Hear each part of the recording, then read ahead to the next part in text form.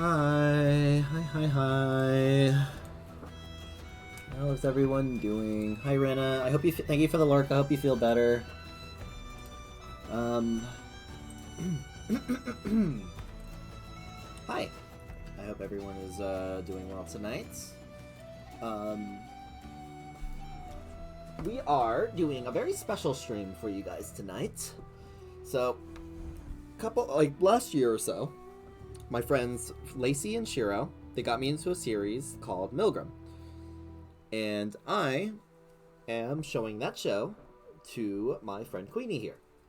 And we get to have fun with all the discussions that come with said show. Because one of the whole points of the show is it's discussion based. It's going to provide a lot of questions that thought-provoking questions that we can chat about as both like a streamer and chat. So yeah, I'm looking forward to this. I hope it goes well. I really do. But I'm gonna deafen and we'll say hello.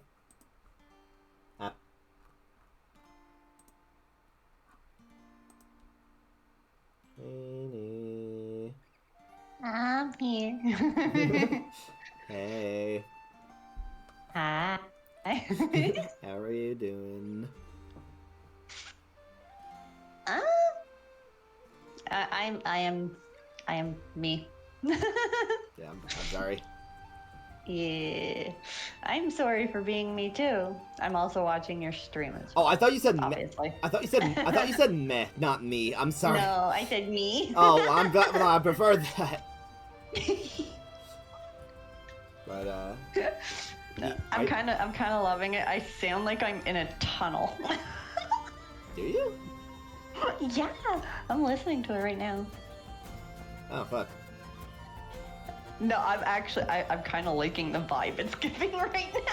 Is this like the setting that we're going with? Do I need to change the background from a couch to just like some like random tunnel in Japan? Oh my god, yes. Yeah, well, that would require effort of looking for an image that I can use. I don't feel like doing that. Yeah. But okay, are you ready for Milgram? I am. I am going to share screen.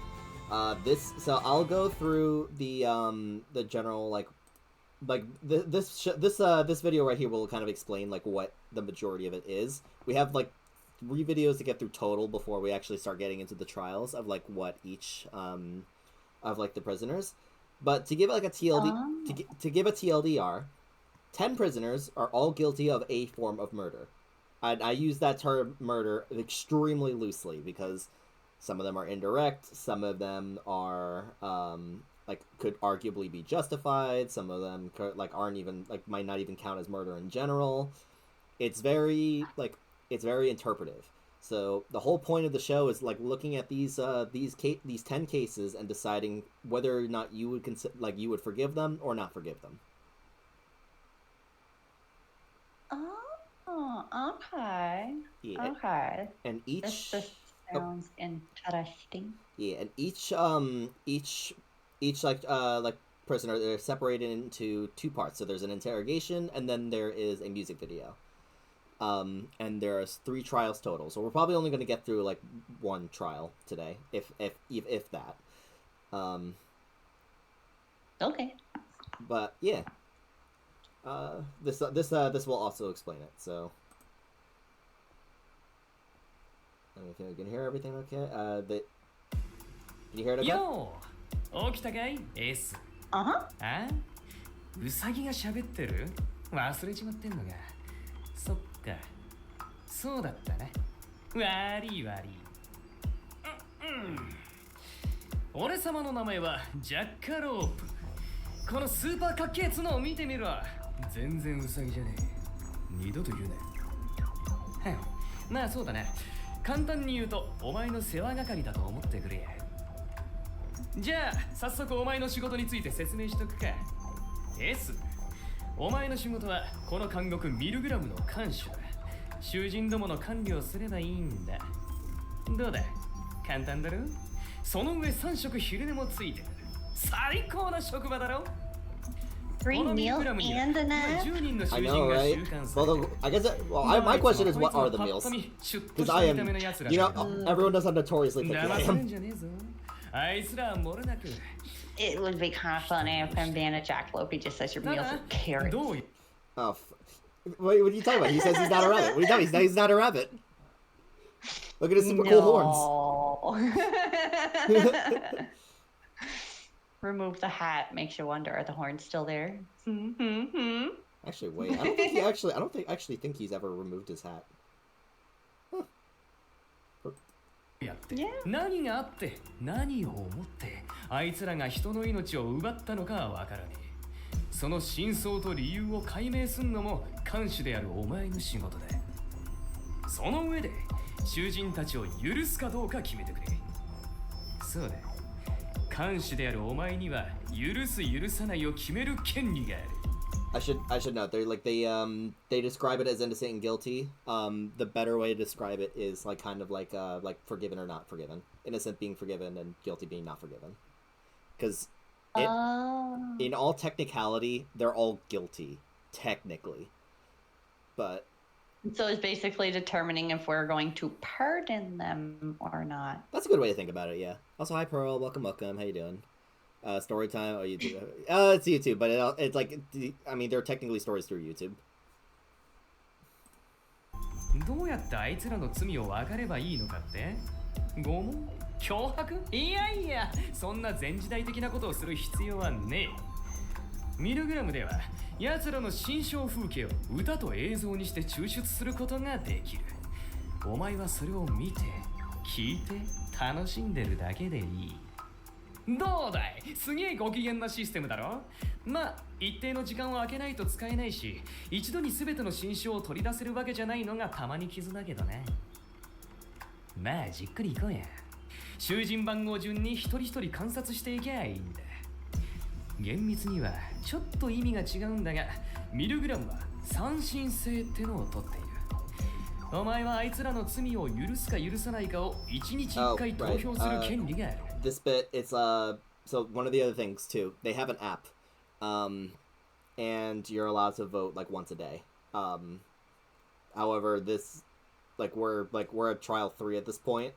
Like the vote, like we don't have to worry about like the voting on the app part. It would just be okay. Yeah, but that's what they're describing. But yeah, at the end of every trial, all the votes are counted for each prisoner. で、今から始まるのが第一審だ。第一審が終わった時に、お前が囚人どもの罪を許したか許さなかったかで、次の第二審期間中のあいつらへの処置が変わるってわけ。俺様的にはめんどくせえから全員許さなくていいんだけどね。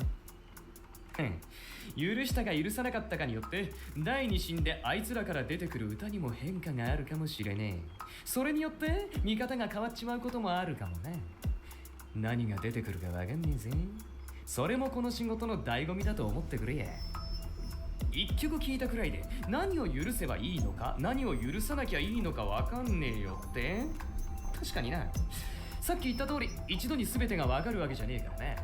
囚人によっちゃ第一審じゃ何が罪かすらわかんねえやつもいるかもしれねえ。いいんだよ。わかんねえ時はお前の感性と直感で許せるかどうか決めたらいっそのこと好き嫌いでもいいぜ。まあ適当にやった結果どうなっても知らねえけどや。でもよ、じっくり観察するんだぜ。囚人どもから生み出される歌に全てのヒントは隠されてんだ。映像に歌詞に歌声に奴らの罪の全てが隠されてる。忌まわしき囚人ども丸裸にしてやんな。まあこんなもんだろ。こっから長い付き合いになるからよ。せいぜい楽しんでくれよな。なんでこんな場所があるのか、ミルグラムって一体何なのか、自分は何者なのか、囚人たちは何者なのか、三審を終えた時に何が起きるのか。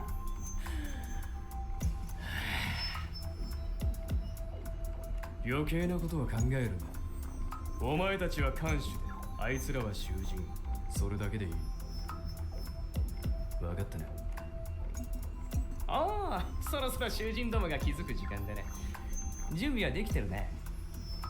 ミルグラム第一審開始だ。There is one more thing I should point out, by the way. What he meant, like what he mentioned about like how our like decisions can alter the music videos in the future. Yeah, not all all of these music videos are how they feel about their own crime at that current moment. So some of them will still be in like stages of denial. Some of them, like if they think they're guilty, they might like purposefully portray themselves in a bad light, regardless of like whether or not like the crime is actually that bad. Some won't even like really like know what's going on. Then like that's kind of like the big thing to remember too, is like when you're trying to like figure out like which one's like what each one's crime is. So I guess that means, like, in a sense, if one thinks they're getting closer to being in the clear, a music video might show something we have yet to see that could change our determination because the character thinks they're going to be free. That actually does happen with one of them. Yes. Okay, that's cool. That's cool. I like that. Mm-hmm. As the series progresses and like as the trials proceed, you get further, you get more and more, information. But okay, so there's two videos. One of them I'm absolutely showing because it's this one's a music video. It's my favorite one. But before that, there is one voice drama for the warden.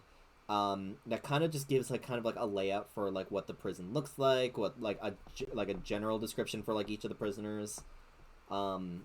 And like kind of like a little bit more info on like who S is, who is like are like kind of our eyes in this series. Do you want to watch this one? Because this one's 13 minutes. Sure. Okay. Also, I kind of realized too, you have your stream set with like a theater base to it for the layout. Yeah. I guess my little muffled microphone right now is kind of working. Actually, wait, yeah, because it's like a bigger room. This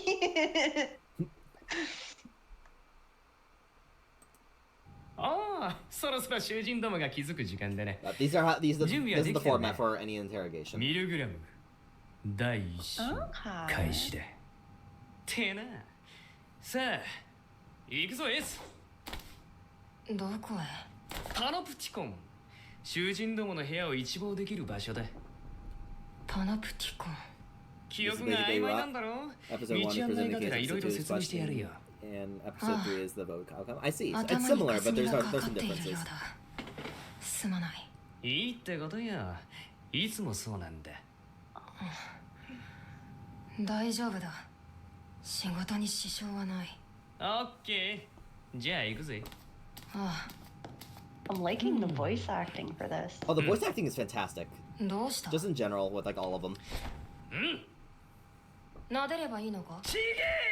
開けろよとは。ミヤわかんだろ。ああ。And yeah, it's not locking in the comedy department either. 疑問なんだが、一人でドアも開けられないのに、なんでそんなに偉そうなんだ？うるせえな。開けられないのはお前の寝室だけだ。他の部屋は俺様用の小さい入り口があんだよ。誰が小さいんだこれ！僕は何も言ってない。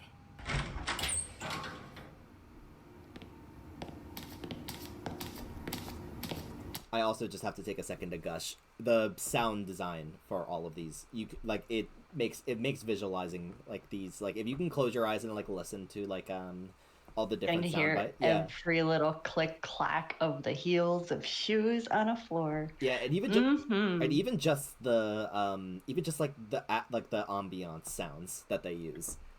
Like you can imagine how these look. 長い通路だな。ここ、お前の寝室が通路の端っこだ。この通路を挟むようにしていろんな部屋と施設があるわけ。全部説明してるとキリがねえから今日は省くけどな。僕の部屋の向かいはなんだ？俺様の部屋だな。許可なく入んじゃねえぞ。予定はないから大丈夫。それに見たところ人間が通れる大きさの扉がない。それもそうだ。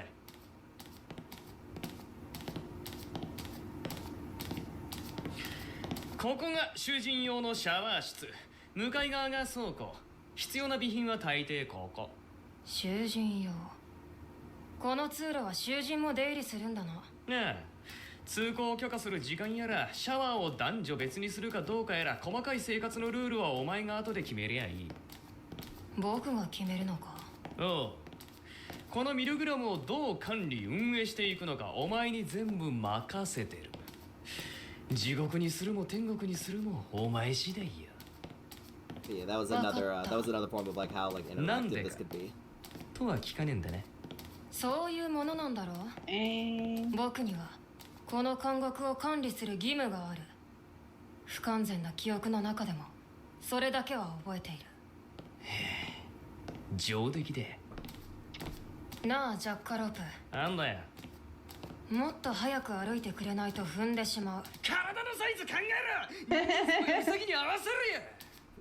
誰がウサギだこら。僕は何も言っていない。たくよ。ああ、ここが食堂ね。そういえば誰が食事を用意するんだ。僕とお前以外に管理人がいるのか。俺様が作ってんだよ。なるほど。なるほど。実は俺様はこの監獄の料理長でもある。和洋中何でもござるぜ。ちょっとした疑問なんだが、その手でフライパンやら包丁やら持てるのか。ぐっと気合を入れたらモテる。持てるのか。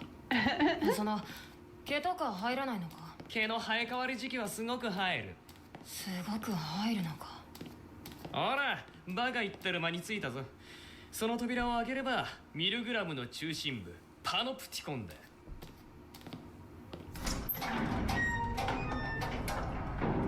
これがパノプティコン。ドーム状になっているんだな。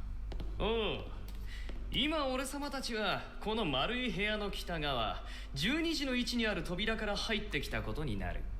それぞれの扉が囚人の部屋か。そういうことで、この部屋を時計に見立てると囚人番号と時刻が一致してるってわけよ。覚えやすくていいだろ。なるほどね。まだもうちょっと時間があるな。軽く囚人どもの紹介をしといてやるよ。つっても俺様も面しか見てねえんだけどね。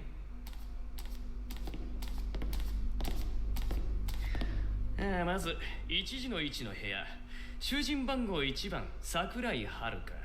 ややこしい名前だが男で。桜井遥。ねくらそうな顔してやがったな。うまいこと心開かせていろいろ聞き出してくれや。ただその顔すら本当かはわからないのだろう。よくわかってんじゃねえか。俺様たちを欺く擬態かもしれねえ。人間は嘘をつく生き物だからね。覚えておく。次、2時の位置、囚人番号2番貸木優乃。若い女だった。高校生くらいじゃねえかな。高校生くらい。囚人の年齢もわからないのか。囚人のパーソナルなところに興味ねえからな、俺様。看守のお前が把握しとけばいい。次、3時の位置、囚人番号3番梶山風太。若くてアホそうな男だ。俺様こいつ嫌い。顔を見た A だけな young, んだ。 dumb-looking guy. 人間第一印象が9割だよ。俺様に投票権があったら迷わず有罪にしてるね。 Food has such an そ interesting ういう case もの too. かな。囚人番号4番は楠木ムー。女性か。おお、やたら美人の姉ちゃんだ。逆にこっちは無罪にするな。美しい遺伝子は残すべきだ。Beautiful genes have got to be そ passed んな on. 欲にまみれた判断基準でいいのか。じゃあ何を判断基準にするんだ。ただ法律に照らして裁くんだったらお前である意味がない。言ったろ、お前自身の基準で決めればいいって。それが性や愛でも文句は言わねえよ。監獄内恋愛を禁止しやしねえからよ。くだらないな。次は。今回の監視さんはウブだこ He's と。 just like me for real, for real. 囚人番号5番桐崎指導。年は30く Not らい wrong, か not な。 wrong. こいつは俺様に負けず劣らずの Need to 男 get you a 前 little で headband of antlers. I could totally make that. I could totally make Oh, that. a little mini jackalope costume for the green Azumarill.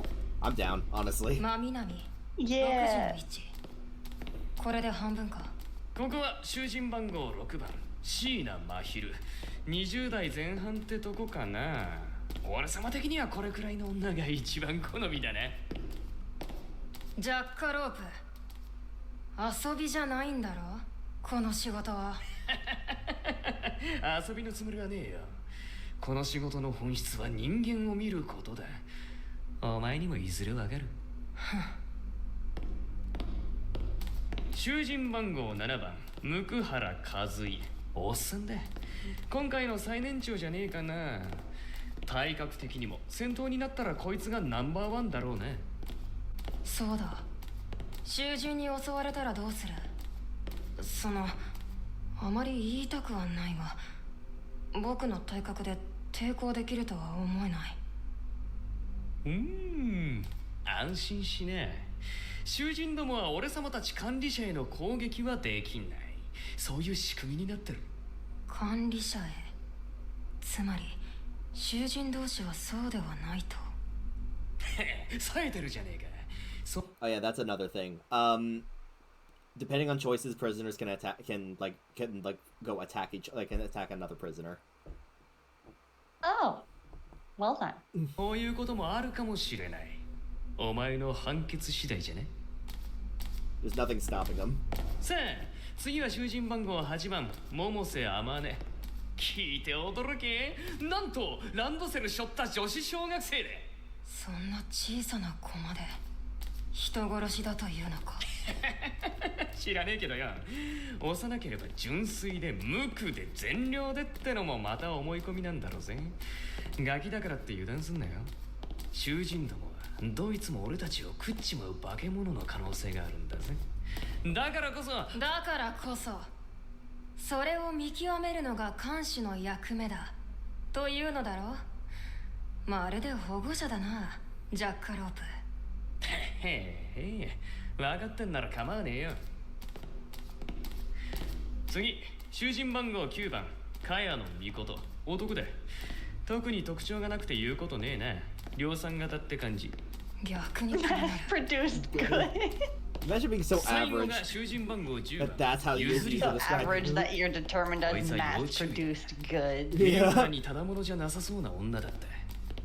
これで10人か。これで囚人紹介は終わりだな。ま、あとは実際話して確かめろよ。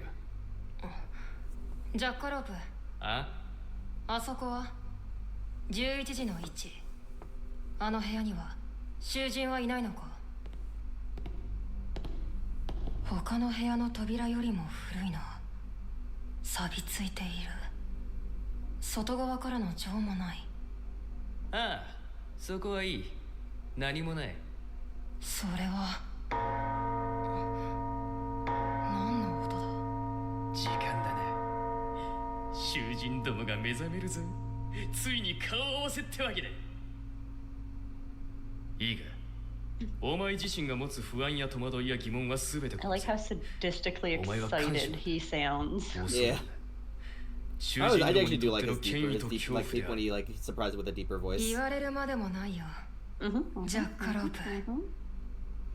僕はミルグラムの看守だ。僕にはそれしかない。それに実は今少しだけ楽しみなんだ。ここに集められた囚人たちと出会うのが。 Dang, you little 彼らの masochist. 罪を知るのが。 Wouldn't it be sadist in this case? お前の言う通り He's a hidden masochist. 僕の意志で I'm trying to say something. 彼らの罪を暴こう。僕はどう感じるんだろう。許したい。 Kinda suspicious. 許したくない。 Yeah, you're a どう little 思う sussy. んだろう。僕は You'll get that vibe. You're gonna get that vibe a lot. Not even just from S. Not 僕 even just 自 from 身 S, の but こ like とも all 知 of り them. たいんだ。エース哀れなことだ How can you say how pitiful? ああ、監視としての初仕事といこ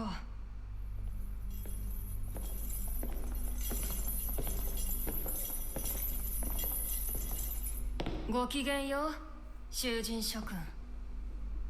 僕の名前は S。この監獄の監視をしている。ここは監獄ミルグラム。お前たち10人の罪を裁くために存在する。僕がお前たちについて知っていることは少ない。知っているのはお前たち全員人殺しだということだけ。他のことはこれからゆっくり教えてもらうさ。改めてようこそミルグラムへ。良き監獄生活を。Okay. And that's basically your introduction to this. Actually, well, this next one, and that will be your introduction to the series. But this next song, despite there being like 23 songs that are currently out, 24. It is 24. 24 songs that are currently out. This one remains my favorite. Oh, okay.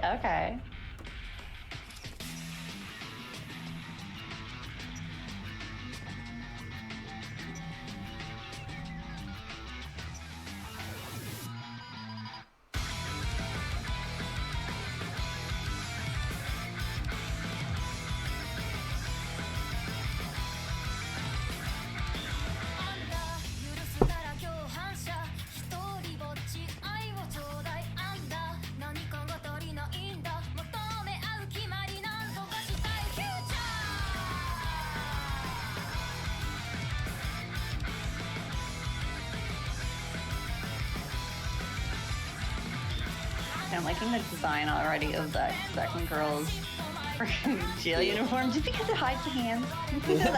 that's my thing. Hide my hands. Hiding hands. Yeah. Hide hands. A couple of them have that actually. Yeah, when you love doing art and you suck at one particular piece of art, Well, if you can find a way to hide them. Yeah, but the drawing hand sucks. It does. Like, okay, I suck at drawing hands, so I'm gonna just... I like things with big feet so I can hide them. Yeah.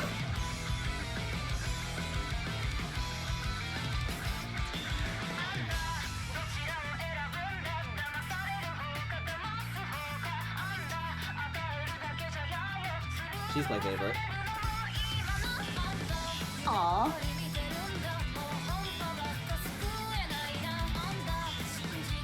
He just looks corrupted.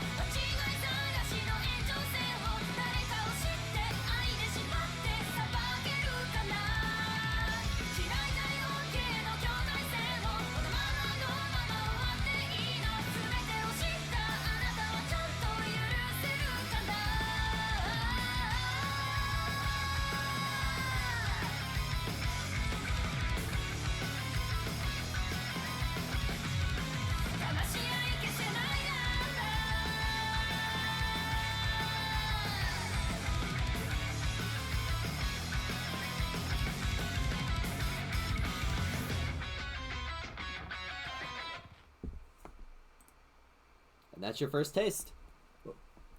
What are you thinking so I far? liked that. It only gets oh better. my gosh. Beat was good. Vocals good. Video itself, hell freaking yes. Mm-hmm. And like I said too, the visuals only get better over time. I mean, between it, like swapping through images of the inmates, getting photographed, and then faceless scenes of possible murders. Oh, all of those are part of like what happened with like a good majority, like with all of them.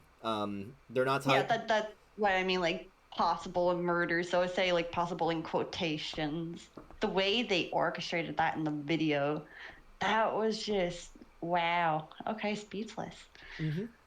All right, you ready for you ready for the first prisoner? Yep. This is where the discussion parts get to start.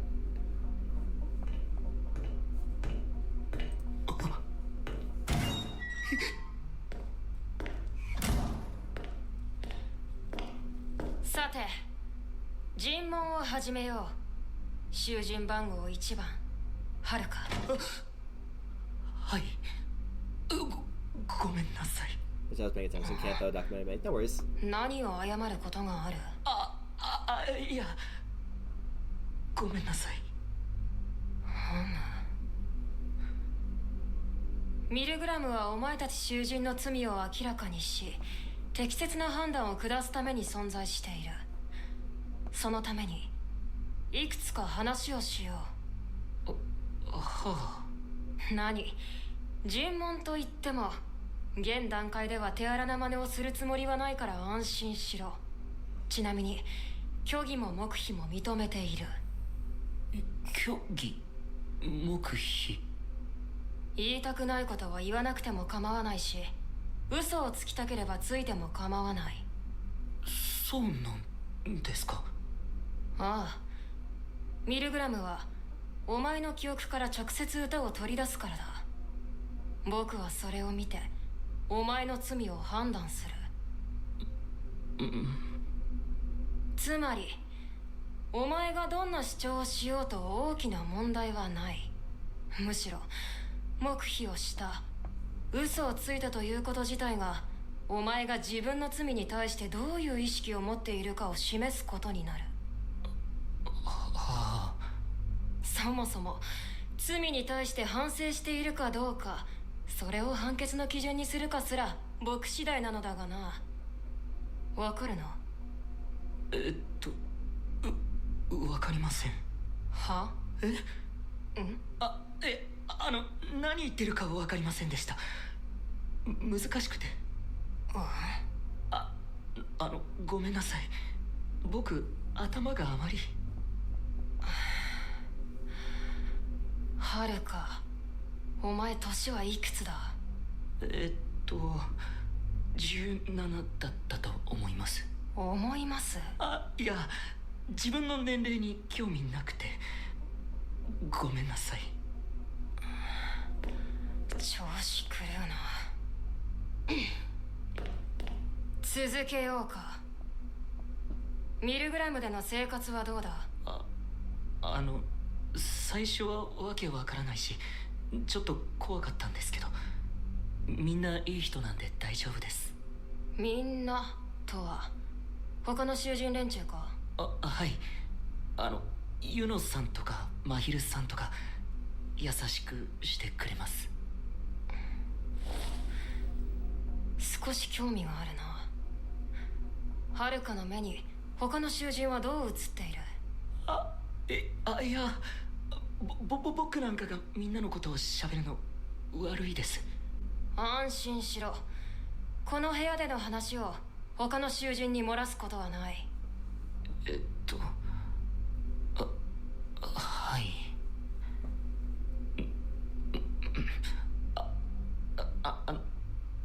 何を話せばいいんでしょうか？そうだな。誰とよく話すんだ？よく話しかけてくれるのはユノさんとマヒルさんとミコトさん。フータ君も少し怖いけど構ってくれます。ムーさんともたまに話します。カズイやシドは？大人なんで少し怖いんですけど、二人とも優しい人だと思います。ことこはちょっと怖いです。まあ予想通りだ。あとは名前が出てないのはアマネか。アマネちゃん。どうした？苦手なんです、あれくらいのことも。アマネちゃんはいい子なんですけど、嫌なことを思い出すんで。大丈夫か？ずいぶん顔色が悪いな。そもそもあまり僕は人と関わっちゃいけないんです。囚人のみんなとも勘違いしちゃダメなんだ。なぜだ？好きにすればいいじゃないか。僕は他者との関係の中でこそその人間の本質が見えると考えている。カシさんにも言えることなんだ。僕にも。あまり僕に近づかない方がいい。生まれつき人を不幸にすることは得意なんです。僕を知ろうとすればするほどきっとカシさんも不幸になる。はるか。だってごめんなさい、一人でずっと喋って。続けろ。いつだってそうなんだ。僕がただ普通にしてるだけなのに全部ダメにしてしまう。カシさんだってみんなだって僕のことを知ったら、僕のしたことを全て知ったら僕を見捨てるに決まってる。僕は身勝手な人殺しだから。はるか。はい。顔を上げろ。はい。痛い。何するんですか？僕は看守だ。今のは囚人に対しての教育的指導だ。許される。いいか、よく聞け。囚人番号1番。何度でも言おう。僕は看守だ。お前の本性を知るのが僕の仕事だ。お前が何者だろうと、お前がどんな非道を働いていようと、全て見届け判断するのが僕の仕事だ。それを言うにこと書いて見捨てるだと。あまり僕をなめるなよ。お前の罪を知り、お前の罪を許すか許さないか判断し終えるまで、お前は僕の管理物だ。逃がしてもらえるなどと思うな。看守さん。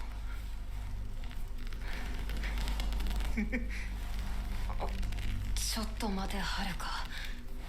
何をニヤニヤしている？ごめんなさい。気持ち悪いですよね。気持ち悪い。違くて変な話なんですけど、ちょっと嬉しくて。嬉しい？はい。おかしな話だな。僕が言うのもなんだが、監禁され拘束され、こうして尋問されている。この状況に対して怒りや恐れを覚えるのが自然だろう。そういえばお前は最初からずっとそうだ。塞ぎ込んではいるがミルグラム自体への混乱を感じない。その点はフータやムーの反応の方が腑に落ちるというものだ。そうですね。フータ君はすごく怒ってますね。怖い。じゃなくて、いや、僕はこのミルグラムでしたっけ、何のためにあるのかとかよく分かってないんですけど、看守さんが自分に興味を持ってくれていろいろ聞いてくれるのはなんだか嬉しかったりします。それがお仕事でも僕のやった悪いことを明らかにするためだったとしてもです。変なやつだな。一人目から特殊すぎる。お前は7人目くらいで来るべきだ。この仕事の大変さを今はっきり理解した。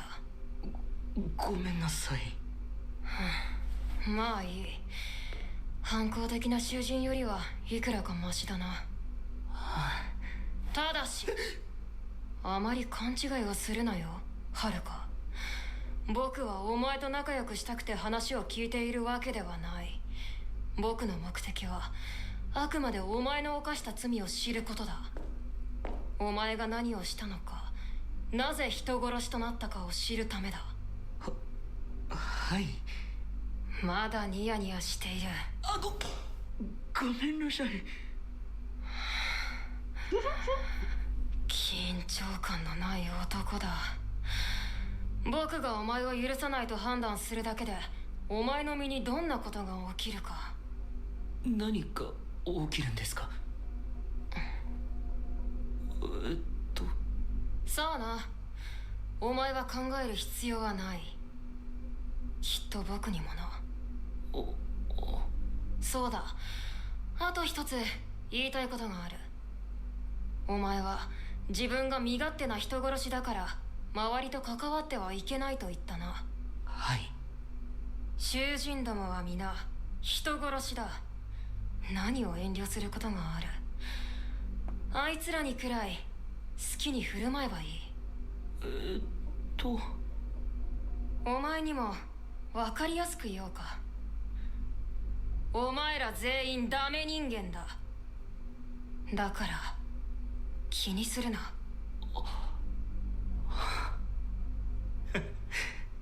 それもそうですね。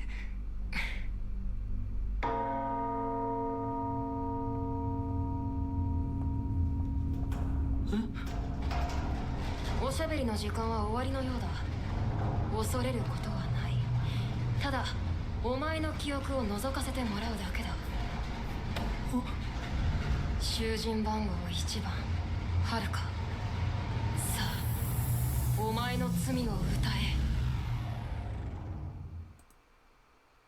Okay. Do you have any thoughts you want to say? You want to like say before we go into? I'm probably planning on like having most of the discussion for Haruka like after the music video. But do you have any thoughts for like before? S is very much so a hidden masochist. Definitely a freaking hidden Dom. What? Okay, Dom, I can believe it. Why masochist? It's masochists know when masochists speak. Oh, all right, got it.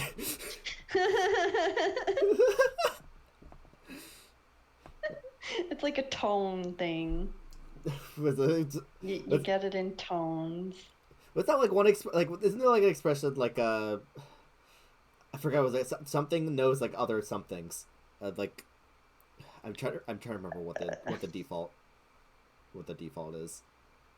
I'll remember it later.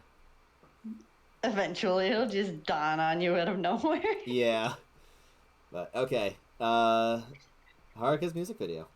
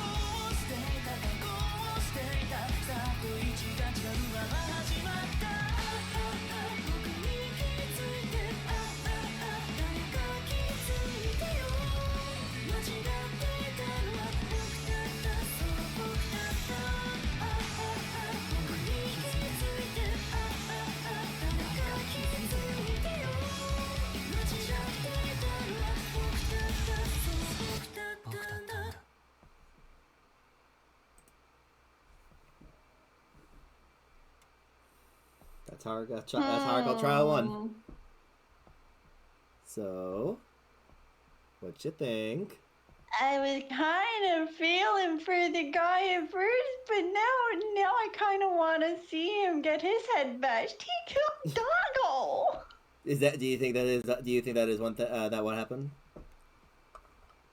I mean, wait, well, huh? I mean, I suppose it's possible it could be something different. Let me ask you one thing too. I see Doggo getting killed though, and it's just like, damn you. I will ask you one thing too, because I usually see this as a debate. Do you think that was the one he was struggling at the end? Do you think that was him, or do you think that was like a little brother? Because I usually see people debate those two angles. So I don't think he has a little brother. I think the way the video played, possible that's him fighting with his younger self because he knows he's to blame, or inside himself he's blaming himself, and he's seeing his past innocence, because there is the scene where he's holding the little girl's hand. So maybe he had possibly a friend as a child who died, or a little sister maybe, and it could be a whole Jeffrey Dahmer type scene, going and normal at first and seeming normal, but then obviously progression through starting with killing animals, and then maybe that led to something to do with the sister or the female that was in it. Also, with the fact that holding the adult's hand, so you can kind of determine that must have been the mother. And then there's the scene where it also says, I know I'm the disappointment. Maybe two possible scenarios. He did do all this. He was born freaking crazy, just with the neurological dysfunction. We don't know what's going on in his head. Turns out to be some masochistic, just killer. Or was an innocent child, stressed from a parent, kind of a whole mental abuse, mental discard, she's just not giving him the attention he needs, kind of thing. She is creating this dysfunctional child in her negligence. Mm-hmm. So depending on the case, if he is the pathological murderer, then yeah, he's guilty. But if there is the case that it is nature over nurture, if it was the nurture aspect and his mother created what he has become, well then, yeah, he still has become it and needs to suffer consequences, but the mother should also be on trial. Mm-hmm. So funny thing, actually, I do a lot of what you've said is kind of what my first impressions were when I saw this for the first time too. I think the only bit that I haven't I haven't that we haven't really touched on is, especially considering the interrogation, I think he has like either like a learning disability or like some form of autism, and like Ooh, that is possible. And it would make sense with the scene. I know I'm a disappointment, and it's the scene of like him as a child with the mom. Maybe she was like disapproving because of not wanting a disabled child. She saw him as different. So I'm curious like if that is the case, because the other reason I think that too usually is because one of the like themes visually was crayons, or like crayon drawn backgrounds. So That's true. He could also be stuck in a regressive state, a mental regressive state. That is very true. So in that case, I'm the kind of person with stuff like this. I like to go morally. He would still have to deal with consequences of his actions. He does have to learn. Disability does not mean the inability to learn right from wrong. Of course. But still, in that case, yeah, the mother should be the one rotting for his action, because it is something that is a preventative situation when it comes to those aspects. And she did nothing to prevent it, is kind of the gist of, I guess, that was being portrayed in that video for the few scenes that it showed her. Would you, well, because remember, this is why I also described it as like less whether or not they're innocent or guilty, and more whether or not you could forgive them or not.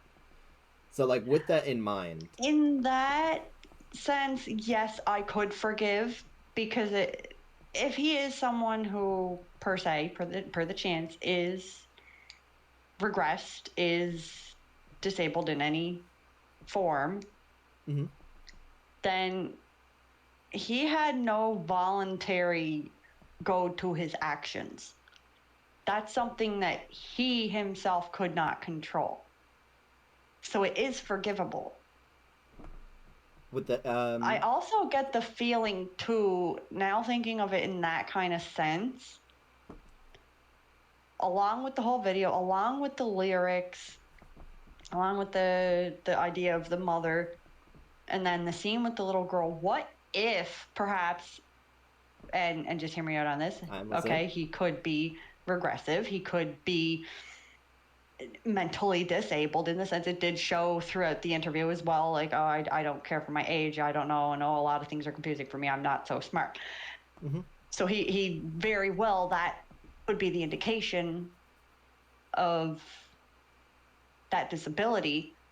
What if perchance that girl was his sister, was maybe the only one kind of on his side, but the mother played favorites? Okay.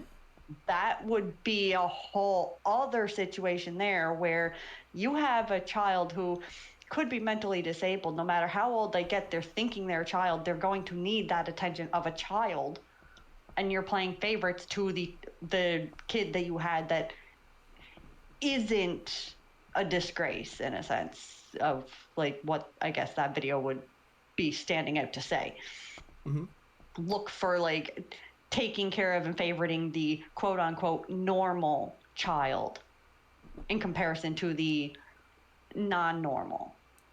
So I do have a question actually in regards to that like mindset. Does the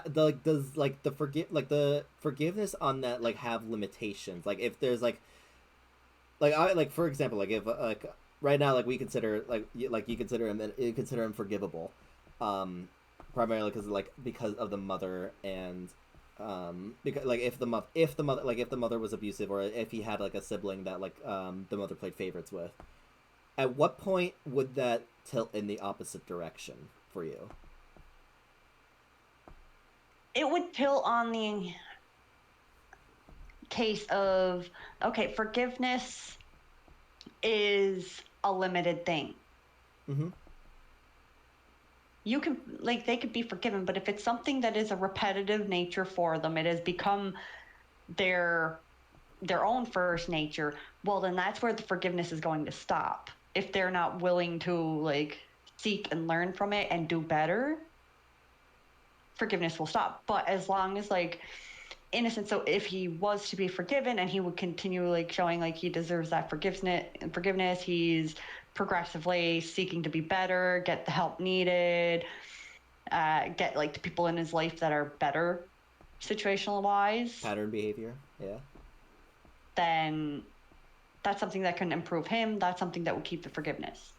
Now, what if... But to revert back to the reasonings for him being in here in the first place, well then, no. Like, you get that. When it comes to a case of...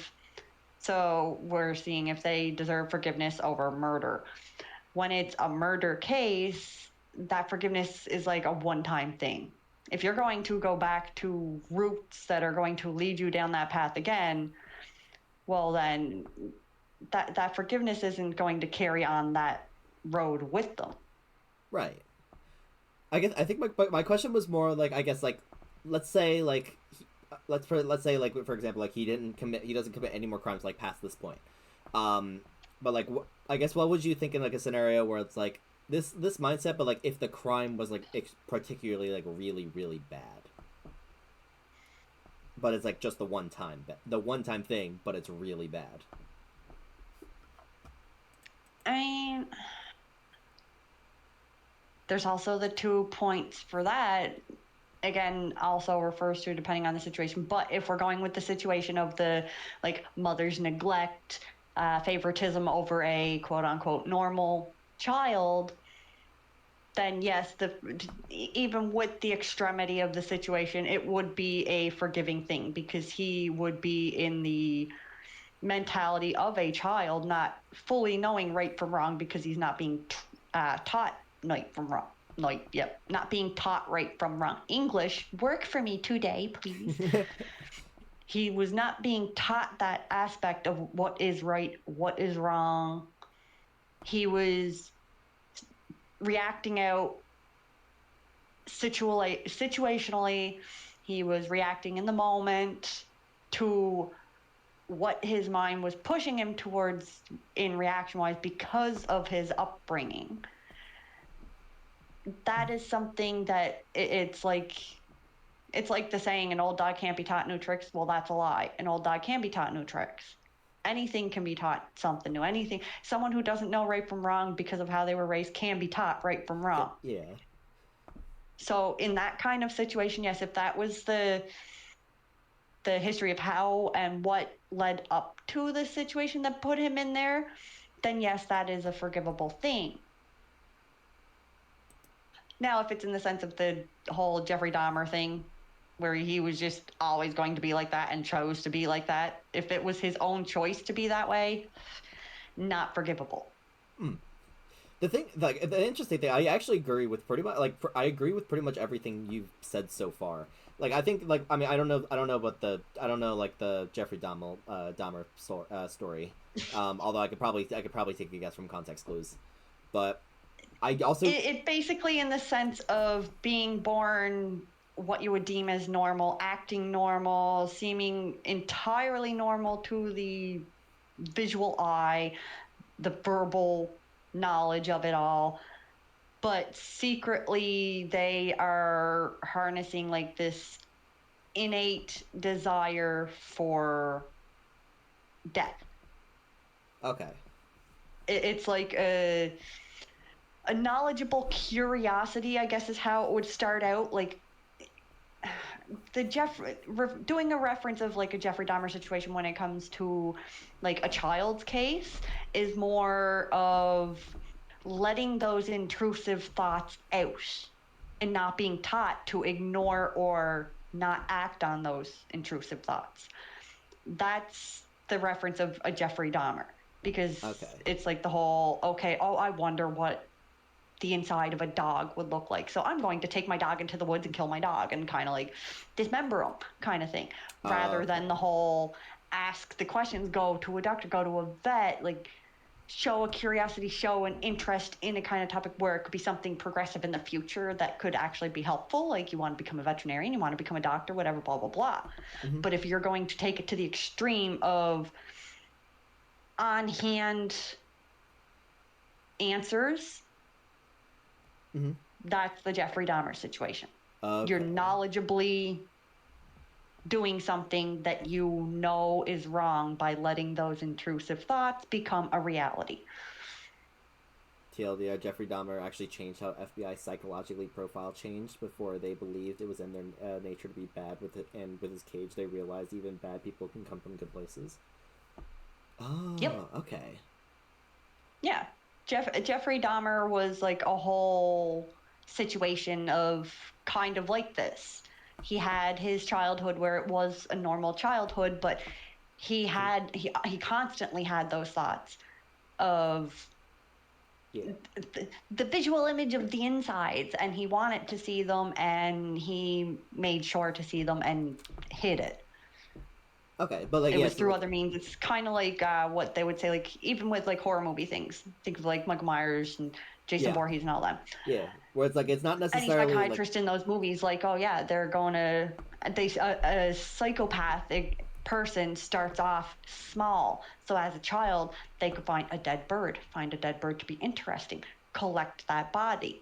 Or it could be someone, as they grow up through their teenagers, they're going to be picking up roadkill, and they're going to start like cutting that open, and they're going to use the whole excuse like, oh, I'm just making a dermatology or whatever that thing is, where they like stuff them and all that. Oh, taxidermy. But yeah, so they noticed like a lot of psychopathic people would use like a taxidermy thing as an excuse in order to be on hand slicing open dead creatures. They're finding a fixation in that. Not just a whole, oh, I'm doing this to preserve like something that can go to a museum or something like for an exhibit. When it's something like that, obviously, it's not really morally wrong. You're finding something that is already dead. An exhibit needs like, oh, say there's an exhibit on moose, and they need a moose, and someone is doing taxidermy and they find it a moose. Well, they could do that for the museum. If they're finding it for their own pleasure, their own gratification of seeking that knowledge, that's where the worry is. Everyone has a psychopathic tendency. Is what separates actual psychopaths is time and teaching. Yeah, I could. Yeah, I can agree to. I can agree to that. See, like the biggest thing with like Haruka specifically too is like, because I for those of you who don't know, I grew up with a I grew up with an autistic brother. One with like a very very severe case of it, so it's like to the point where like he can't really like live a normal life compared to most people. Because of that, so this is something that kind of is touching base at home. Basically, because when you like you said, like when you have a learning disability like this, you're not taught, especially if like, for example, like if like the mother, like if the mother neglection angle is true. You're not gonna have anyone like to teach you like right from wrong, so no. Like when it is situations where it can be like regarding on mental illness, any disabilities, any like defective chromosomes, could be missing some, like that's something like the person is not incapable of learning. It's just that the parent needs to take extra steps and give extra teaching than what it would take for a child who, I hate using the term because I don't find anyone to be not normal to normal. But as teaching a quote unquote normal kid, you don't have to do as much as they're growing up because it is natural for them to get that understanding. It just takes longer for someone with that disability, but it doesn't mean they're incapable of learning what the other can learn. Right. Exactly. They just need that extra time. They need that extra effort. That's like even why like specialized classes exist for that very reason too, because you don't learn at the same pace as someone who's quote unquote normal, but you still can learn it. You just need more time and more especially more attention that's directed towards your way. You need the attention, you need the time, you need someone actually showing that they're putting in that effort for you. Because if that disabled person gets the sense from someone that they're there to help them and they can build up that trust, then they're going to trust the teachings of that person, and them teachings are going to come a lot easier to them. It's all more in a sense of when they have that kind of disability, when they are lacking that kind of genealogy in their mind, it's more so their learning is impeded because of mental trust. Not inability, but more that they're not able to trust or determine as easy as like we would be on if something is true or not. So it's more like a protective thing, because they, in a sense, they don't want to learn the wrong. Right. So it takes them longer to learn the right. They get stuck in that sort of confusion. Yeah. Yeah, like it is a whole thing that can actually set them off in different bases. Like so in my case, like you grew up with an autistic brother. When I had Nikhil was actually born with some mild autism. He's not like a high on the spectrum. His more revolved around some learning and mostly verbal. But it was still a basis of, it took him a lot longer to learn like speaking. So the way he would talk, a lot of people would think like that he was behind, but he never was. Like we got to think too, a lot of the world's most profound people were autistic. Mozart, Bach, they were autistic. And they're some of the greatest composers to date. Oh, absolutely. Yeah, absolutely. Autism is actually where we have function of our whole brain. Someone who's autistic has function to a part of the brain. So the part of the brain that they have the functionality to gets amplified. Yes, it's like a blind person. Someone who's blind, their hearing is going to be better than ours. Their smelling is going to be better than ours. Their taste, their touch, their other senses, their other senses are better than ours. Yeah. Because we're able to split between all of the senses. They're more focused on the specific ones that their body has. It's the same thing with autism. Their brain is focused on the one part that is working constantly for them. All the other parts are working, but at a slower disadvantage because their body, their mind is telling them, you're going to work on this one spot. So someone who's autistic can be a genius in one whole topic. If they're the side of their brain where it's working on like motionality for music, like our natural harmony inside of us, our natural orchestra inside of us is in their brain, and they are able to compose beautiful music. You might have one who's stuck on art, and we have all the grand artists in the world. Or even just it depends on really what brain area is kind of their focus. Especially like with especially because like a lot of the famous musicians that you brought up that are autistic. Like I imagine like a good portion of that can also be like they are able to tap into like either ideas or concepts that like a normal musician wouldn't normally think of. Like a lot of the geniuses in the world, if they were to be looked at through like a scientific scope, they are autistic in senses.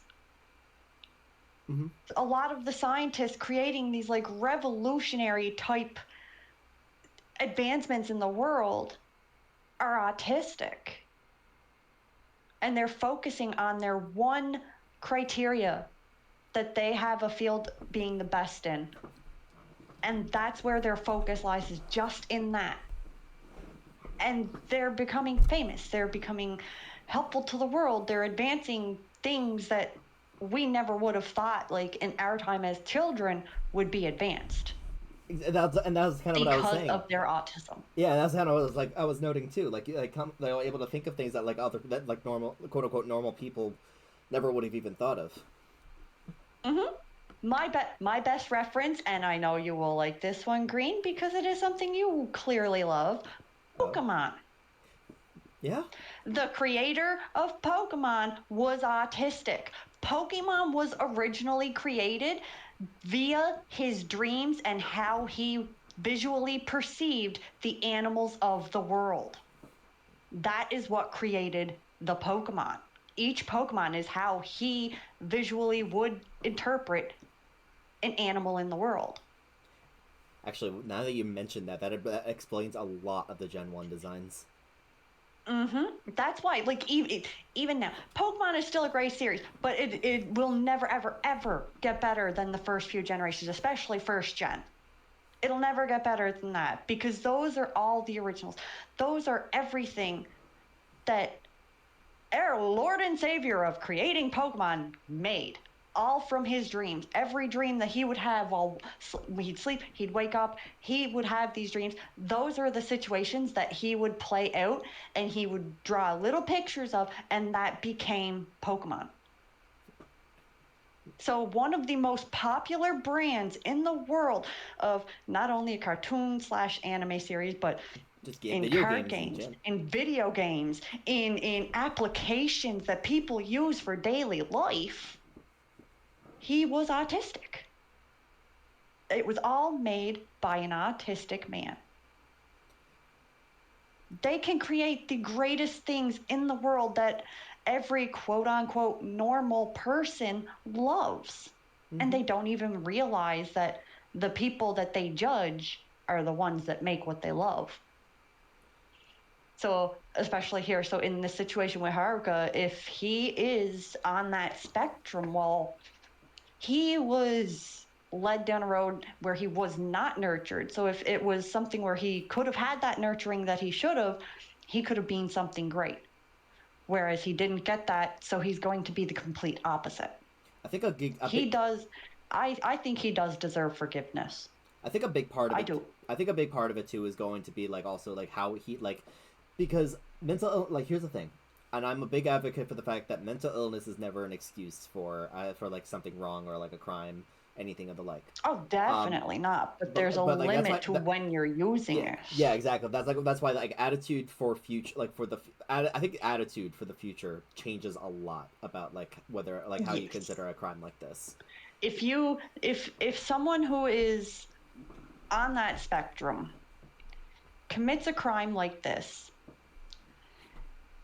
and they have proof, or someone has proof without a doubt of their upbringing, and if their upbringing was not in like a statistical standard of approvability for someone disabled, then they can be forgiven, because it can be determined that they were not actually taught right from wrong.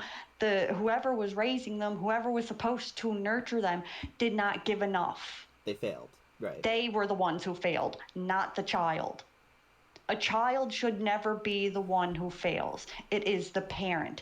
Now, there are cases, yes, where that isn't true, because there is a parent who could be giving everything to their child, and their child could just have the mentality, attitude of, well, I don't give a hootin' nanny about you, Mom. I don't give a rat's ass about you. That I'm gonna do what I'm gonna do. Parents are trying to teach them right from wrong, and the kid ends up becoming a homicidal murderer, or even cases like the Jeffrey Dahmer situation, where like they're technically taught right, but then they just Exactly. Jeffrey was taught right from wrong. He had parents who taught him everything, but in the sense too, he also had parents that were more of a situational type area. He had a family that was loving, a family that was caring, a family that did put in the time to teach him, but he also had a family that was judgmental and old-fashioned. Jeffrey Dahmer was homosexual, and he had to hide himself, because the one time he actually kind of slowly tried to out himself, his father kicked him out. Ooh, I see. So that's where it kind of led from there, because he actually wasn't. So now he had the intrusive thoughts ahead of time. He did kind of have a singular situation where it was an altercation in woods. The person did not die, but it was on the RA kind of road. I'm not going to say the word, and definitely not something to say on Twitch. Got it. But he did commit and a crime. Person, yes, and person did keep their mouth shut. It was like a one-time thing. Just he let them intrusive thoughts invade, and then in a standing, like a lot of people when it came out, like stories came out and all that, at that point in time with that situation, when they realized what had happened, they also thought back, and they thought back enough to the point where they realized that he did show some regret for what he did, some self-disgust in himself for the action that he took, and he didn't do it again. He kept the thoughts to himself. The intrusive thoughts stayed away. He would ignore them. He would live about his normal life, whatever, blah, blah, blah. Yeah, he kind of had some situations where he would go around stalking some cute hikers, having parties, getting drunk, doing the good old drugs. But he never took the physical actions. And then after the whole insult to injury type thing, when his father found out about his homosexuality, that's when it was all like an instant snap, and he said screw it kind of thing. I'm going to do what I'm going to do. And he kind of, because of that one ire, because of his father's action, it lowered his guard down of like keeping those thoughts locked up. It lowered the guard enough that the door just broke open and it came out in a flush, something that he could not stop anymore. And so he took his actions, and then he did the things that he did all after that. So now if it was like a situation like that where prior, yeah, they had the one discourse action there of bad duty, but they regretted it. They stopped. They did not do any actions about it again. That's something that, yes, it's an extreme bad thing that they shouldn't have done. They should have a consequence for it, but it is something that they can be leaned to being forgiven for, because they're proactively working towards being better. Now, if they have someone supporting them and they can keep that up, grand. If they have that slip up where everything else comes out and they're going to start having those thoughts again, they're going to start repeating their actions, unforgivable. Got it. Yeah. By the way, I apologize. I do not mean to be. I do not mean to be ignoring Chad. I never want to interrupt her. But while that is an exaggeration, people talk about autistic people like they're an issue, whether it's because they're considered undesirable, or like in this year we're blaming products for causing autism. Like, it is a problem. That is true. Yeah, especially like, yeah, it's annoying too, because like you think that mindset would have been left behind by now, but nope, we still have it. I have to disagree with that. I like the Diamond and Pearl and XY games. Oh, for like first few Pokemon games having the best designs. Also, hi, Melodic. Welcome. How you doing? And actually, a thing I haven't heard. I can agree. Diamond and Pearl and X and Y, yes, the games were good. I'm just saying, like, all of Pokemon is still good. It's still freaking amazing. I'm looking forward to how Pokemon is going to continue with someone new creating the story. It's just, it doesn't get better than how it started. It does not. Like, that's the beginning of it all. And like, even the ending of Ash's journey, that's the end of an entirely new like an old generation. Right, and now we got we have the new one with Liko. Just like the ending I played for you before, Green, that cute little sad ending where it was like the beat of the original song, and it's like a generation that never forgets the power that there was. That is where Pokemon began. But now, like, Pokemon has its own new beginning, new journey under someone else's guidance now. We had the end to our Lord and Savior. I will say that because I'm old. I am old. I was there from start to end of Pokemon. I watched day one release of episode 1. I'm old. God, we're all starting to get up there now. I hate that. Yeah, I get what you mean, because the first time was the most genuine Pokemon creation, for lack of a better way to explain what I mean. Yeah, because because Queeny just Yeah. explained like how like he came up with the designs, or like how the original creator of Pokemon came up with most of the designs in the beginning of the series. So it's like, yeah, I can absolutely see that like being the most genuine like in terms of like actual designs. Yeah, because to me, I like the recent Pokemon. I like a lot of the recent Pokemon, but there are some that I find are more like they're trying to recreate old ones, I guess, in a sense. Mm-hmm. They're like taking some older ideas, making it new, making it a touch, like, I guess, better for this generation's Pokemon, yes. But it feels like a lot of them are lacking that originality, that inspirational idea, that oomph. Like you see something and it just hits. Like, this would look amazing like this. Like, oh, I'm going to see a little mouse on the road. Okay, I want to make him yellow with these adorable red cheeks and lightning bolts and pointy ears. That would be adorable.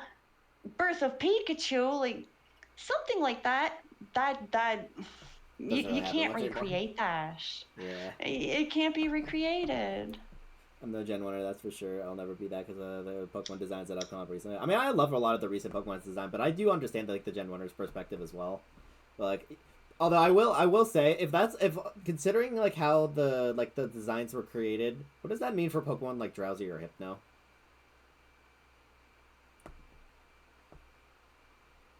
I think, I honestly think that Drowsy and Hypno were how he's seen like anteaters. Anteaters? Yeah, like anteaters and armadillos. Actually? Like Wait. look at the nose. Look at their nose. Wait, you're right. Just that kind of nose. Okay, with Drowsy I see it. Yeah. You got that nose. You got the nose. Should I be concerned about Hypno then?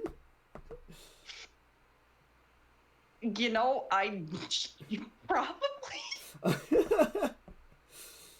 I have a theory. I don't know what he would be based off, but I have a theory he might have been like a fever dream. I believe it, honestly. I mean, which of the Gen 1 Pokemon would count as fever dreams? I'd absolutely believe Hypno being one of them. But like, honestly, Gen 1 fever dream. Jinx. Wait. Yes, yes, actually, Jinx and a Mr. Mime, I would put as full-on fever dreams of clowns. Oh my gosh, clowns, mimes, trying to create Pokemon. That was probably like a nightmare for that. Or God. I'm not even. I will never ever refer to him by his name anymore because he is Lord and Savior. He is the God. I love how we lost the plot at this point. I think we kind of actually... No, we'll just say that we blended Pokemon into this plot. We used Pokemon as examples because they're bright and cheerful. I mean, it stems from our conversation of autism, so it makes sense. Mm-hmm. But okay, so your verdict for Haruka, right, at least for Trial 1, is forgiven. Yes, Trial 1 forgiven. Okay. Trial 1, I blame the mom. Interesting. I also wrote down forgiven I wrote down forgiven, but also very close to guilty, because if it is a case of like if it is leaning towards a Dahmer, definitely heavily possible to switch from forgiven to unforgiven. Yeah, this is one that's like, it's the line is like very fragile. The verdict is very fragile. Like, it is forgiven for now. It can very easily turn into an unforgiven. Yes, because if it's going to show like more music videos where we're going to see like more details, more aspects, then it can definitely change. From what we have been shown just for now, it is on a very fine forgiven line. Yeah. But okay, let's move on. You ready for the next one? Uh-huh. Yeah. I love this, by the way. We were on that discussion for about like 30-ish minutes. That was it. This is exactly what I was hoping for when I had this idea.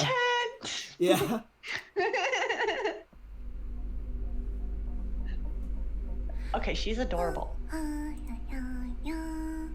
Yuno is one of the most fascinating I'm already characters in in love this with one. her. 囚人番号2番ユノ尋問を始め Her. どこに行った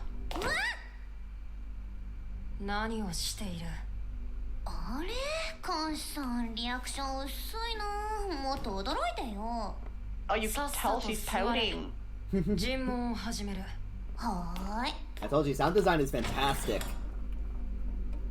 ミルグラムは Freaking お love 前 it. たち囚人の罪を明らかにし適切な判断を下すために存在しているそのためにいくつか話をしよオッケー、話そう。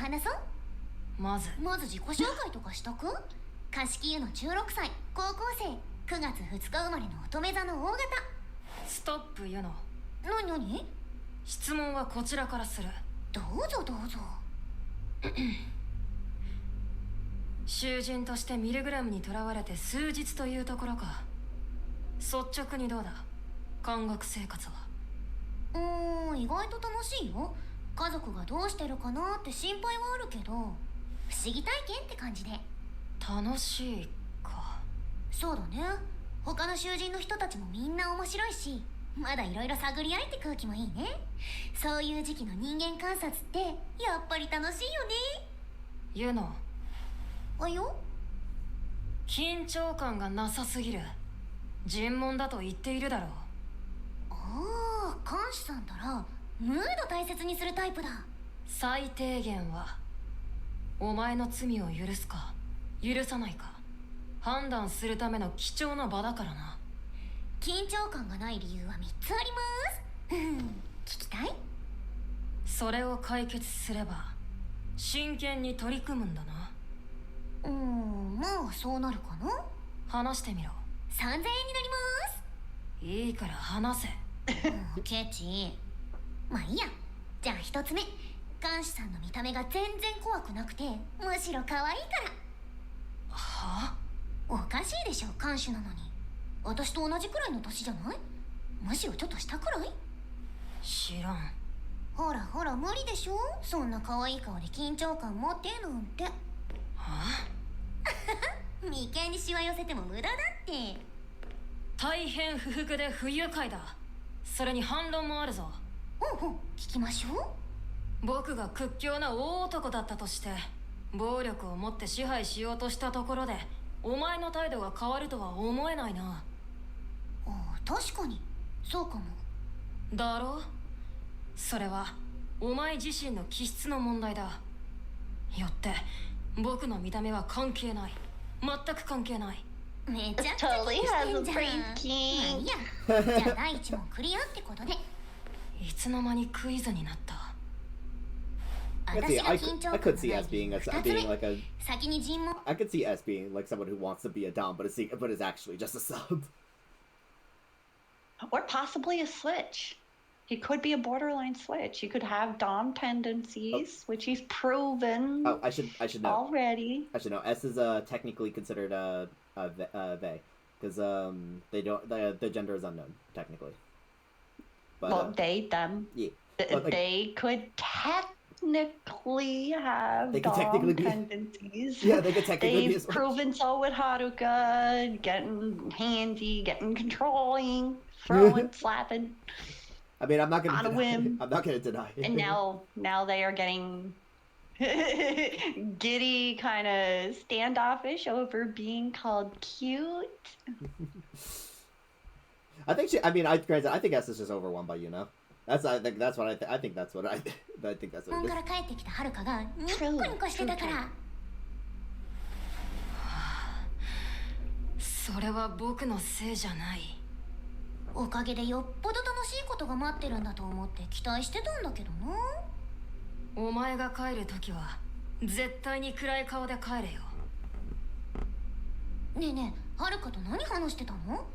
あの子をあんなにニコニコさせるなんてすごい手腕じゃない？僕は尋問での会話の内容を漏らすことはしない、だがそうだな僕が何をしたか教えてやろう思いっきりビンタをお見舞いしてやったわそれでニコニコで帰ってきたのか。そりゃはるかが変態さんだ。第2問もクリアかな。なんだか気づかないうちにお前のペースに巻き込まれている気がする。3つ目、監視さんに人を許す許さないなんて決めれっこないと思っているから。聞き捨てならないな。僕の能力を疑問視しているということか。違う。監視さんがどうこうってわけじゃないよ。詳しく聞かせてもらおうか。まあシステムを聞いた時からずっと思ってたんだよ。ここ監視さんが有罪無罪決めるんでしょ。そうだな。監視さんの好き嫌いでしかないでしょそれ。あんまり詳しくないけどさ、日本って法治国家ってやつでしょ。法律以外でいいとか悪いとか決めたらおかしくなっちゃうでしょ。例えばニュースとかさ、不倫とか不適切発言とか不謹慎とかで騒いでるでしょ。同調した人たちも叩き始めるでしょ。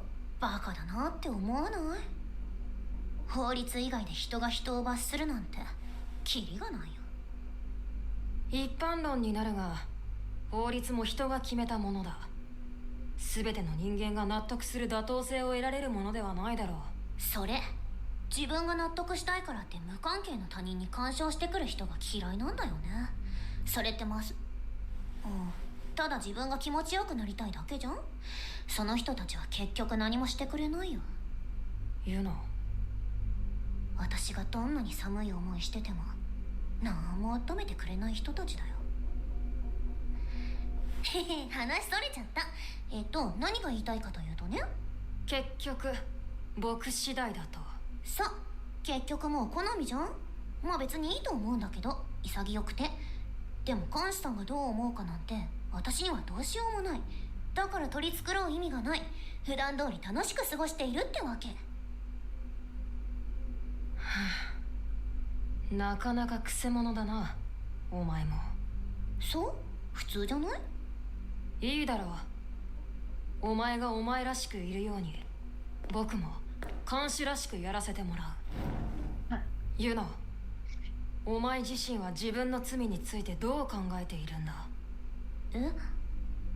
お前のその感性をもってすれば、なぜ自分がここに入れられたかは分かっているんだろう。まあ人殺し呼ばわりされそうなことは一件ほど。よろしい。ではお前はお前の罪をどう感じる？許されるべきものか、許されざるものか。さあ、わかんない。考えるのめんどくさいかな。考えろ。ぶっちゃけ監視さんが許さないなら許さないでいいよ。許されたいとは思わないのか？必死で謝ってまでは別にいいかな。自分のしたいことをした結果だから。罪の意識はないのか？どうかな。それも考えるのやめちゃった。適当だな。世の中が真面目すぎるだけだよ。ユノ、お前はふざけているように見えて頭のいい人間だ。それはどう思う？買いかぶりだけどね。だがそれゆえか定感している。自分にも人間にも社会にも全てを悟って冷めた顔をしているな。へえ。何？お説教？精神論系のやつ？一番嫌いだよ。ヘラヘラと空虚な言葉を吐いているお前より今のイラついたお前の方がずっと好ましい。冷めたままでいい。ごまかさなくていい。僕の前ではな。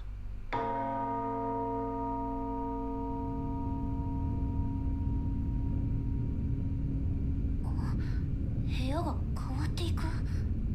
尋問はこれにて終了。ここからはお前の記憶から生み出される心象を覗かせてもらう。歌で引き出すって言ってたやつ？そうだ。お前の冷めた心も適当な言葉もなぜそう至ったかも全て僕が突き止め受け止めてやる。監視さん。隠し事は不可能。故に何も取り繕う必要はない。お前はお前のままでいればいい。ありのままのお前を僕が身勝手に判断してやる。それがミルグラムだからな。何そのめちゃくちゃな理論。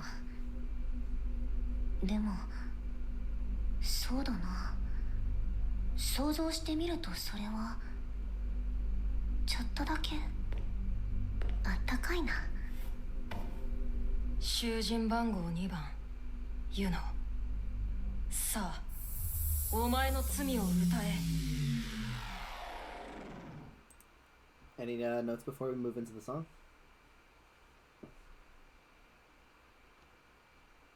She kind of makes me think as like someone who likes to push buttons. I like her. I like her.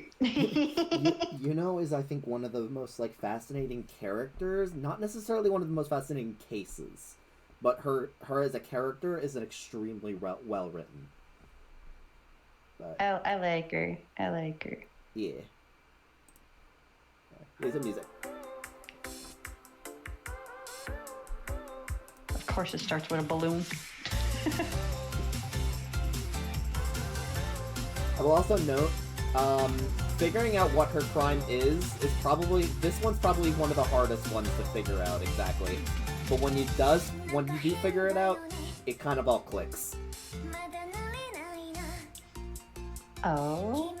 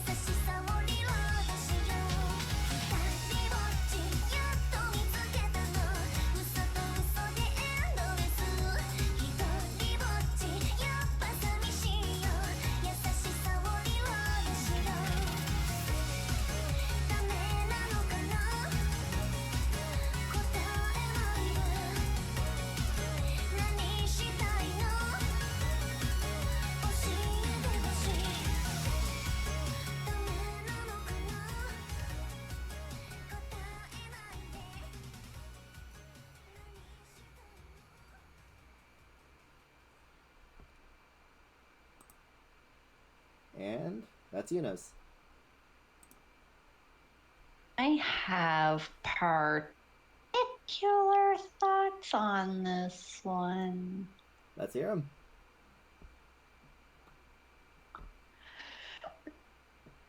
So this one isn't really visually showing any kind of bad thing. Yeah, no, like I said before, I mentioned this one before. This is one of the ones that's like hardest to figure out. This because this one's a lot of symbolism, not a lot of like direct showings. So, what I'm mentally like, what being put together through my head, what's being given to me from what little information is given from her, adding in with the preview, like the interview with her, she says in the quote, like, oh, that thing that could be considered murder. So that, to me, seems like an indirect quote that she herself did not do something but, like, do anything murder-wise, but something that did cause a death that could be legally deemed as, like, I guess, like, second degree, a secondhand murder. Okay. The video itself, I'm not even taking the video into fact, more so the lyrics is where tidbits of information was like displayed.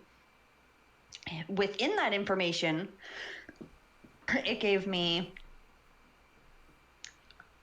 multiple determinations of possibilities? Question mark?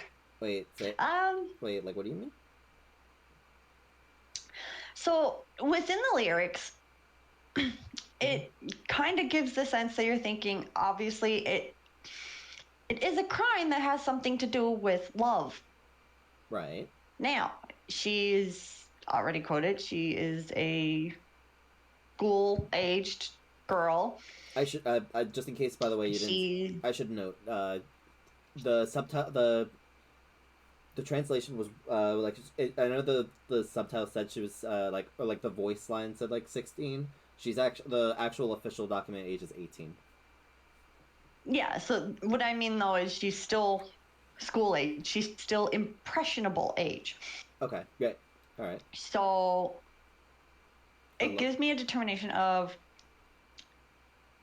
situations where one situation could be in her impressionable time, she had like a school love, a crush, a partner. So let's determine like partner is one situation. She had a partner in school and she was like in love with him during her impressionable time. Things kind of got like distant between them, and maybe he was kind of like showing interest in another girl because the lines like, I made a mistake, I found out. Okay. And perhaps she might have done something that could have resulted in something happening to either said love interest or said love interest possible side fling that they were going towards, so that she could try and kind of like, you know, keep her hold on him. So like doing like chase away the girls kind of situation. It's like doing something to the mistress to like try to keep the boy to yourself. Yeah, so not her herself physically doing it. So if we're thinking like school time, possibly like bullying, an extensive amount of bullying through other sources, through middlemen. Interesting you bring up bullying, which could by the way. have pushed the interest into getting hurt. And I'm going to say hurt lightly. Mm-hmm. That is one determination. Second determination is same basis. She could have had a boyfriend that she was completely obsessed with. They got tired of her obsession, moved on in the incorrect way, and started cheating on her. And she found out, which again then could have also led to her causing a situation not of her own hands, but as a result of her that disappeared, one or both of them. Could be interest of, again, same little bit of basis, but instead of the person being her partner, someone she is obsessed with, because her eccentricity about it, very possible that she was just very, very obsessed with someone from school, maybe like a situation like popular boy, and she's obsessed with him, whatever, blah blah blah, and So you wants him to herself. So she's trying to scare away every single possible threat, in quotes. And so you think the yandere angle, or then one of the cases of trying to chase away one of these girls maybe went wrong. Yes, which leads to fourth determination. She could have been absolutely obsessed with an idol. An idol? Yes, an idol. Like a singer, someone, K-pop star, whatever, an idol. Okay. And had this fixation, because we already know, like, think of it like this. A lot of K-pop bands, K-pop groups, they like to give off that boyfriend image. They like to give off that boyfriend material type thing, because especially if it's like, say, a male K-pop group, a lot of their audience is young, impressionable women. So the better that they make women think that they are these single, available men that they can kind of, vibe with, they can kind of compare to and feel accepted by, gets them higher audience. So it could be very well a situation where she becomes obsessed with a idol, thinking that he's one of those ones that are single, and she could be like kind of maybe creating her own life in her mind for them situation. And that's what but you then think might later find out that he or she, I'm not going to be basis on sexuality here, they could possibly have a spouse that was not previously known about, because again, a lot of K-pop idols do not display or even tell a lot about if they have partners, not only just to help their rankings, but also in respect for their partners, a lot too due to their culture. Okay. Respect and security for their partner. So Right. they will not really air a lot about who their partner may be, because sometimes there are idols who date, quote unquote, average, normal, everyday people, not fellow idols, so they don't really want to bring them into the spotlight and put them in danger. Yeah, because especially too, because like with idol culture, a lot of the times, and the moment that your fans are very raging. the fans will absolutely lose it if they find out that like the person that like they will like often like, because like the whole thing with idol culture often is like they imagine themselves with the idol. So like the moment that you find out that like that is like a lot of what it's for, because you got to think, especially K-pop bands, a lot of their songs are on relationships, possible things like dating type songs, like music about like what kind of life they would give and whatever, what kind of life they have idealization on. And so it could be that situation where she is obsessed with this idol, finds out that this idol has a spouse, a partner, whatever, and ultimately does something to this partner that got them in trouble. Like, again, could be online bullying, could be spreading false lies, could be stalking the partner to scare their partner, which led to the partner being hurt. Okay. That's the only kind of determinations I'm getting. Because of her, there is the possibility that she did, in a sense, say, like, okay, if we're following this music video, maybe she herself had a partner. There could be the situation she had a partner kind of showed interest in someone else, and she unalives this other person through any means. But there's still, what's getting me is her quote, oh, the thing that I did that could be considered murder. It seems like she's kind of insinuating she herself did not physically do something, like commit the sin with her own hands, but the sin was still committed as a result of her. Mm-hmm. I mean, remember before I did tell you that like not like a lot of the quote unquote murders in this one, are never as direct as even as like any like it's not like always like direct or clear. Like for like there are a lot of these are like indirect ones. Yeah, There's ones that again. so There's that's some that what are I like mean. Like hers could be one of those indirect ones. She could have had like a reaction or action to something towards someone that she has strong feelings for, or towards someone within that person's life that she has strong feelings for, that resulted in the death of either person that she has the strong feelings for or that person in that love interest life. Mm-hmm. That's the only determinations I'm really getting from her videos. Well, her video.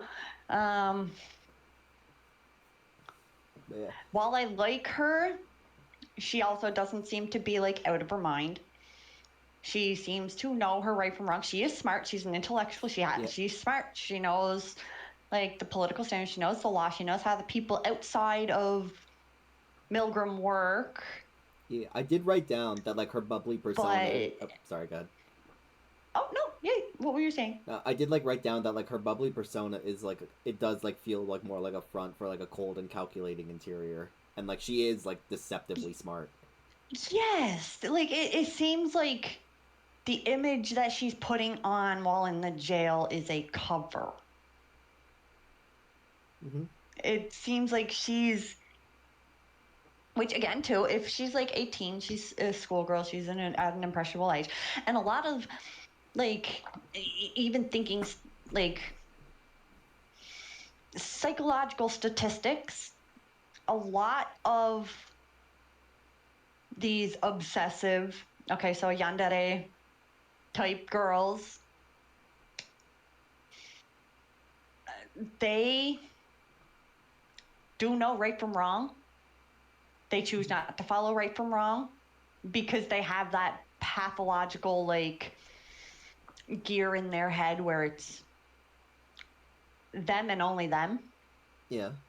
What they want versus what everybody else wants. They know what they do is wrong. They know like, oh, if they hurt someone, they know it's wrong, but they're doing it anyway to get what they want. It's like the end a selfish kind of act, and they don't really have a sense of regret in the end of it. Even considering here this video, it's a happy end. It's displaying a happy kind of end. She's normal in it, so it's not really showing like any sense of regret for her actions. So she knows she did wrong. She's not regretting that she did wrong. That's kind of the feel that it's giving. I like her. I like her a lot.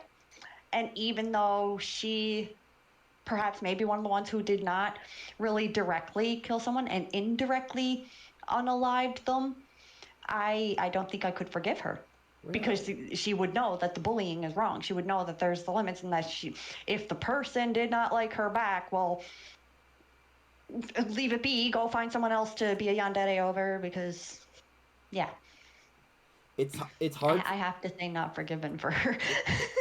No, I find that interesting. It's hard for me to really like talk about like my own depiction of like of Yuno's case, because doing so kind of gives away the whole gives away the whole thing. But I will note that my verdict for her was actually forgiven. Again, like I still have to stay with like unforgiven verdict for me. Mm-hmm. Just primarily for the fact that, again, if it is something that she indirectly caused, she did it with knowledge. And that's where it gets me. That's where things get me. She did it with knowledge. She did it knowingly. Mm-hmm. And still did it anyway. Let me So it doesn't seem to me like that it's something she would herself necessarily get over. Now that, again, this is something that's on a fine line. That unforgivable factor could very well change to forgivable if like there's like a display of, okay, this is just an act for me kind of thing, like this is just a mask that I'm putting up, like this cold I don't care mask and whatever, blah blah blah, and like kind of like a whole, oh, I want to change my ways, like I want to be better, I want to learn from this. Because again, if it is a situation where she indirectly caused unalivement of somebody, caused their last birthday, and she regrets it, and she knows, like, okay, it could be because of her bullying or whatever. It is possible for bullies to grow. They're able to learn right from wrong. They can learn not to be that way again. They can grow up. Again, I find it. She's still young. She's impressionable.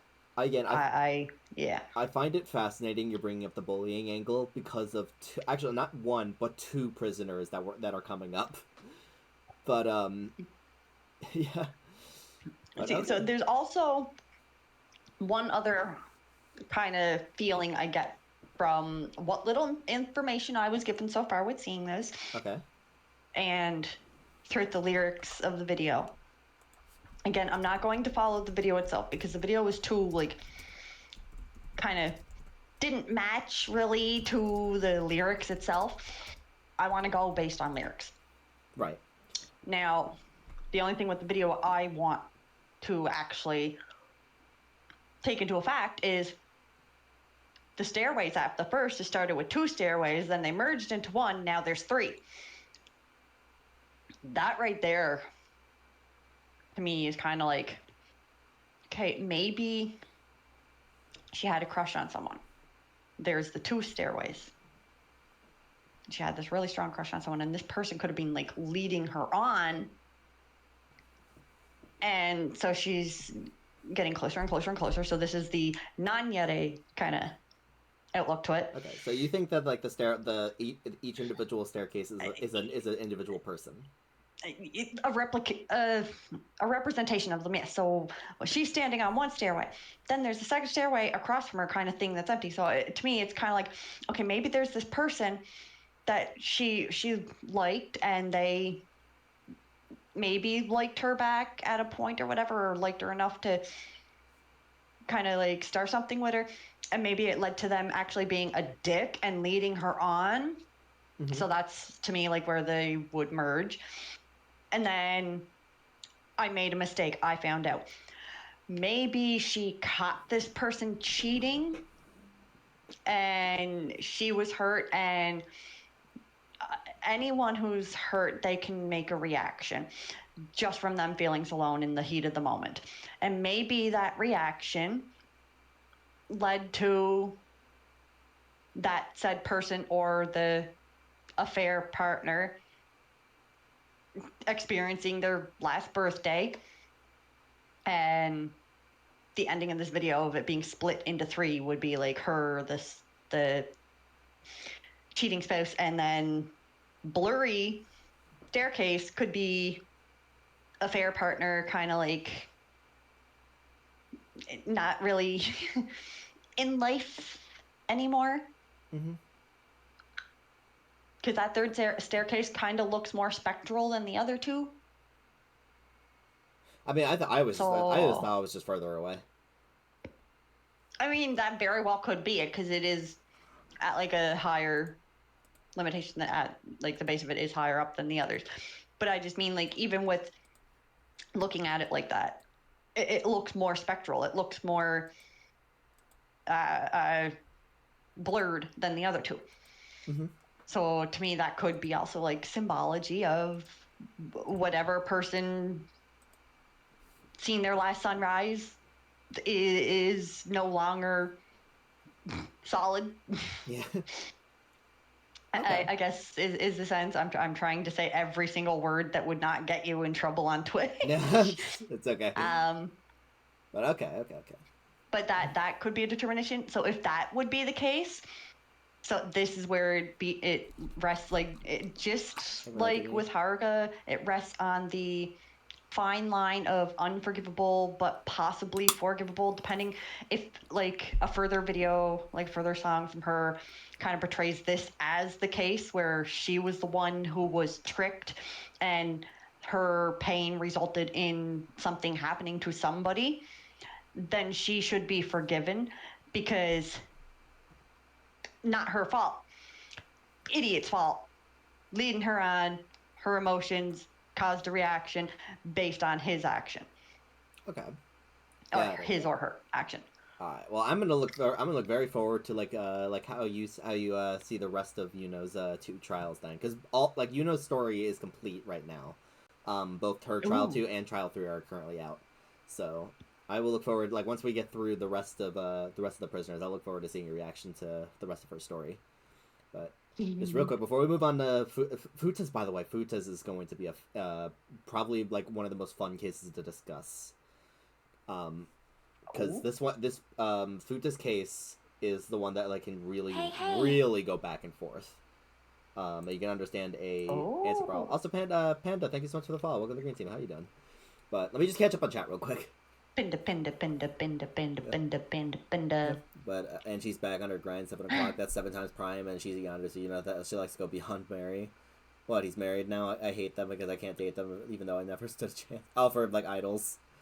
Yeah, Your Honor. Your Honor, my client played Oopsie Daisy. I would like to add to the record they were nonchalant at the time. Let the record reflect my client believes that they were one and the other ones were a mistake, and so from their perspective, they're just helping them do a citizen's deed.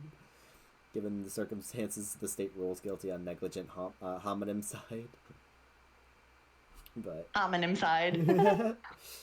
Yeah, I'm interested. I'm Chad, like whether you guys would consider forgiven or not forgiven. Yeah, I want to see a chat member's perspective. I want to see if they think she would be forgiven or not, just based on what we got so far. I mean, yeah, because like because you think not forgiven. I personally put forgiven. So right now, with the first determination that I got from it, is where I say unforgiven. Okay. Now, with that possible second, that's where it's like, that's why, just like Haruka, it's kind of on that fine line where it is possible to be forgiven, because if it was the situation where it wasn't her fault, it was someone leading her on, then that would be a case where I'd say forgiven. Cool. Okay. All right, well, let's move on to Futa.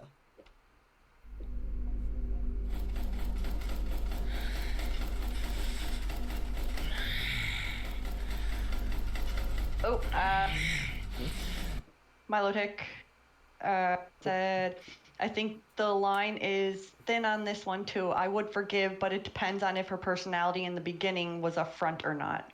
Okay, so we have another forgiven. Interesting. All right. He's gooning out to the gates. All right, see for someone in fruit.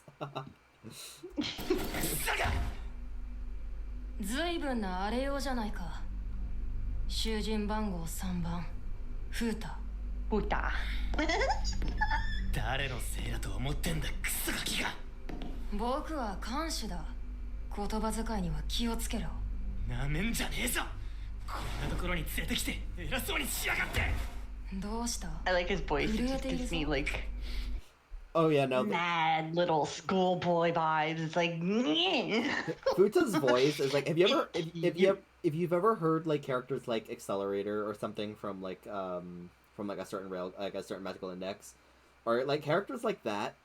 Like that's how Futa sounds. He's kind of giving me right now with the image, with his voice, with just the action, and obviously just how the sounds we're playing for this right now. He is giving me Bakugo vibes. Yeah, that is exactly how he sounds. And before I even see his video right now, I want to say forgiven because Bakugo is my baby, dude. Bakugo, I want to say forgiven already. You're the first person I would see who would if Bakugo was in a situation like this would want to consider forgiven. Oh, I would forgive Bakugo in an instant. Don't forget though, I'm also the kind of person who leans more towards a villain in cases rather over a hero, because I'm also in the mindset that heroes are great. They're freaking great. Mm-hmm. They're gonna save our asses. But a hero would also sacrifice anybody for the greater good, whereas the villain is going to burn down the whole motherfucking world for one special person. And that's what I want. I mean, fair enough, but, like, wouldn't villains do that, too? Like, wouldn't villains, like, sacrifice the people they don't, like, consider? Like... That's what I mean. A villain will sacrifice people they don't really consider. But they would also burn down the world and kill everybody if they have one special person. A hero would give up their one special person if it meant saving the world. Shit, actually, wait. Now that you mentioned that, fuck. You're not actually right. I can think of quite a few examples of that now, and I don't like it. Right? A hero could be so in love with someone and they could be their soulmate, literally their better half, that is going to make them stronger. If one person is to say to a hero, the only way you can save humanity and this world right now is to sacrifice your better half, your other half, your favorite person, your one and only soulmate, they will do it.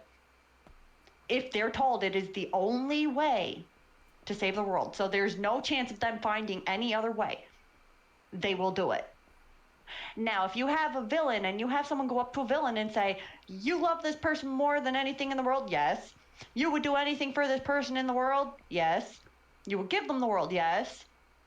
The world is going to die unless you kill them right now. Okay, I'll fucking burn the world. Yeah? That's a villain. He is not going to kill his one and only. Well, they are not going to kill their one and only. They would burn the whole world down. They would burn down their fellow villain allies for their one and only. Like Batman writing a nuke apocalypse for Supergirl. Yes. They would literally burn the world down for their soulmate. But a hero only has to hear once that the only way they can save the world is to sacrifice them. They're going to become the murderer of their soulmate for their greater good. I want a man who's going to burn the world down for me. I don't give a shit if we're going to be the last two on Earth. We will repopulate. Wait, if he's going to burn everything down for me, that's the kind of man I want. I don't want a man who's going to make promises of forever and then be like, oh yeah, sorry, the world's going to die unless I kill you. Bam, you're dead. Don't you have that? Yes. Mind you, it's also in the form of I have a man that will sit me in a damn ambulance while he's having heart problems and look at me when they're literally fixing his heart. Right. I love you. I love you. Keep dying. I did not ever cry in front of an ambulance driver in my life. Until Never cried in front of an EMT until then. I literally had an EMT look at my coochie while I gave birth to my son on a couch in front of him, and I did not cry. Soon as this happens, I cried. I mean, yeah. Like, no joke, my youngest boy, he was born, like, it was a EMT that delivered him. It wasn't a doctor. I had him on the couch. And my first things out of my mouth wasn't even, is my baby okay? It's, fuck, my couch is ruined. Oh my god. Thankfully, it was not ruined. It was not ruined. Oh, God, heaven forbid somebody was smart enough to put a blanket under me. Oh my god. But yeah. I never cried until he did that. So yeah, he is a villain to both me and the world. You know what? Fair enough. I guess you can't really ask for much more. No. Nah. You can be my backup villain though, Greeny. You can be my other villain. I'll be your villain. Hey yo. I don't need you to burn the world down for me. We could just burn it down together. Yeah, you got an extra flamethrower? Hell yeah. I'm a woman. We always have that stuff. I'm a woman who watches crime documentaries, okay? Alright, well, we know how our next... That's kind of woman. Oh, we know how the date night's going.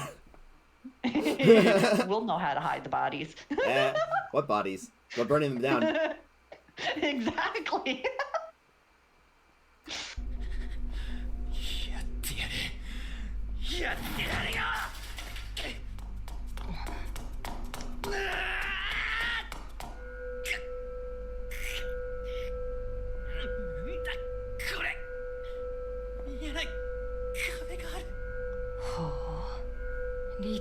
わからないが、ジャッカロープが言っていたのはこれか。囚人から看守への攻撃はできない。なんだっつんだよ。現実じゃねえのか、ここは。無害とはいえ感心しないな。看守への攻撃行動、とても悪印象だ。こんなふざけた場所へ閉じ込めたやつが何言ってやがる。立派な正当防衛だ。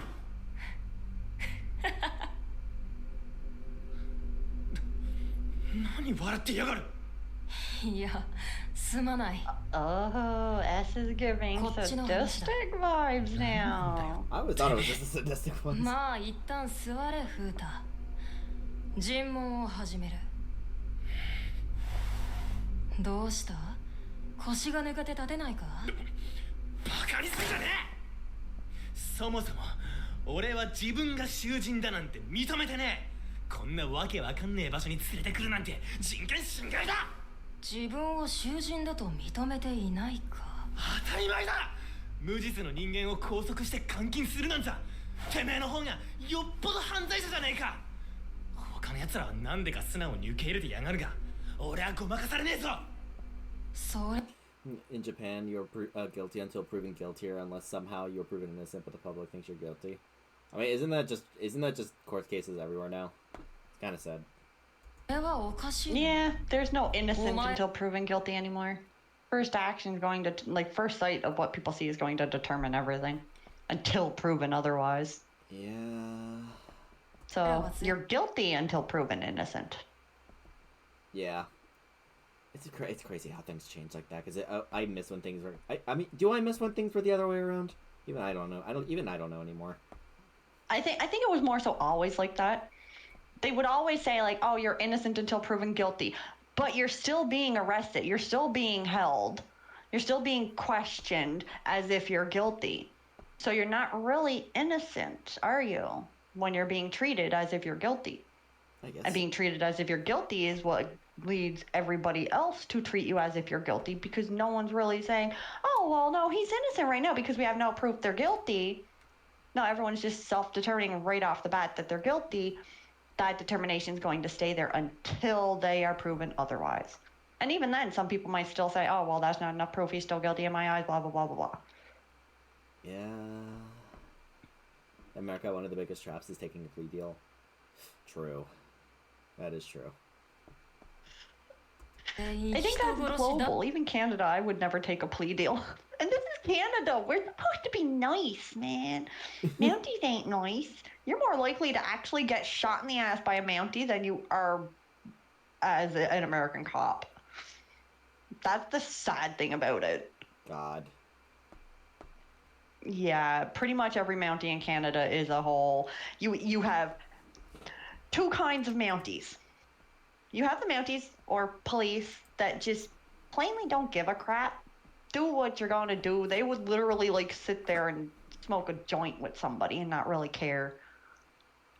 Or you have the Mounties that are literally going to shoot you in the ass because you're not going to die from a shot in the ass, but you will be in pain. You will be crippled down. Right. And they're going to arrest you and not even have a care about it. That's literally the two types of Mounties that we have here. There's no in between. だと聞いている。知らねえ。誰が言ってんだそんなこと。思い当たる節もないと。当たり前だ。名誉毀損だろそれ。しかし人殺しという言葉が出た瞬間に腕を組み出したな。これ以上踏み込んでほしくないか。は？囚人ではないと僕に殴りかかるほどだ。日本の法律を犯していないという自信があるんだろう。そう言ってんじゃねえか。しかし人殺しには反応した。立件はできない。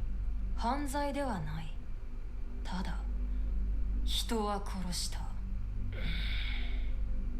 目をそらしたな。バカバカしい。的外れだぜ。話し始める前に唇を舐めたな。緊張している証拠だ。嘘をつき慣れていないのか。いい加減にしろってね。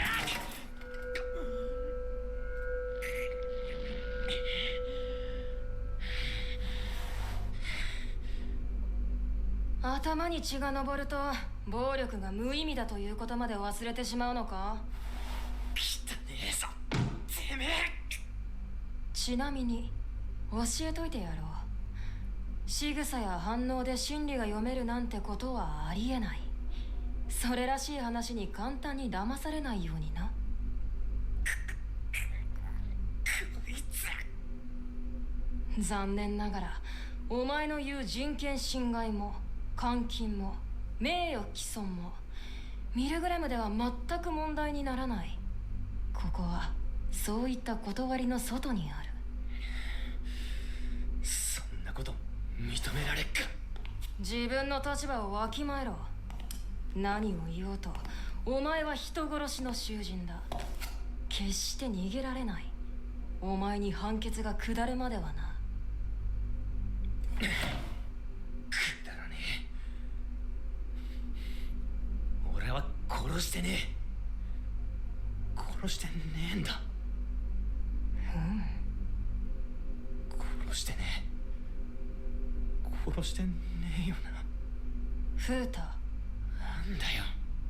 先に述べたミルグラムの性質上、お前の人殺しも今の時点では問題にはならない。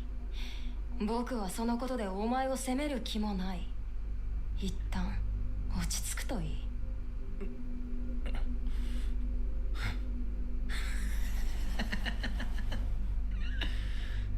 殺してねえっつうの。どちらでもいいさ。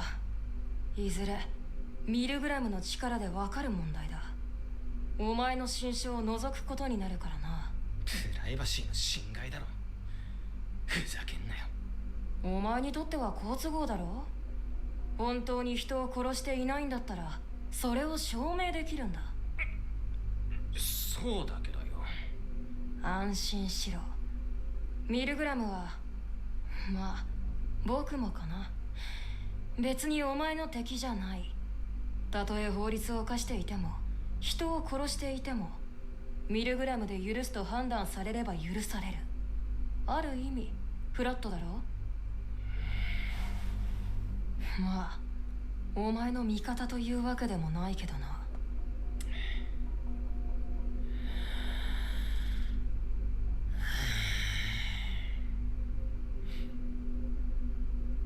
落ち着いたようだな。現状どうしようもねえからな。出口は見当たらねえし、力ずくでも通用しねえと来たらよ。おいやつ、言葉遣いに気をつけろと言ったはずだが。うるせえ。どうせ俺より年下だろ。やれやれ野蛮人め。ここは何なんだよ。何の目的で俺たちを捕らえてんだ。答えるつもりはない。お前たちはただ監獄で生活をしていればいい。おい、囚人だからってなめんなよ。刑務所の中の人権侵害とか今時問題になってんの知らねえのかよ。なんだ、囚人だということは認めたのか。言葉のあやだバカ。こちらからの質問をするぞ。監獄内の生活はどうだ。どうもこうもねえよ。スマホも PC もねえし、現代人からネットワークを奪うなんてどうかしてんじゃねえのか。他の囚人との関係性はどうだ。別に。でも変な奴らだよ。なんでか落ち着いてる奴も多い。こんな状況だっつうのに。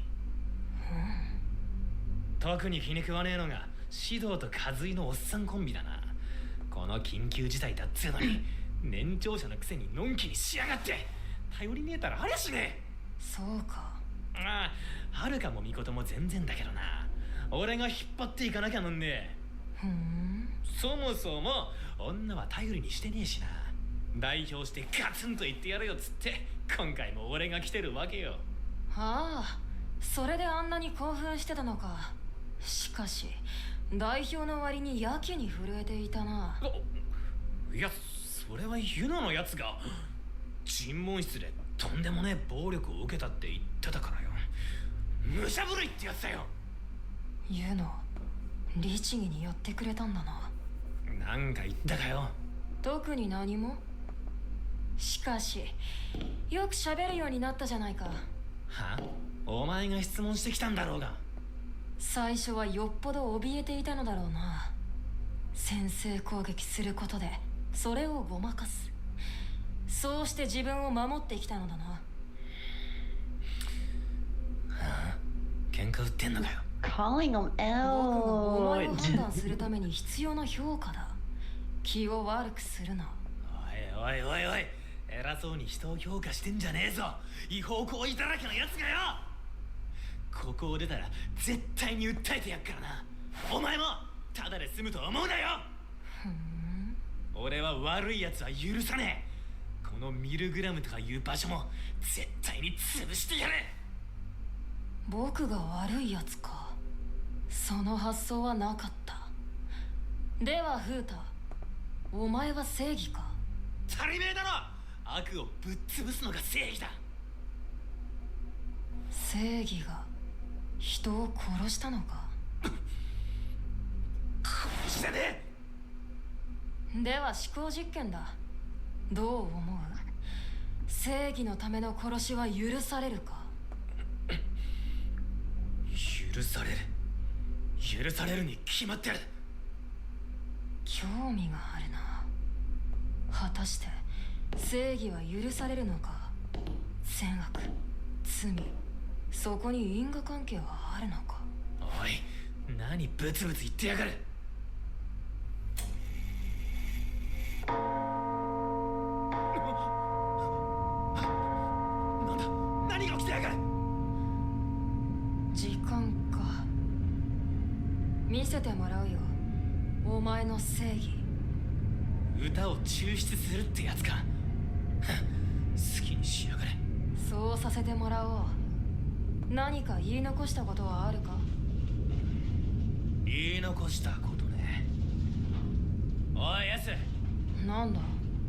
なんで笑ってやがった。最初の方、こっちの話だとか言ってはぐらかしてただろ。ああいうのもやもやして気持ち悪いんだよ。ああ、あまりに囚人らしい囚人だったもので正直少し嬉しくなった。おかげ Yep, で sadistic. いつもより張り切っていじめてしまったかもしれないな。はあ、楽しかったよ。ありがとう。囚人番号3番フータ。さあ、お前の罪を歌え。Alright, any thoughts before we move into the song? My thoughts still remain. He reminds me of Bakugo. Yeah, it's not really gonna change. Actually, he kind of actually reminds me of like a blend of Bakugo and Inuyasha. I haven't seen Inuyasha actually, so I can't really judge that one. But Inuyasha is very like aloof and in the sense of doesn't like to admit his wrongs. yeah, but And the facto is his like his dubbed voice, like Japanese voice, is very similar, I guess, to Futa's. mm-hmm. So actually, fun fact. Hold on. Who's Bakugo's voice actor?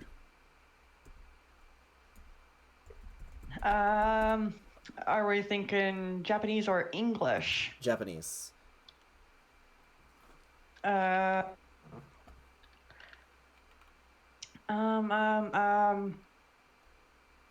Okamoto? I think. Okay, so not the same. Let me check. It's not the same person. Nabuhiko Okamoto. Okay, yeah, not the same person. Because Futa's voice actor is Arthur Lounsbury. I was curious if they have the same voice actor, but no. Although I did, Arthur apparently does also voice in Haikyuu, as well as Food Wars. Ooh. And let's see, he played a role in Akiba Strip. Kape Yamaguchi is the Japanese voice actor for Inuyasha as well. Gotcha. But okay. All right. I will. The song thing sounds rather intimate. I don't know if I don't like my thoughts condensed to animated music video form. Yeah, but the music videos are bops. Let's be real. Speaking of which, they fucking slap. Speaking of which, moving into Futa's, Futa's songs are probably if not my aside from Undercover, Futa's like songs are my favorite among the cast. The only other one who I like, the only one other ones who I like on the same level as Futa's or more than Futa's is Mahiru, which we'll get to Mahiru, but Futa's are awesome.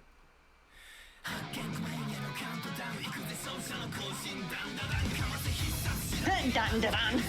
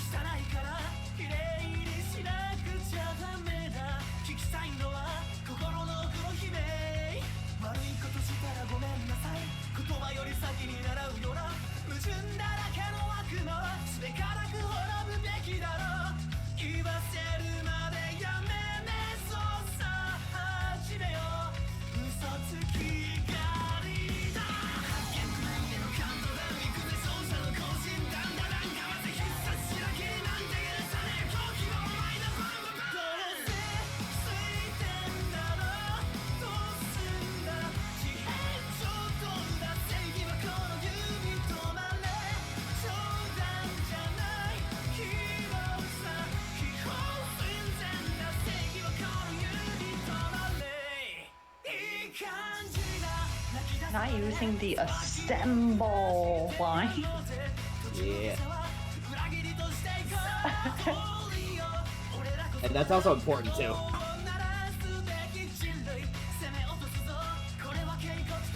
Oh.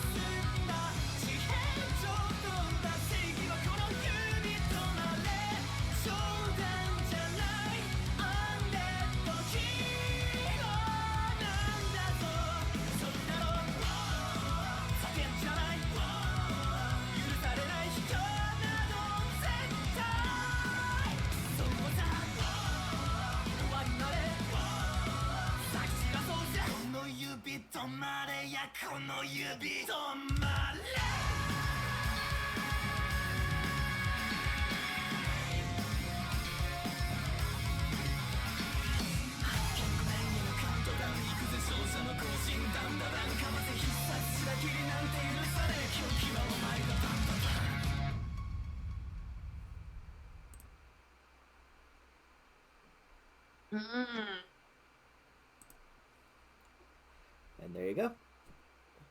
So, What do you think about this one? So the vibe I get from this one from is like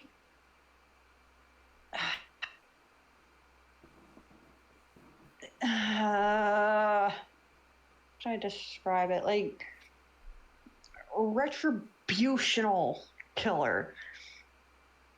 Like someone who is taking the law into their hands under the guise of like holy acts, doing the right thing, finding bad people and putting an end to them in a sense to rid the world of the irredeemable filth.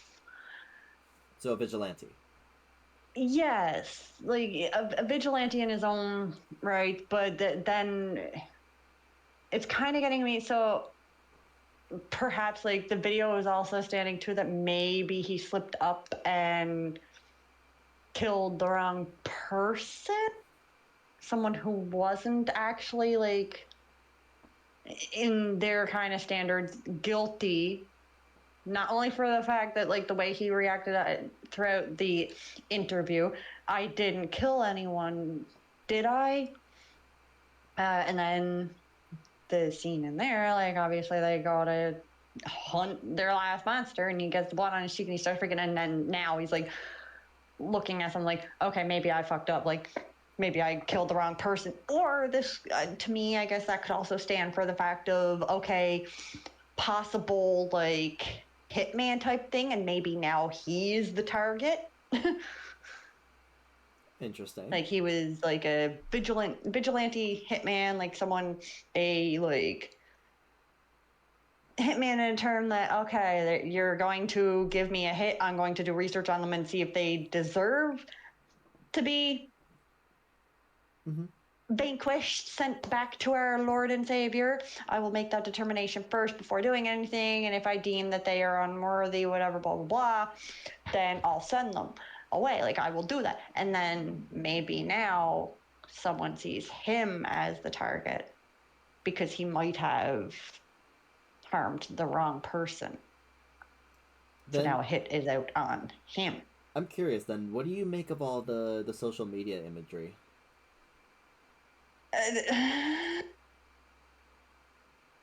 He's definitely part of a group, is what I'm getting from that. He has to be part of a group. So that's why I'm leaning more towards like the whole like hitman aspect. Maybe he could be part of like a hitman group, like this hidden organization where people are putting in the requests to, oh, okay, a family can't do anything. Oh, this man hurt. I'm going to say hurt lightly.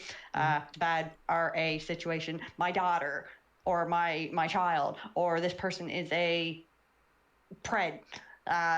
Please deal with them.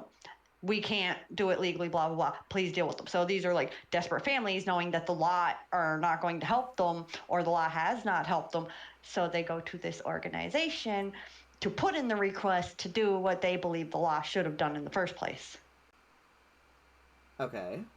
And maybe they were kind of like found out now, like discovered. Maybe someone lied to them.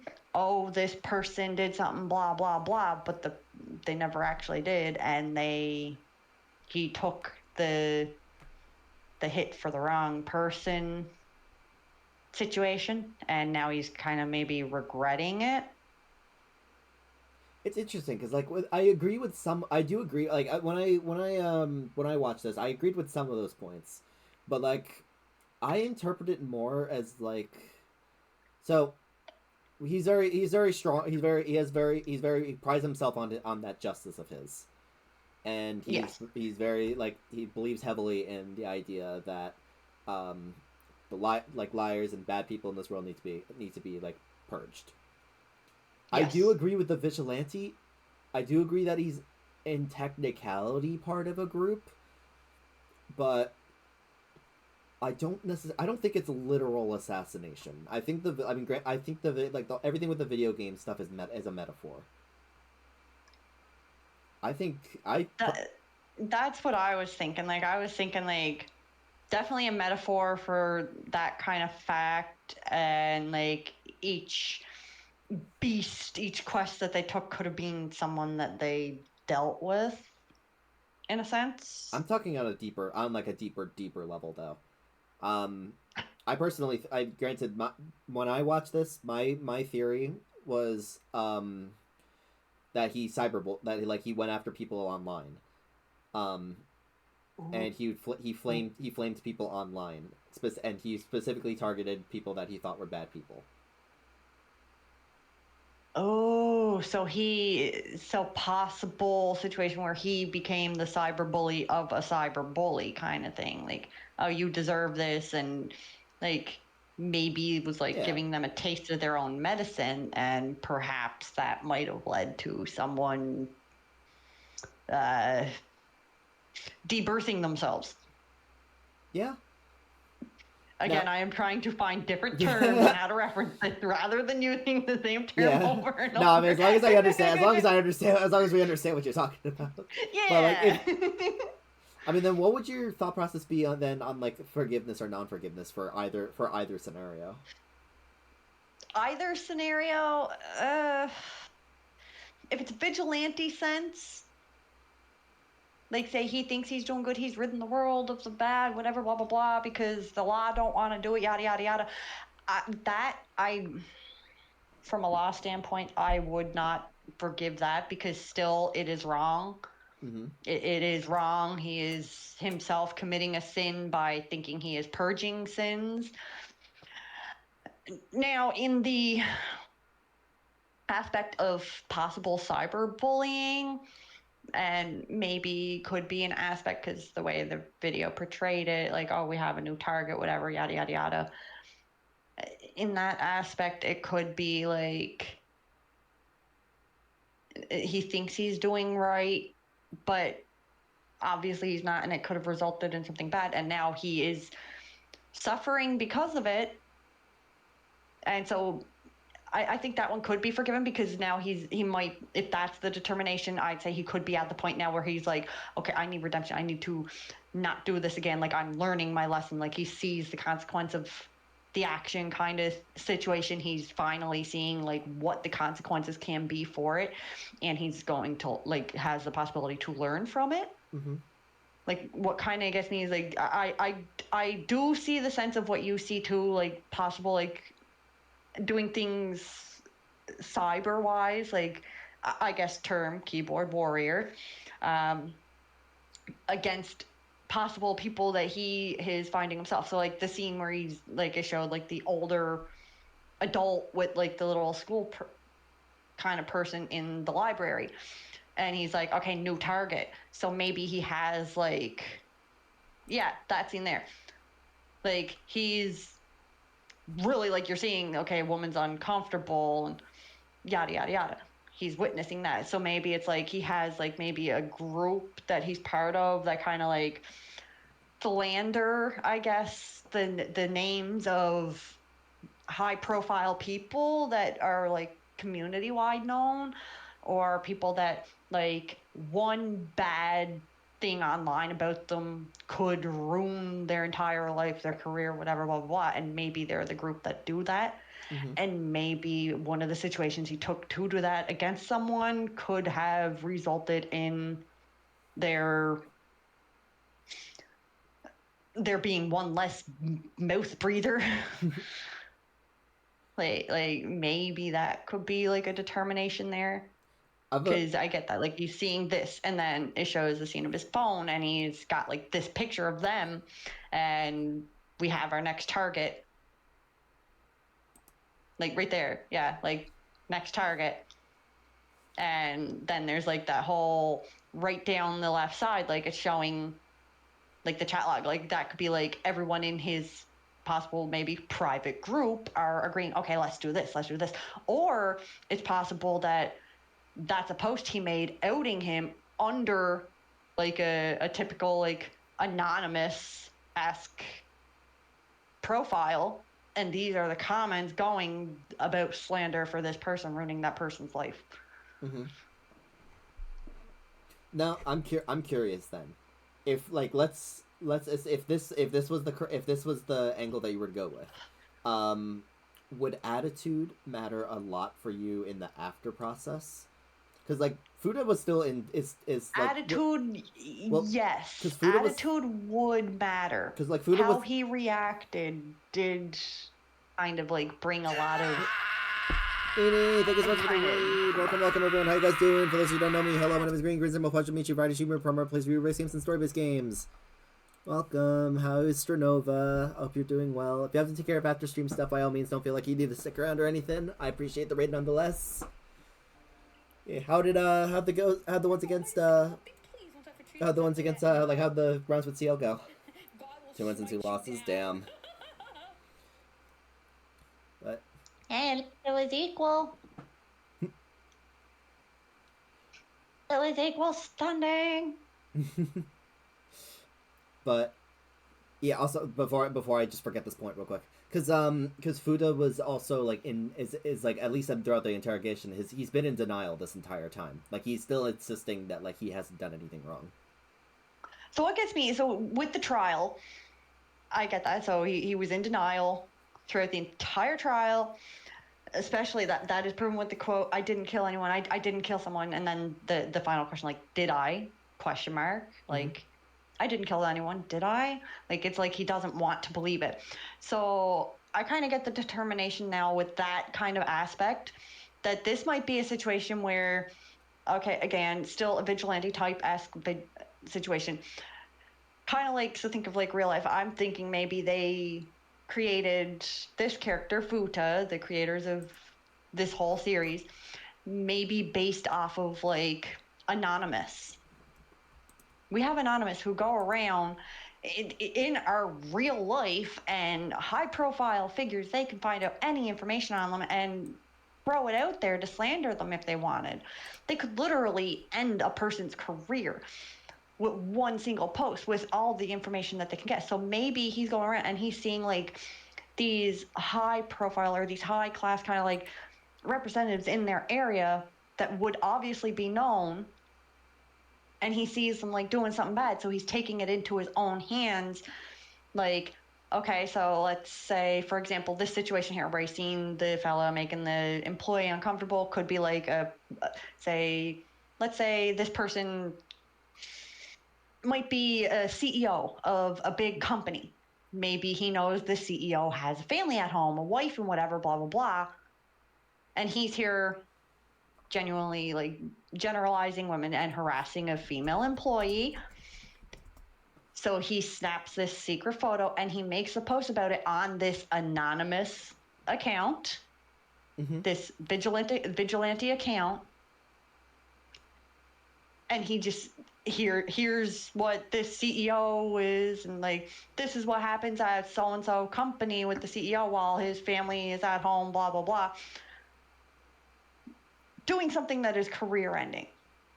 Right. And then you have all your comments, everyone seeing like, oh, he's a piece of trash, he deserves to KYS, blah, blah, blah, yada, yada, yada. Affirmation, yeah. Yeah. So this one here, like the victory that I showed in his kind of like little mental game place of it, mission complete. This was a successful one. Then it goes to the final target. Oh, found another one. This one here. And we see at the end of it, he has the blood on his face. So maybe that's like a mental thing of like, oh crap, I just ruined the wrong person's life. Like, I'm really seeing the consequences now. I tried to basically, okay, so maybe he thought he was doing right. He was doing his usual. This person did something he believed was wrong. He outed them online. And this person might have took their last train trip.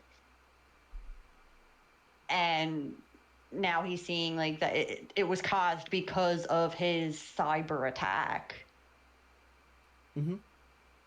And so he's regretting it. He's seeing like, okay, my actions had a consequence. That consequence led to this person's undoing in more than one sense of the words. And now their blood is on my hands.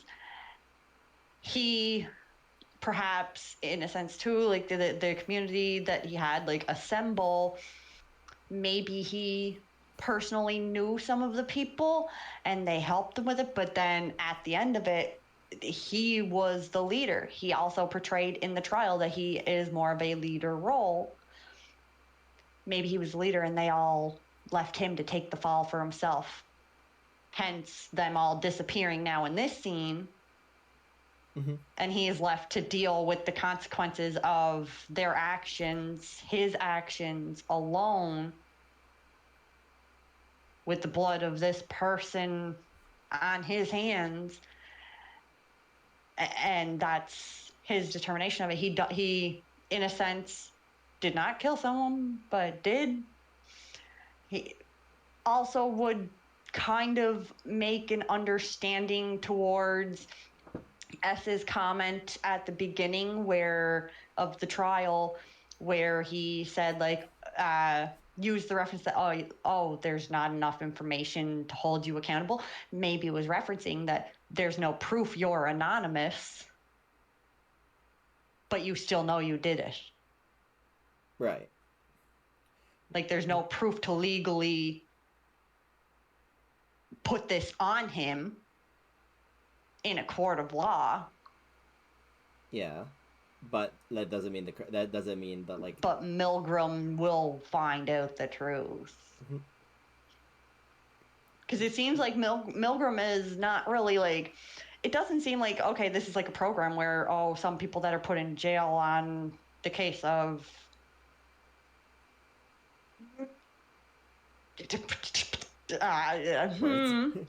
Also, everyone also expressed a reading or expecting a reading stream from it. Nini, you should totally do that. Make it like ASMR or something. Make it a call. Yo, Nini ASMR. Yeah. He's a social justice He's a social justice warrior. I think that would be the determination, and maybe his social justice led to something he didn't actually want to happen. Because I don't think now with this kind of situation, this kind of outlook of it, I don't think his goal was ever to cause a Hiroshima, but you can never determine, especially any kind of situation like this, if you're going to ruin someone's life, anything can happen. I don't think he. I mean, does intent matter in that case, though? I would believe intent would matter in that case. I don't think his intention was ever to cause a person's last beat. Mm-hmm. I think it was more to teach a lesson. I think that was his intent. He wanted to teach a lesson so they could change their ways and not do that anymore, so that he's bettering a community. He's like getting rid of all these people that are dirtying society by taking them out of high society, taking them out of leading roles.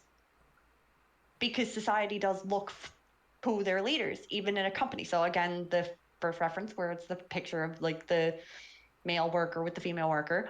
Mm-hmm. It's like a company. Obviously, if someone is lower ranking, if this person's a CEO, all the workers are going to look up to him. And again, if he's CEO and he's harassing someone, not many workers, they really don't have anyone higher that they can go to complain about it. And in society these days, especially like given we're thinking of the general area here, if you're lucky enough to get into a big organization, a big company, you're going to do everything to stay in that company, even if it means lowering yourself to taking this kind of treatment. Right. Because you need that job to survive. You need that income, and that position gives you good leeway. So if you can find a better company someday, if you're to up and make a complaint or quit or get fired, that's going to affect your future career aspect, your future career. Or even for just it. It's going to your affect life in general. Yeah. So they have to accept not really accept. No, I don't want to use that word. They have to tolerate this kind of treatment, tolerate this kind of treatment for their living. So they can't really do nothing themselves. So it's like he's kind of like taking it on himself to do this. Because if a public sees the proof of something like that, especially in like a company standards with a CEO, if a public sees that and the CEO is ruined, obviously a new CEO will have to come to the company, which might be good, might be bad, could be another bee's knees fucking blah, blah, blah, fudgery kind of person, or it could be a better CEO who's actually going to give these people the respect that they deserve. So he might be thinking like, this is his retribution, his kind of goal to make things better, to teach someone a lesson to be better, while also getting that someone better that the world needs in their place. I don't think his intent was ever to cause the situation that brought him there. I think that is why he's in denial about it, and why he doesn't think that he did that, doesn't want to believe that he did that, doesn't want to believe that his intention ever caused that to someone. Because maybe in his head, yeah, he had good intentions. He was trying to help people by outing people. So he didn't physically cause it with his own hands. He didn't physically watch star twinkles go away in somebody's eyes. But it was still a result of one of his actions, which is still punishable. That is a second degree. Yep. It was an action that created a cause, a result. So it is still something legally punishable, still something that could determine him as a murderer. But he's not going to want to believe it. Again, that right there, if he did it under an anonymous name, which is kind of what this video seems to depict, then yes, S's comment about not having, like the law not having the proof to hold him accountable, it makes sense. Yeah. Because they can't determine that he is, so I'll just say anonymous. They can't determine he's anonymous. If he's doing something that hides his IP, that kind of pings his IP everywhere around the world, they cannot find a single point where it's hitting. Just like with anonymous, you're not going to track them down. If they're DOSing their IP, they're ping off of multiple towers all globally around the world, that's hitting to multiple kind of like addresses. That's hitting to millions of addresses. Like, they're not going to know that it was him. There's nothing tying that account to him. So legally, he's, as he said in the beginning, innocent. Okay. By law, he's innocent because they don't have it against him. They don't have the proof.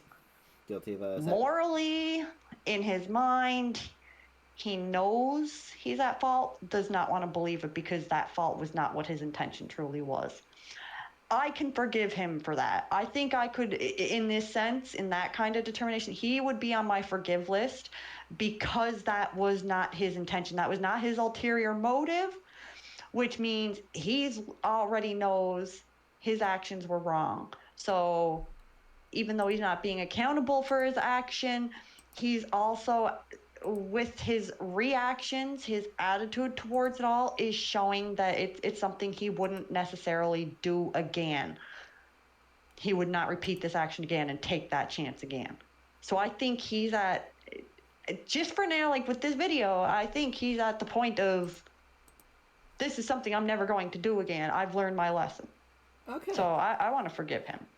Guilty of cyber endangerment and obstruction of justice and indirectly aiding in an unalive. How goes Milgram so far? I'm enjoying the tea talk. It's been pretty much like this, honestly. It's been pretty good. But yeah, sorry, by the way, I apologize. I don't mean to be like ignoring chat or anything. I feel I don't want to interrupt. But send the bully hunters after him. You could argue the negligent cyber endangerment. Morning. Hi, Galita. Welcome. How you doing? And in a civic court, he could be sued for slander. But that is true, Pearl. But like, if we're thinking of it from like how I mentioned it, because like I said in the interview with the prison guard did state that there's nothing that they can hold against him. There is no proof held accountable against him. So they don't really have the proof. Is in a sense, I guess, what that's saying. They don't have the proof that the cyber bully who aired somebody's dirty laundry was him. So even in a civic court, I don't think they could sue him for slander because they don't have the proof that it's him. Unless somebody who physically knew he created the account were to go in, which I think that would actually pose a danger in a sense, because if he did, say, let's determine he did have a group of friends, which would be this scene here, everybody disappearing on him after somebody did this as a result of their actions, it puts them in danger, because then it's very possible that they could expose him. They have dirt on him now. They literally have him by the rings, because they can be like, yeah, we know it was you. We have the proof it was you. Blah, blah, blah. We could go to so-and-so with this information if you don't do yada, yada, yada. Right. But yeah, but for me, this is like it's because like I actually thought I would vote him unforgiven for this one, and I think the primary reason is because of like how his current mindset of it is. Yeah, he's still yes, he's still in denial, but he's also like he's still insistent. Like a crime to me, a crime like this, like if you like cyberbullied someone and then that person unalived, your thought process after the fact matters a ton, which we've kind of already gone over. But like he's not at that stage yet where he's still like even denying that he's done anything wrong at all. So what I get from it, I think he's denying it because he's scared, because I genuinely think he does know, because take into account, again, the verse, I didn't kill anyone. I didn't kill anyone. Did I? Question mark. He's asking the question because he knows, and S did state, you know you did it. He knows what he's done. He accepted it. He knows, like, he's at fault.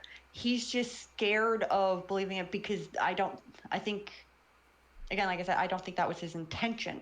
So I think that's what scares him, because he never actually thought that this result could happen from one of his actions of trying to do better.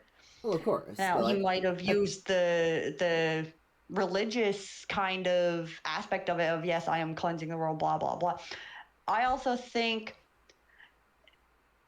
now hear me out on this one, I think maybe his whole thing with that, and especially like his whole leader role, his whole outburst at the start of it, might also kind of like our second prisoner might have been a mask. Masking like his guilt. Like he knows he's guilty, but he's trying to mask, he's trying to be strong for others, because I think in a sense he might think of himself as the like a protector to those who need to be protected. So I think maybe he's kind of like trying to make the action of his, like the situation, the what happened due to his course of action, I think he's trying to kind of make it good, make a good reason for it. You know, like that kind of sense. Like he's trying to justify it. Yes, that's the word I was thinking. He's trying to justify it because he is scared. Like he seems to be like terrified, obviously, of what happened as the result to something that he did to many other people before, clearly, that just kind of like, well, obviously he continued to do it because maybe the first few times he did it actually resulted in something good. Maybe he helped get someone away from a predator because he posted about, oh, well, this person's doing this, blah, blah, blah, so the community knew this person was a predator. He might have involuntarily helped somebody, and that might be what led to this. I mean, here's the thing, though. At the same, like, yeah, for me, it's also a matter of like intentions versus actions, because you could always have like good intentions, but if the actions themselves are horrible, where do you draw the line? That's true. That's true. I can agree with that. I can understand that. honestly, though, I think, like, in this kind of sense, now I'm so personal matters. Like, I am fully against cyberbullying. Like, this trial here, I mean, it's kind of hitting close to home because I did lose a young family member over cyberbullying. I'm really sorry. Quite a few years ago, but he was young. He went through a lot. I lost him to it, and so it does hit close to home. But in a sense, too, I think if I was in his position, so if I myself was Futa, I think maybe, like, in some kind of sense, depending on the situation, I am possibly myself liable to, maybe if I had the chance, do what he did, like outing someone without putting my name out there. Because my reasoning, though, is like, I personally would not want, like, the attention, the spotlight that, oh, she did this, like, she got this person, like, she took down, like, this, oh, like, this person's a predator, The and glory, she caught yeah, him, you don't blah, want blah, the blah. glory. I don't want, I wouldn't want the glory from that. It would be just like a whole, okay, I want to keep this community safe. This person's a predator. I got kids out there, and I have friends with kids out there. I see kids out there all the time. I want to make sure they're safe. So, in that kind of sense, if I had the chance, like, I could capture proof and maybe make an anonymous post about it so people could see, and then let the community themselves then decide what this person deserves. Like, oh, are they going to call the cops on him, or are they going to, like, oh, if they see him, like, they're gonna, like, oh yeah, stay away from our kid, blah blah blah blah, and kind of like publicize it. That's on them. I would just be I would just be putting kind of like the ammunition out there, but obviously with good intentions, because then I'd know, okay, this person's a predator. This person, obviously, to me, and anyone personally in their right minds who knows and sees a predator should make it known to protect children. Like, this person's a predator. It should be known. They should, if they're not on a list, they should be on the list. Right. So if I had the chance to do that while making sure I'm not going to take the glory, I would. And honestly, the way I see it, you're a predator, you know you're a predator, like, it obviously, this is all like ifs. If you know you're a predator or whatever, blah blah, and you're still going along with it, like, you're still doing these things, you're in the wrong. Yeah, you deserve to be called out. So whatever outcome, yeah, you deserve to be called out. You deserve to be put in jail. Me personally, I think if you're a child predator, you're a predator of any kind, they should all be put on a freaking island, and that island should be nuked.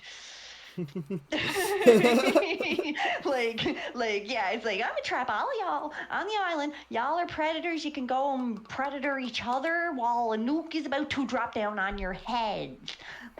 Like, I would watch that cute little mushroom cloud fly to the sky, and I would drink a beer. But again, like, I would also be very careful of who I'm outing. Now, if it's a high profile person, again, like, with situations like that, yeah, they should be dealt with, but it should be handled in a different way, because then you have to think, like, there's the aspects, they could have a family. If you ruin their life, you're not just ruining their life, you're ruining the life of an entire family. Like, so many people. You're affecting an entire group of people instead of just one. So it's kind of like picking and choosing who you're going to out. It's okay to be a vigilante. It's okay to be anonymous. I mean, like, even now, like, I think the anonymous organization that we actually have in the world right now is great, because they hit the targets that need to be hit, and they hit them in an appropriate way. They don't go too far. They're not outing whole families. They're not outing someone with something that can destroy their entire family. They're outing them on certain things that the public does deserve to know. Mm-hmm. And they're doing it in a way that keeps their families safe. Like, I'm talking about, like, the bad person's family safe, while still outing that bad person, so they suffer the retribution proper punishment. Yeah. Now, maybe this could be the case in this video. He hit the wrong high-profile person, and either something happened to someone in their family, an innocent person's blood could be on his hands, or he just outed someone who just decided, okay, I'm being like harassed now, cyberly wise, like I got no point in living anymore, yada yada yada. I'm gonna go say hi to the pearly white gates, like, and then that is a result. But still, I think in the end his intentions were good, though he knew the actions might have been taken too far. But still, I want to determine his with more based on his intentions. I don't think he did this with bad intentions, especially if the music video is what we're determining it on. It's showing a scene of him literally crying, like he's distraught about it. So like even in the interview, like the interview is showing their mask, is showing like them after the fact, yes, but the video is showing them and their true emotions. It's showing their memories through music, through depictions. I think this is showing that he is seeing like the error of what he did. He went too far and didn't do things properly in a sense of what he wanted to do. He wanted to be someone that's helping people. I wholly think like his whole reasoning for this was because he wanted to help people that needed help, that society and the law was not helping. And he was doing that until there was just one case where it's like, okay, I went about this one wrong. I did this one wrong. And I think he knows that now. And I think like he realizes that it's not something for him to handle alone. I think that could also be another determination of why he's saying like assemble. So it could either be the case like he had a group and they might have left him hanging when that happened and whatever, or maybe it could be him crying out for help. All right, then. But I still determine I want to forgive him for now. I find your reasoning fascinating. Yeah, I mean, like no, I also think like here's the thing, Futa's one of those cases, and you'll see this throughout his other trials as well. He's one of the ones that is like very very down the middle, at least for me, like. It can swap like back and forth with like within like just like a tiny like just with a tiny push, and like it'll keep like flip flopping like between that line, because you can very much like create an argument for either forgiven or not forgiven for his. Ooh. But like even like every okay, I think you have just established my favorite prisoner right now. Yeah. No, again, like I said, Futa's trials are probably like one of the most interesting. And like him and the next character are the ones where like their cases are the most split. Like you can very easily create an argument for both of them. Like the ones I'm actually kind of looking forward to right now are the adults. Oh, Shido and Kazui. Yes, because I find if this with how on par a lot of these situations are, that this like whole thing, this like Milgram has been showing, like they're portraying a lot of things that actually happen in daily life. Oh yeah, no, these are all 10 cases are cases that are based off stuff that you will see in real life.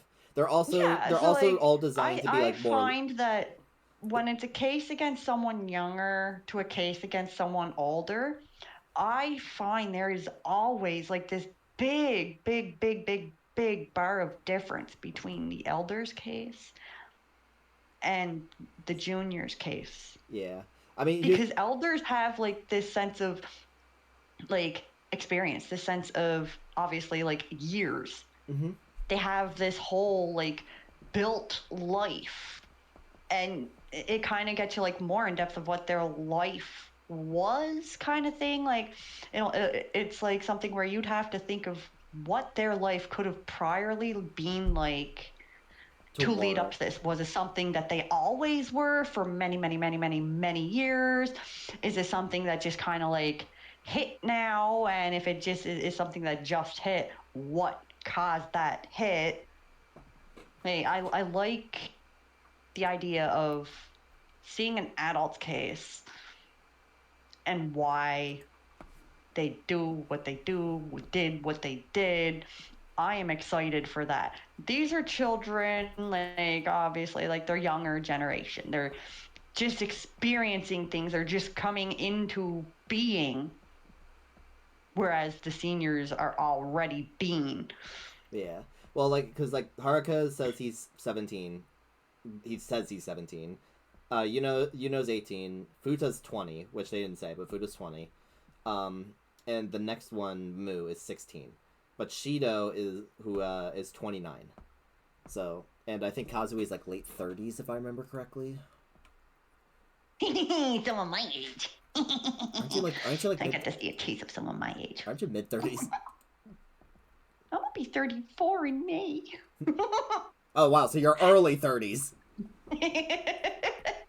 Also, yeah, Kazui's I'm about to hit mid. I am about to hit mid. Also, yeah, Kazui's 39. Yo. But okay, so yeah, so for Haruka you have forgiven, for Yuno you have not forgiven, and for Futa you have forgiven. Yes, Futa the first two I think are more on the line. They're on the line until I can determine more through like future videos to see like if their determination changes. Otter being mid, you hear to hear. How dare you? You're taking a look at this queen next to me and calling her. Me being mid, you heard. Hey. I mean, yeah, no, I'm not mid. Oh. Yeah, like I said, you're looking at this queen next to me and calling her mid. But...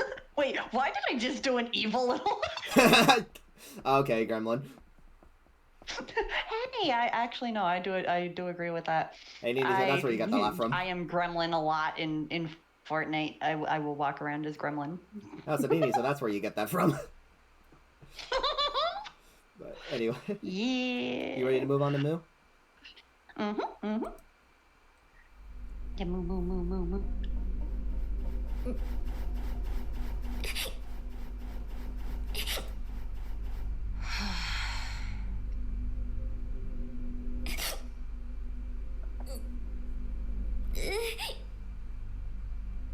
おい、いつまで泣いている。囚人番号4番ム。 I read everything. I just haven't really been speaking. I apologize. 尋問って何？絶対ひどい目に遭うんだ。やだ。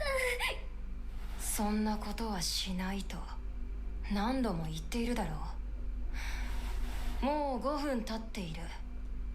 時間は有限なんだぞ。信じられるわけないもん。こんな変なところに連れてくる人が。Can you pause for 1 second? I need to go to my fridge, which is only like 5 steps away, and refill my drink. Yeah, go for it. Actually, but while you do that, I'm gonna actually read through Pearl's strings. Because civil is person v person rather than a trial court, which is state versus government, state government versus person. So all of this feels like a private investigation stage of a pre-trial. So arrested on suspicion of a crime, but they're not arrested on suspicion because they're all guaranteed involved in someone's death. But big UPS to Street Peter Gang. But, yeah, I should probably actually have a message.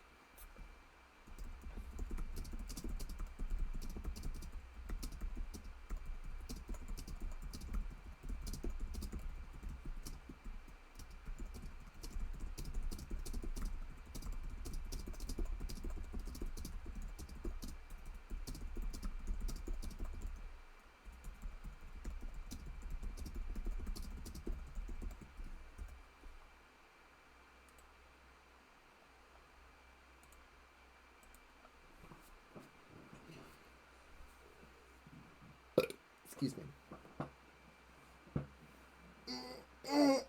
Everyone doing alright in chat, by the way? Make sure you guys are drinking water and such. I actually have my water right next to me. Legal time saying someone is suspected of a crime is what they say before convictions are made. Yeah, I don't know what the problem is. I don't know a ton about the law. Like even when I was watching Milgram the first time, I was going solely off like just opinion based, not really like anything law based. Thank you for the hydrate, Melodic.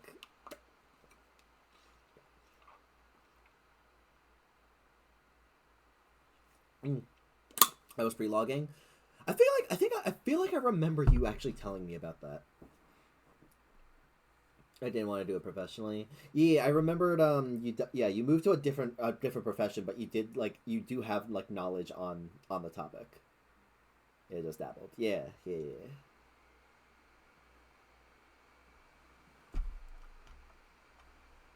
Yeah, I have a friend I have two friends that are way more like familiar with like law and the like intricacies of it like more than me. Is it something I should learn? Probably. I'm not going to school for it.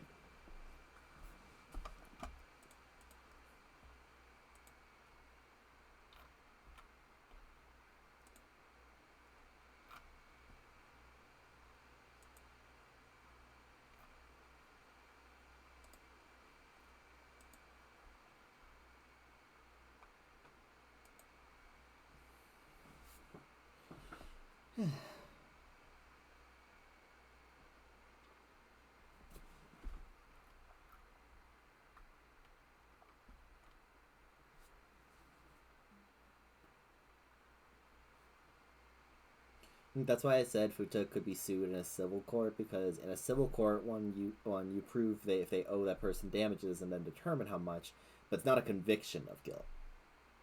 Yeah, because it's also not a murder charge. It's not you're not accusing. Yeah, like they're required to pay the consequences of what they do, but the charge for it is not. You cannot be arrested or go to jail from a civil court outcome. Yeah. I think if I remember, it's mainly. I think it's usually like a fine. Whatever the not settlement.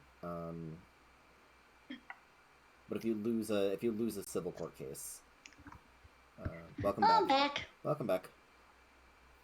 Wait, it's I had to kind of halfway strip down. I'm sweating. Oh my! I had another friggin' hot slip in front of my fridge. And I can't see. I can't believe you. I opened the fridge door to get my soda, and I leaned down to grab it, and she's like, "Oh." Just slipped right down. Yeah. Well, this shirt too. Like the neck of it is like so loose. Well, I mean, but yeah, I like it because it's kind of like it's long sleeve.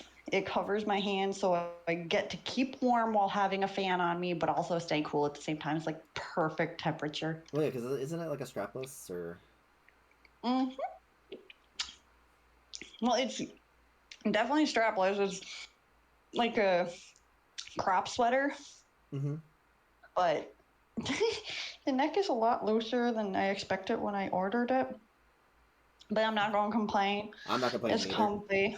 Of course not. Yeah. Get the otter tatas. Yeah. I can't say they're seashells because these are they're not small enough to be seashells. They're like freaking conch shells. I'll show you conch shells. Hey yo. Like, is that a conch shell in your pants, or are you just happy to see me? Would you like to find out?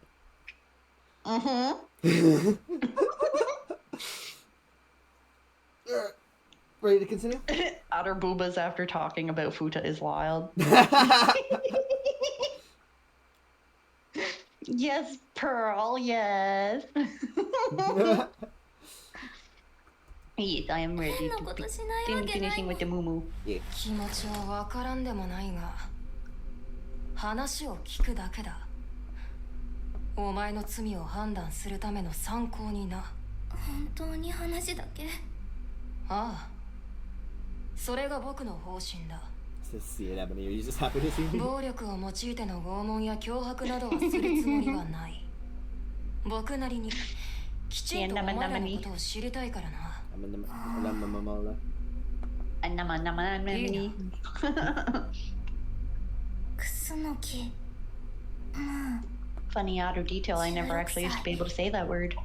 Yeah. あ、あと何を言えばいいの？ It took me 3 years to learn. We can say it now, at least.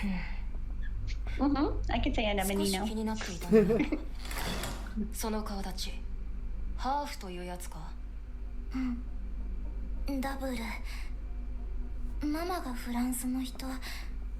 Of 日本 course, 生まれ French. 日本育ちだけどね。 Got French. その容姿だ That's the と Canadian, also, I'm さぞ realizing. 目立ったことだろうな。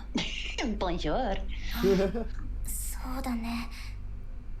お家もお金持ちだからやっかみとかたくさん。 Mind you, I speak more Gaelic than I do French. そういうものか。ミルグラムの生 So 活 then は I どう can だ？ properly pronounce R's in high school, so I say Bowido instead of burrito. 早く帰りたい。 I mean, yeah, speech like that is like that's something like I would work on. Right? Sounds like you already お have 前たちには That's actually kind of cute though to say burrito. Bowido. Burrito. But yeah, nah, like like you said in like high school specifically, so I imagine like you were able to work past it. 伝えている。嗜好品の類も最低限支給している。事実、お前からもミルクレープの申請があった。それはそうなんだけど、ミルクレープは食べたけど、お家帰りたいよ。絶対にパパとママが心配してるもん。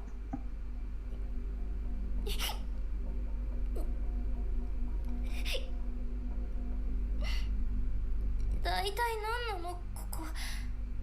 なんでムーがこんなとこに連れてこられなきゃいけないの？簡単な話だ。人殺しだからだろう。ミルグラムは人殺しを集めてくる。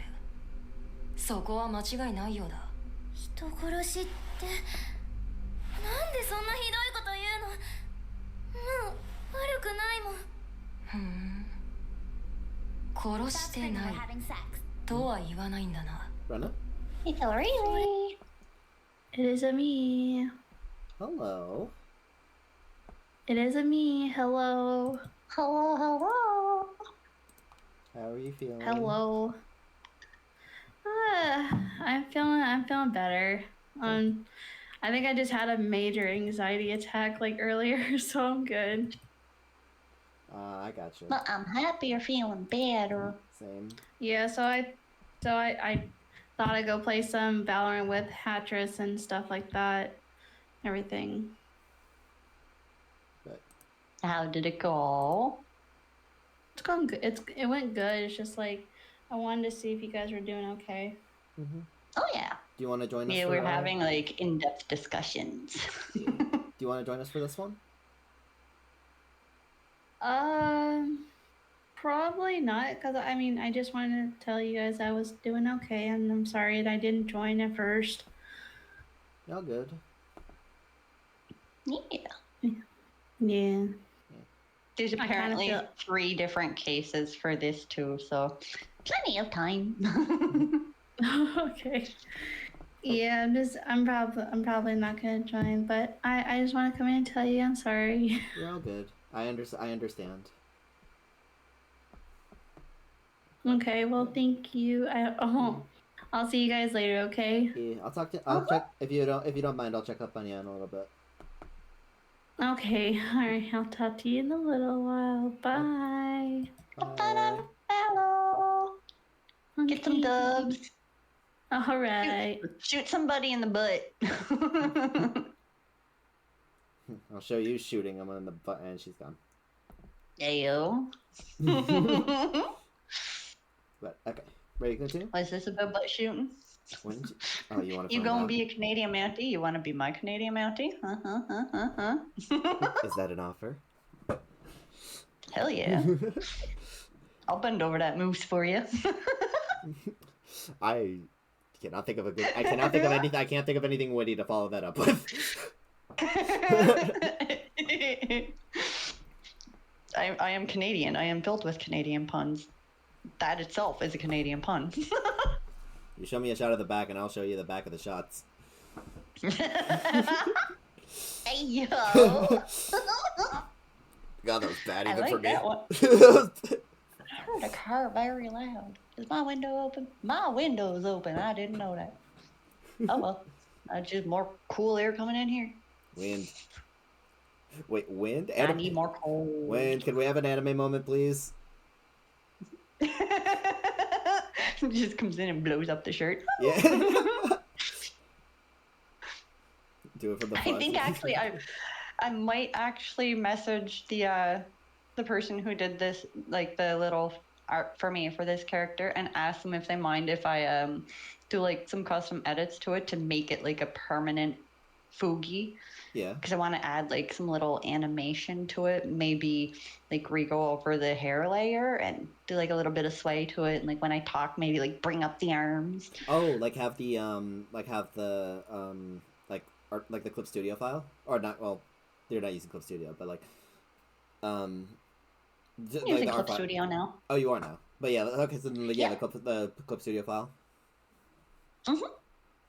I gotcha. You should totally do that though if you have the opportunity to. Oh yeah.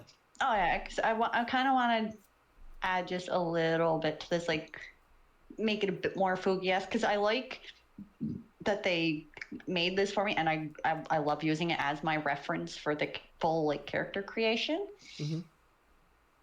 And I love how obviously this looks. This is freaking adorable as hell.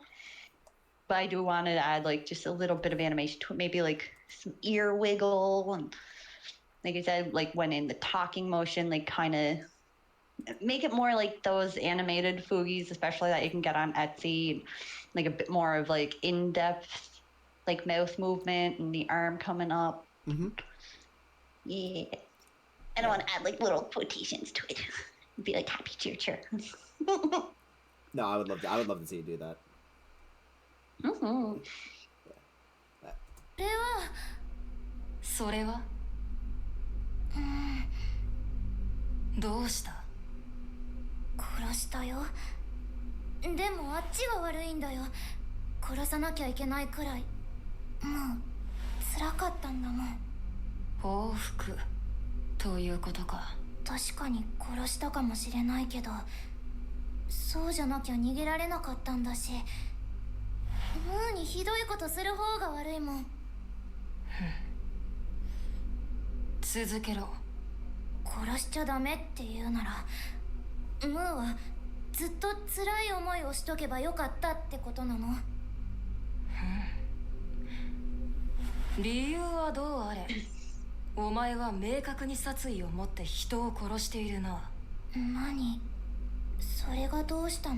家へ返してと言っていたな。仮にだが、ここを出られても警察の世話になるだろうな。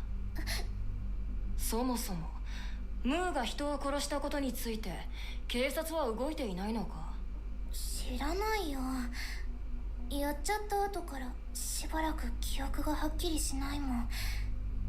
気づいたらここにいたし。そうなのか。自分たちが連れてきたくせに。ミルグラムには10人の人殺しが収監されている。どうもこれは日本の法律に照らした殺人犯や犯罪者に限った話ではないようだ。ミルグラム独自の抗議の人殺しのようだ。それは何人かに話を聞き分かってきた。そうなの？ただムー、お前は殺意も明確、シンプルだ。お前たちが言うところの刑法199条殺人罪というものに当てはまるだろう。知らない。もうそんなの詳しくない。言っとくが、僕も別に詳しくない。参考までに書庫にある資料で調べただけだ。ここで重要なのは、お前たちの法律に照らせばアウトだという事実だ。少年法っていうのがあるんじゃないの？ある。だが16歳以上であれば刑事裁判を受け懲役だ。死刑こそ免れるようだがな。ムーが望むようなまともな生活は送れないだろう。懲役？やだ、そんなの。嫌だと言って聞いてくれるものか。やだだミルグラムは僕の方針で囚人たちに相当な自由を与えているが、実際の刑務所はそうはいかないだろうな。もちろんミルクレープもなしだ。やだ、やだよ。おかしいよ。もう悪くないのに懲役なんて、そんなのおかしい。そうだな。じゃあこう考えてみろ。ミルグラムは法律からお前を守っていると。守ってる？ムーを？そうだ。ミルグラムは現状、あくまで現状だが、法律を善悪の基準としていない。最終的に僕がどう思うかでしかない。看守さんの言ってること難しくてわからない。もっとわかりやすく言ってほしいよ。私は悪くない。ずっとお前はそう言っているだろう。その通りだ。殺人それ自体はミルグラムでは罪ではない。そうだよね。悪くないよね。そうだ。最終的に僕もお前は悪くないと思うかもしれない。僕がムーのことを知り、ムーと同じ感覚であればお前は許されるだろう。看守さん。許されたければそこにかけるしかないんだよ、お前は。 The Uber Eats driver stole your drink? どうすればいいの？どうすれば看守さんは許してくれる？ His Uber Eats driver stole his drink? Can't they get reported for that? Yeah, you should be able to report him for that and at least get a refund on it. Yeah. 何でもするよ。痛いこととか恥ずかしいことは嫌だけど、あと怖いのも嫌だ。お前な。だってそうでしょ。つまり看守さんに気に入られればいいんでしょ。言うこと聞く。何すればいいの？さあな。殊勝な態度だが、僕がどう考えるかは僕もわからない。え？それこそお前が美人だから許す、美人だから許さないもあり得るという話だ。それを決めるのがミルグラムだからな。ちょっと待って、看守さん。何？ちょっとしたジョークだ。僕次第ではそうなる可能性もある。いや、そうじゃなくて気になるんだけど。どうした？言ってみろ。看守さん、なんで全部他人事みたいなの？どうなるかわからないって自分の話なのに、なんでそんな他人事みたいなの？何を言っている？だっておかしいよ。看守さんの意思で決めるんでしょ。看守さんが今どう思ってるのか聞いてるのに。ねえ、看守さんの言う僕って誰？あ感謝さん感謝さん、どうしたの感謝さん。ねえ感謝さん。うるさい、触るな。ひ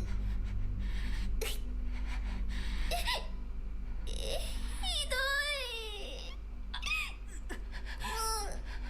心配しただけなのに。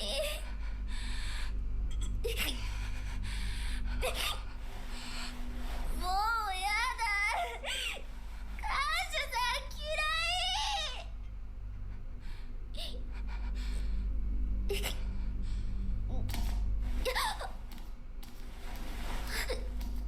うさ、ジャッカロープ、どこから？ジャックロープ。はあ、分かってる。分かってるよ。うさぎと喋ってる。言われるまでもない。僕にもわからないが、もう大丈夫だ。言ってくれ。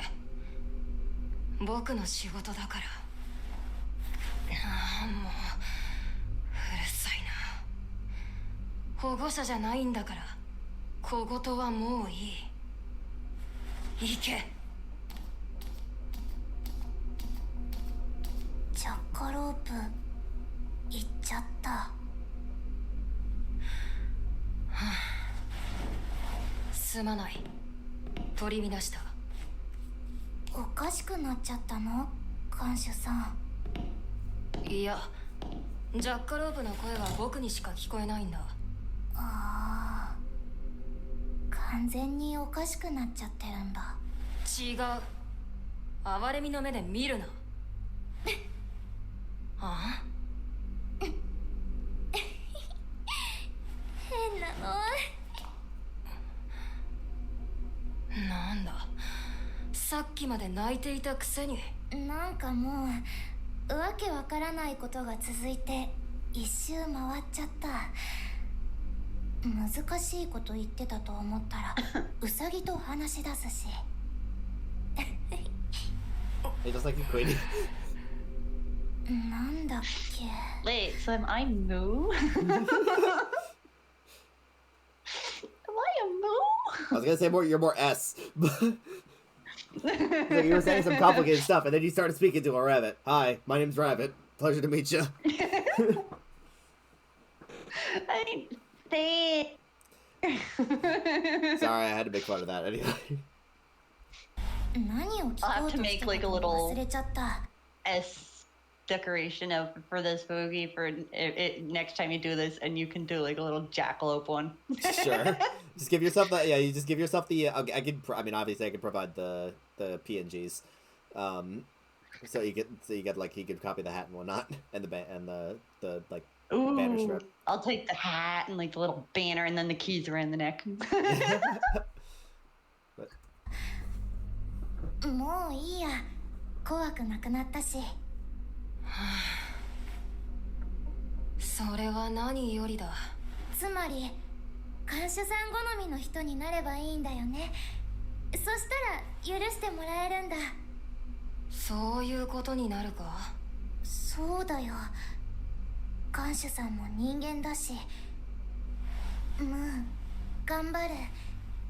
看守さんの好みを知るよ。ウサギと話すかわいそうな人だけど。もうそれでいい。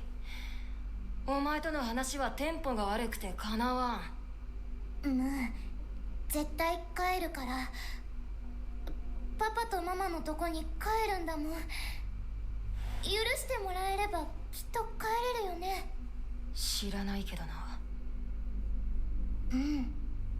やっぱり考えてみれば全然悪くないムーを捕まえようとするダメな警察よりもミルグラムの方がいいかも。まあそれはそれでいいか。おとなしく尋問を受けてくれるなら。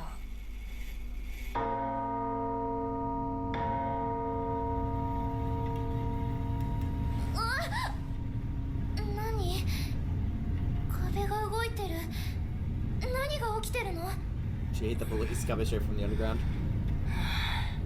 もう時間かあまり話せた気がしないがまあいいお前の心の中覗かせてもらう歌にするってやつ痛くない？多分な痛いならやだやらない。ダメに決まっているだろう痛くないから安心しろじゃあやってもいいよそもそも選べるものじゃないガンシュさんせっかくやるんだったらちゃんと見ててねもう絶対悪くないから仕方ないって思うはずだからああ見せてもらうとするよ変な判断したら許さないからね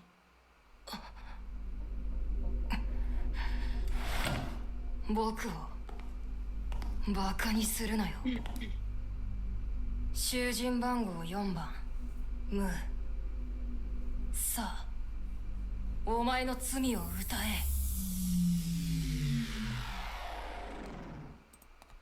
Any thoughts before we move on to the music video? Kind of giving me schizophrenic vibes. Interesting you bring that up. Because that actually comes in a Very different... interesting, That comes in a different case. Really? Yes. I'm saying she gives me the vibes because I am also schizophrenic. Oh my god.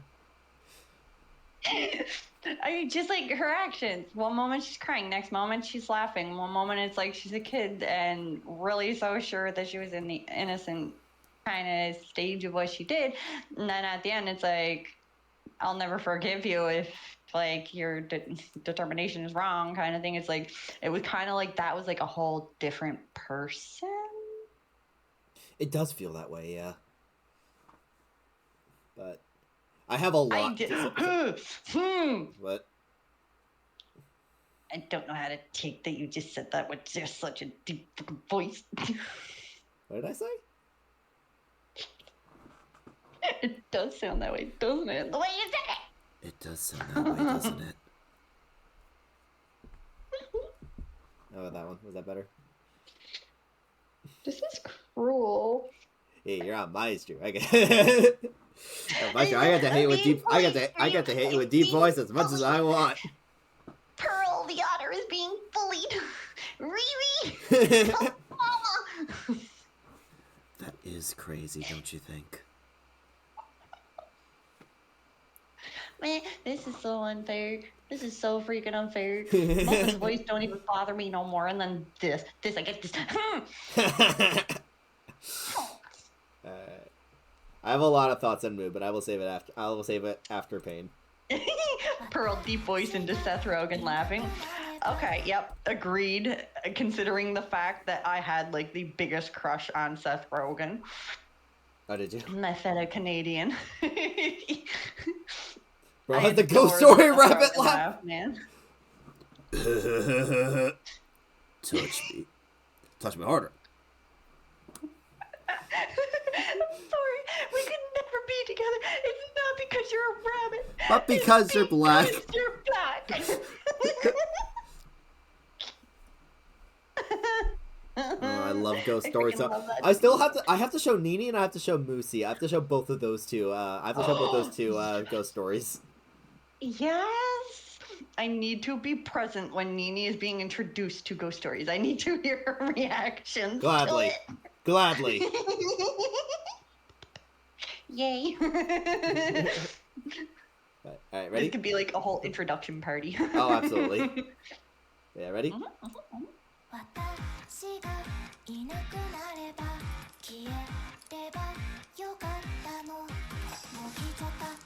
Okay, I'm liking this beat.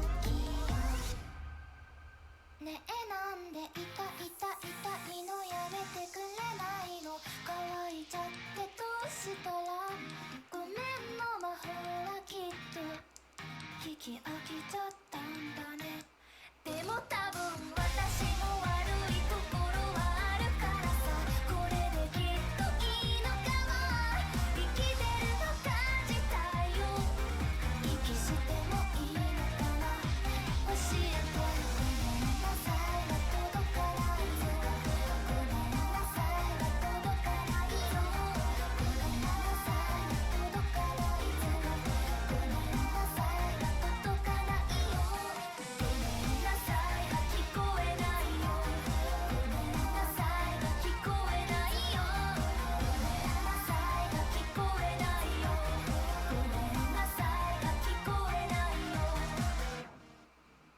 私がいなくなれば消えればよかったの乃木坂しちゃったこんなにも私はいらない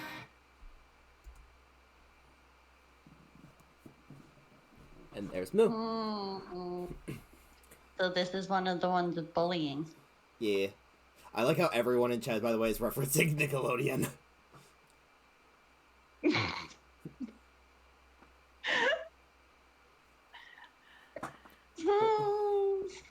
Yeah. I'm very curious what your thoughts on Moo are. Actually, for everyone here, so chat too.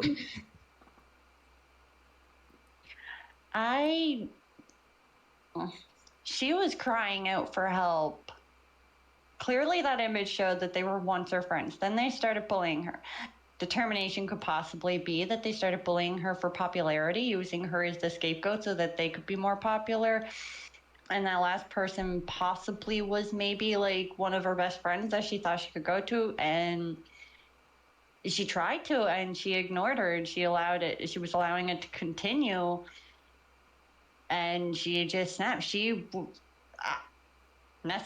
Possibly she was a good person, and they pushed her into being this bad character, this villain who had to take things into her own hands because no one was listening to her outcries, no one was helping her when she wanted it, and she took an action. Wrong action, but she still took an action. There's also verses of like not wanting to wake up and shit.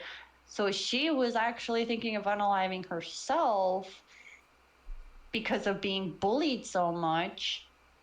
Really, they pushed her to this. So she didn't seem to go into that. Just based on the music video alone, she didn't seem to go into this with the intent at first of killing them. Yes, in the end, the intent was there. She chased for like one last cry of help. Well, and then that cry went ignored, so she took the only action to protect herself. I have one counter argument to what you just brought up. If she approached the girl without the intention of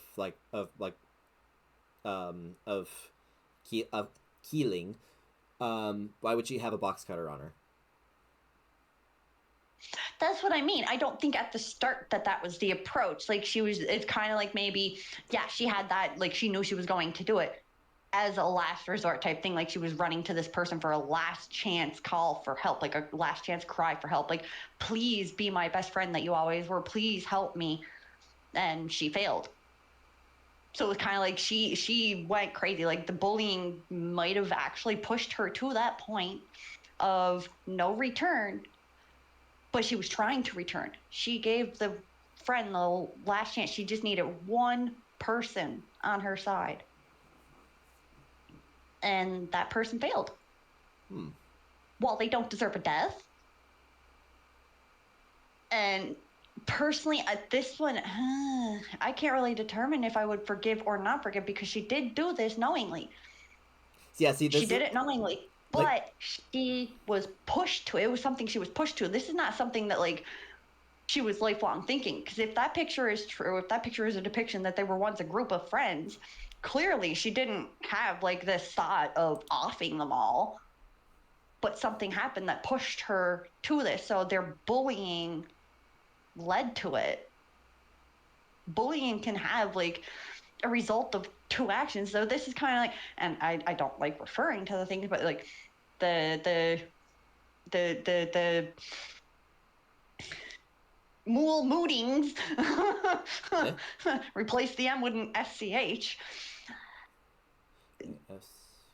Those situations are always done by children who have been bullied, not listened to, ignored, pushed off as nothing serious, like their pain doesn't mean nothing, and then it's happened. I see it This as is that same kind of situation. I see it as like she tried to reach out and she was ignored, and so she lashed out. This is my take on it too, actually. Okay, so from the sounds of it, you guys like. I mean, I'm going off of like what you guys were describing, but you guys seem like you consider Moo innocent, or not innocent, but like forgivable. Is her action that she took something that you can forgive or not forgive? Yeah. So, here's the thing. On paper, the idea that like you're bullied to a breaking point, and you eventually snap, and you kill someone in that snapping period. On default, I could probably like forgive something like that, even if it's wrong. But I think for me, there's two things that make me not tip that direction. The first was during the interrogation. As you kind of like progress, like as you meet like a lot of people, you'll sometimes pick up on manipulation tactics, and whether she's doing it intentionally or not, I notice a lot of it with her. She was playing the cards. She was playing a full house. But the other reason is also... She had the deception. She had the pity. She had the, I'm so innocent. And then she had the, it was self-defense. Then she had the, I'm a cry to get pity. Then she had the, I'm a laugh to be connectable. Yeah. That's why I said, like, she kind of gives me, like, schizophrenic vibes, because it was so, I'm not specifically saying she has schizophrenia. I'm just saying, like, the vibe she was giving was just so, like, different. Everything was different. She cried, started off with crying, then scared, then curious, then kind of timid, then worried after being inquisitive, then crying again, then understanding, then laughing. Yeah. Mood swings, which technically can also be brought on by mental snaps due to bullying. It can cause someone really literally to fall. I think in this one, I don't think she should be forgiven. She took an action against someone.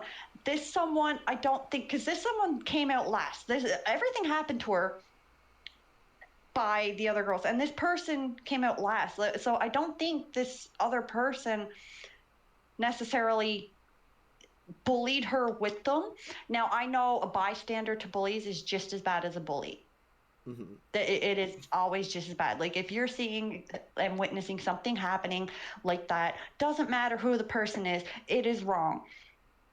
You should always, like, not be a bystander. If you're going to be the type of person who's not going to do anything to help, at least walk away from it.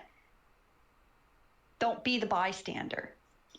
Right. So I think the person she ran crying to, obviously, she knows, like, she can't trust the other girls. They're the ones who bullied her. But she still ran to this one girl crying, as if, like, she's crying out for help from her. Which kind of gives the indication maybe this last girl was not really included in it. She was not included in all of the bullying. She didn't necessarily bully her, but she also didn't intercept it. She didn't stop it or do anything for her, like be a supportive friend or a comforting friend after the fact. Mm-hmm. So, really, I don't think she deserved to be offset. I don't think she deserved, as Pearl said, Nickelodeon slimed. I don't think she deserved that. Because I don't think she was maybe one of like the ones that did do the bullying. She was just a bystander. She didn't do anything to take action for it, but she did not deserve that outcome. Yeah. I mean, I didn't. Maybe one of the other girls did, but it's the fact she went about chasing down, crying for help from one person, and because that one person wouldn't help her, she slimed her, and that she did it knowingly. Yeah, the way what she did, she might think it had justification. She was bullied, yes. If you're taking that action against that bully, in a sense, yeah, that could technically be a self-defense because you are defending yourself in a situation that no one else is defending you from. Yeah. I mean, not after the fact you're chasing down someone who just wasn't paying attention to, wasn't doing anything, and then doing that to them. So I don't think I can forgive her for that reasoning, that the person she slimed was one of the ones who did not deserve the sliming. Yeah. If it was one of the other girls, perhaps it was a situation it could have been forgivable. Like I said, it could have been a whole self-defense type situation, something that she can be forgiven for because she took action to protect herself. She did not need to protect herself against the one that she did it to. Yeah, no, like one of the other like the big I like you brought up the picture too, and like that was actually going to be my second reason, because why is she in the photo? Now, granted, I thought, like, when I initially thought, like, I had like two possibilities, like I had two theories in mind. Either like these friends, like she could have been like with these friends and then they turned on her, or she could be a bully herself and maybe she's faking her own bullying, or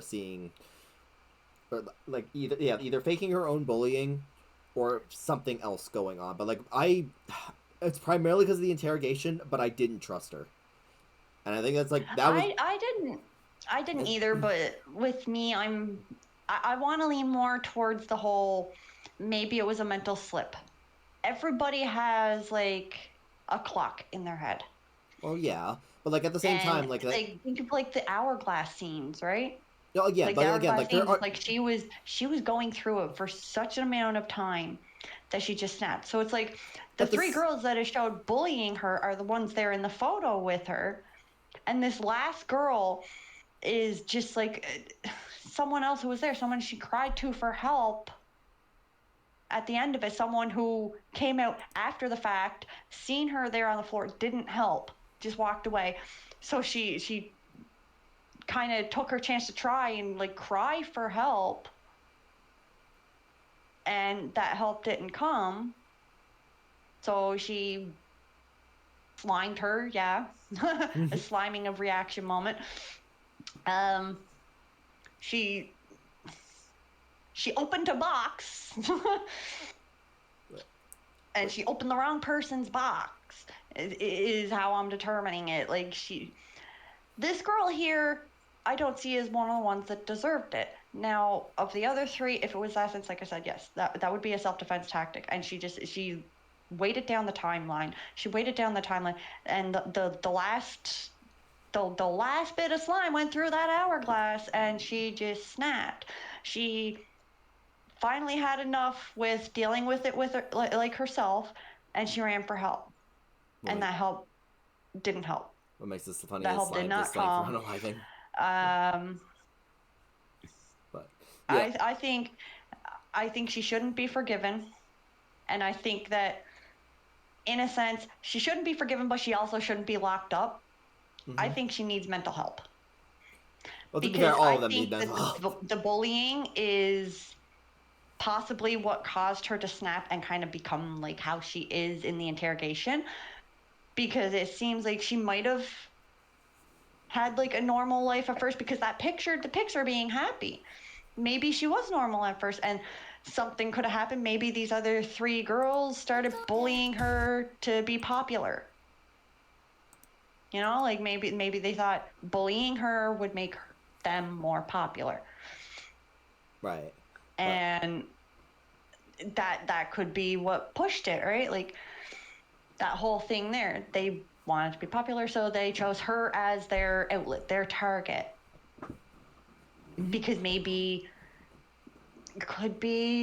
she's like the least popular one out of them. Maybe they're like high class girls, like with rich families, and she could be someone who's like family's not so rich, so they kind of picked her out of the group to be the one to bully. And so she just snapped. And so I think, yeah, she shouldn't be forgiven. She did it knowingly. She did it against the wrong person, someone who was innocent. So she needs mental help. She should be locked up for life in a freaking facility with keeping a cute little white straitjacket on her. And constantly questioned every day. Why, who, what, blah, blah, blah. How does that make you feel? To get down to the nitty gritty about it all. Yeah, I mean, yeah, no, like again, like I do, I do agree. Like I did also like vote guilty, or like not forgiven for this one, for all the reasons. I didn't necessarily go the yeah, never mind. But like, yeah, no, I think. Here's the other thing too is even if you do like even if you do have like a mental snap, you are still responsible for the actions that you commit while you're in that mental snap. So like, yep, that's why I think she shouldn't be forgiven. She should get mental help. Obviously, she kind of maybe wanted that. She was trying to make her cries out for help. Maybe she knows she needs it, or at least knew.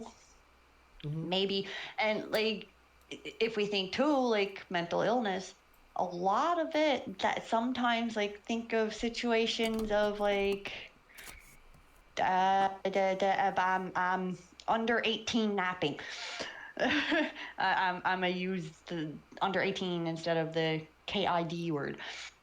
Under 18 napping, you get situations where it can impose like a kind of like a schizophrenic snap. well, yeah, your mind is literally going to create a version so that your innocence can stay hidden. Your innocence can kind of sleep. It's going to make like this whole alternate version inside your mind that's going to protect you. And maybe that is the version of her that is in this area right now that's talking to us. Maybe that's the version trying to keep her safe. She did quote that between the situation and between Milgram taking her, she doesn't have much memory of what happened in that time frame. That could also depict the situation of where literally her self mind was regressed while the shielded, like the shield mind was out to keep her protected. So maybe that shield mind is what is like, maybe her crying is the real her, and those switches in between of laughing and whatever is her defensive mind coming to play. Because when she was crying and she was kind of like inquisitive about it, it seemed like when she was being inquisitive, like the tone that she was using was still like kind of guarded. So it's kind of like, yeah, she was still in her birth mind, like her actual self. And she was terrified, obviously terrified of being bullied again, terrified of being hurt again, terrified that like S was going to do something to her. And then she gets worried because obviously S starts taking a panic attack, starts hyperventilating stuff.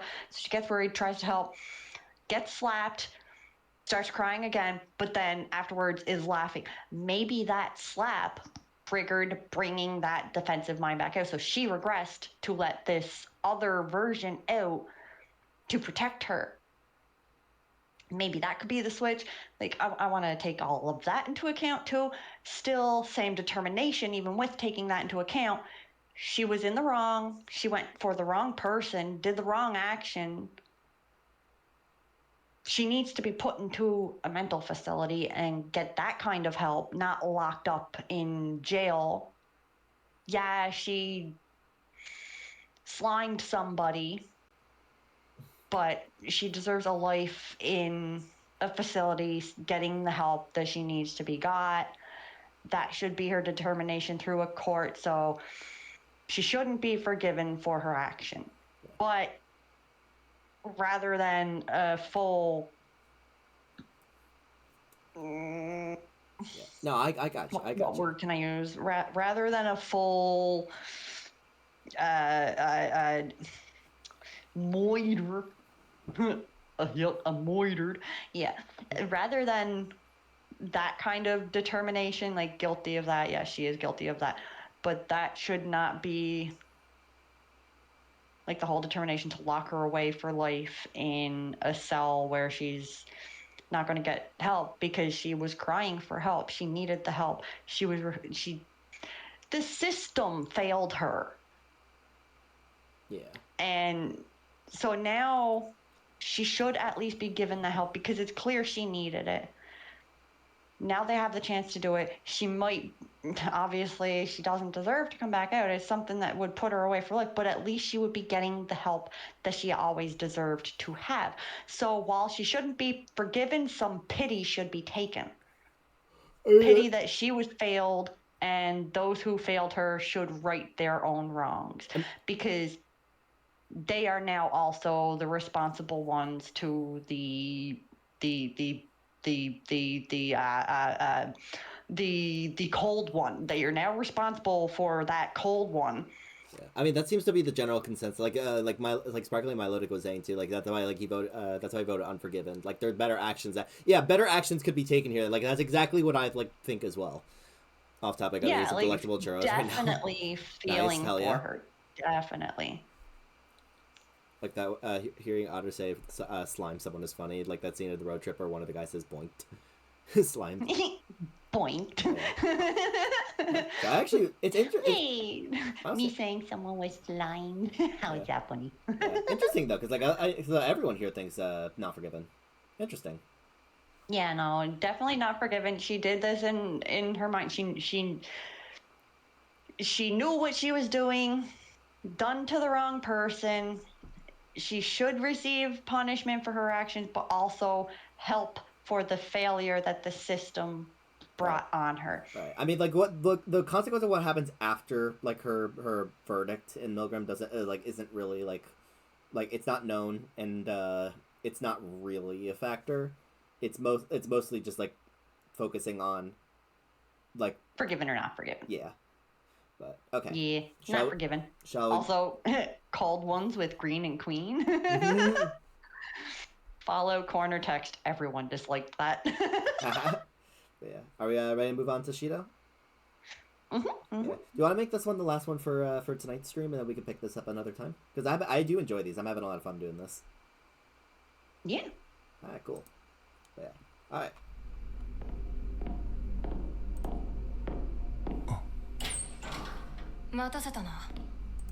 Keep in mind. Oh, right. One other note. Real quick. Sorry. Before we move on to Shido, there's one other note I had.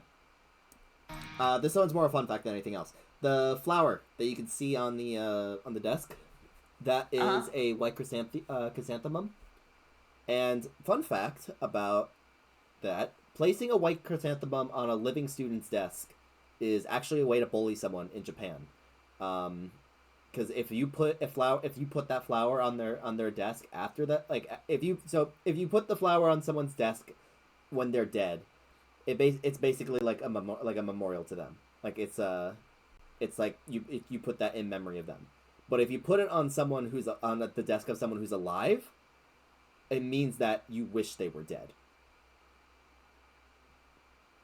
So what I'm kind of getting here is it was showing scenes of her at desks. Are we sure that's her desk, or could that be the desk of the one that she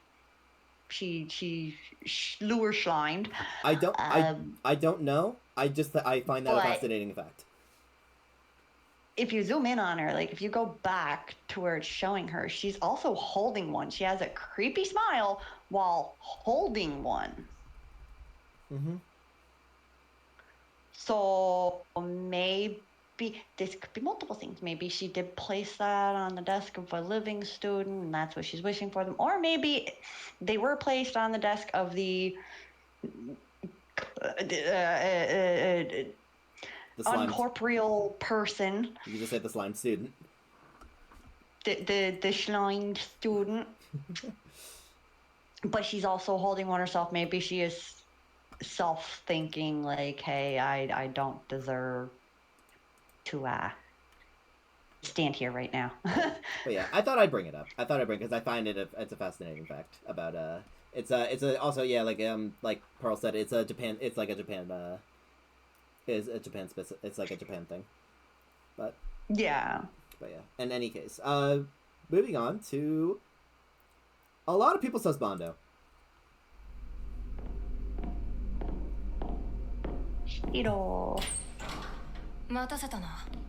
囚人番号5番シド。いいえ、ご苦労様です、S 君。さてシド、尋問を始めよう。はい、どうぞ。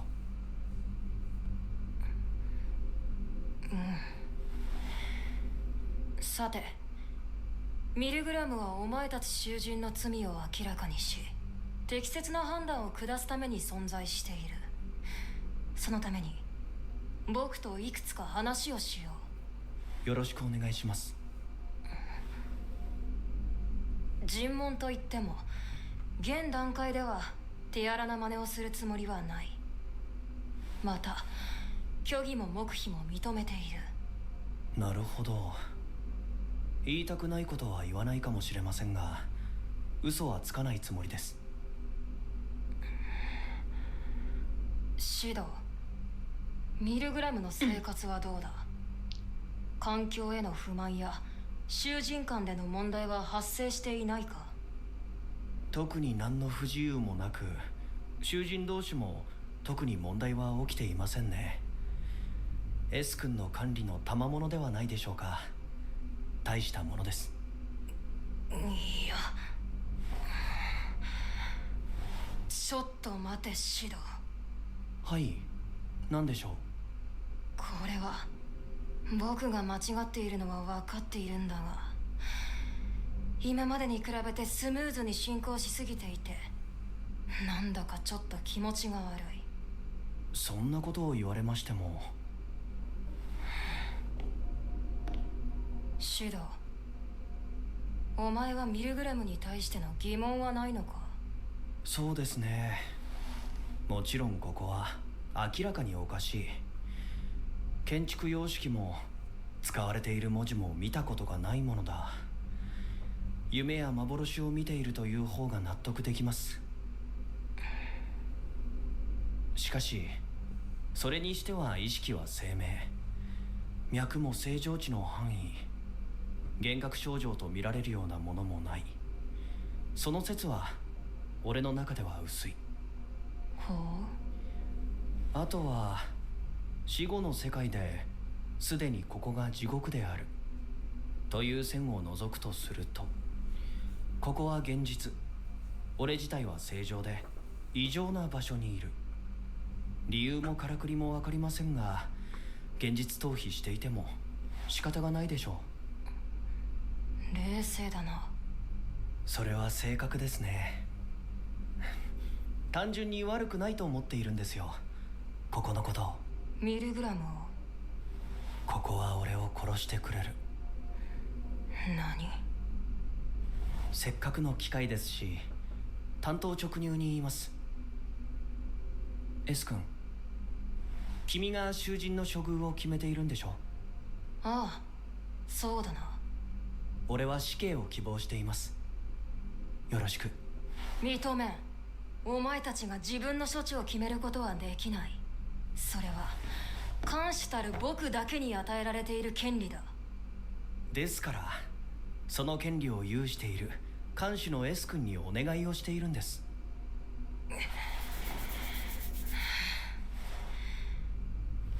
お前が自分の罪に対して反省と後悔をし、極刑を望んでいるというのは受け取った。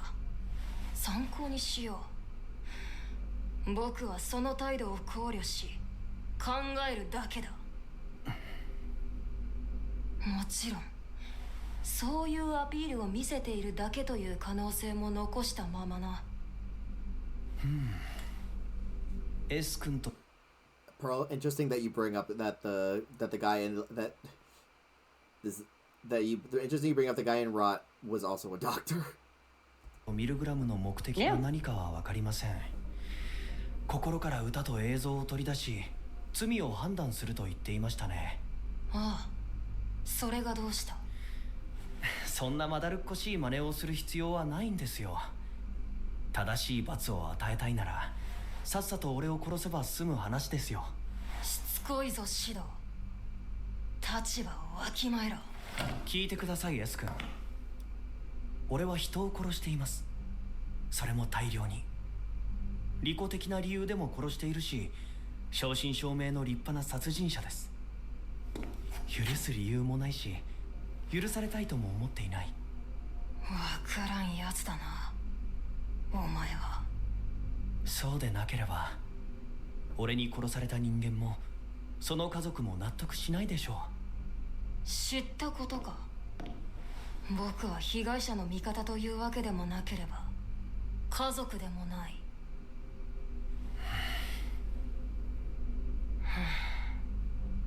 そもそも僕が決めるのは許すか許さないかだけだ。その後の刑の内容までは知らん。そうなんですか。 S 君も知らないことが多いんですね。お前らのその後のことを知ることで許すかどうかをフラットに判断できなくなるのを避けるためのものだと理解しているがな。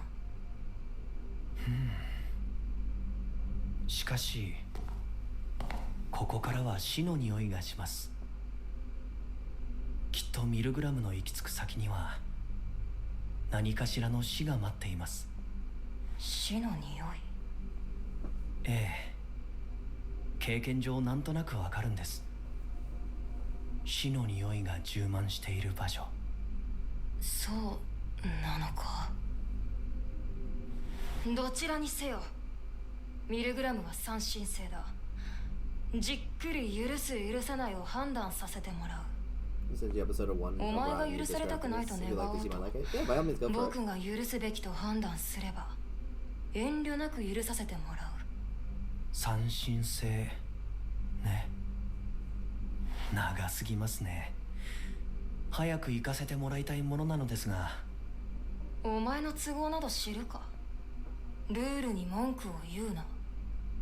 三神性ということは、例えば俺が一審で許されず控訴をしなければその場で処遇が決まるのでは。それは日本法の三神性だ。ミルグラムのものとは違う。一旦そこら辺の常識を捨てろ。そもそも日本で言えば監獄法の廃止に伴い監獄自体存在していないはずだ。どうした？目を丸くして。あ、いや、子供なのにたくさん勉強したのだなと思って。おい、バカにしてるのかお前。え？ああ、いえ、そんなことは。ある。さっきから気になっていた。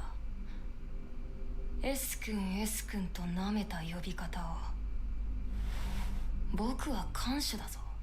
ああ、それは理解しています。しかし君は実際に子供です。倍近く生きているであろう俺からすると。なんだ？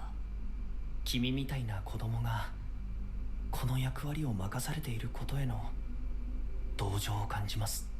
はあ？君が看守をやっている事情も理由も知りませんが、きっと苦悩もあることでしょう。頑張ってくださいね。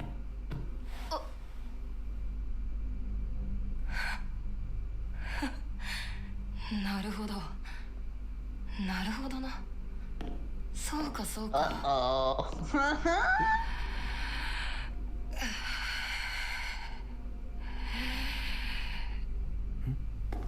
S 君？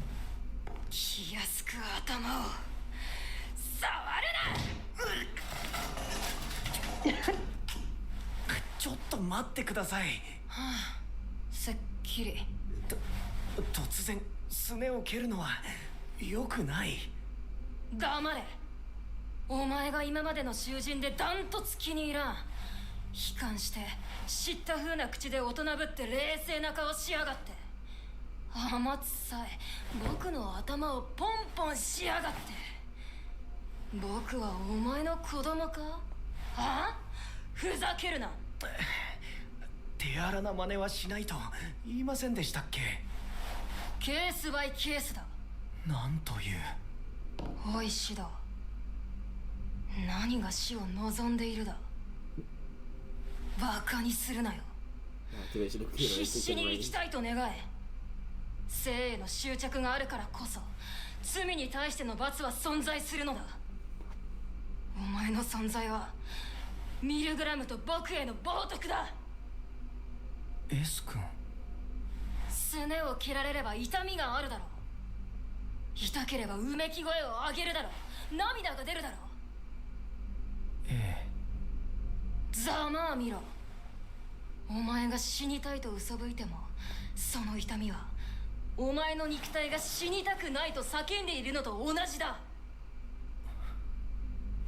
生きているうちはきちんと生きろ。死んだような顔をするな。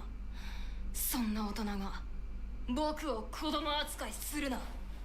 不愉快だ。以上。なるほど。痛みがあるのは生きたい証拠だと。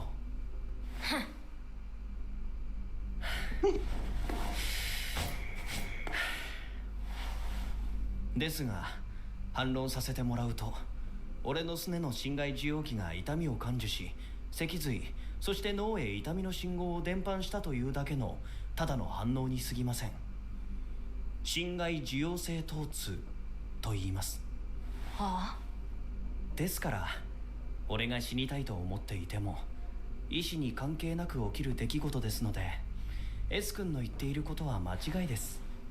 大人げない。すねを蹴られた仕返しですよ。でもね、素敵な間違いだと思います。眩しくて目を背けたくなるほど。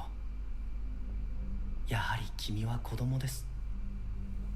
でもそれが俺はとても嬉しい。シド。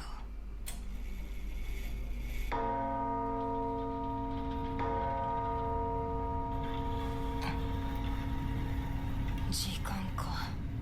歌を抽出するというやつですか。興味深いですね。俺からどのようなものが出てくるのか。どこまでも冷静だな。言い残したことはあるか？ああ、そうだ。他の囚人がどう思っているかは分かりませんが、俺はミルグラム自体には賛成なんです。そうらしいな。俺は正真正銘の殺人者です。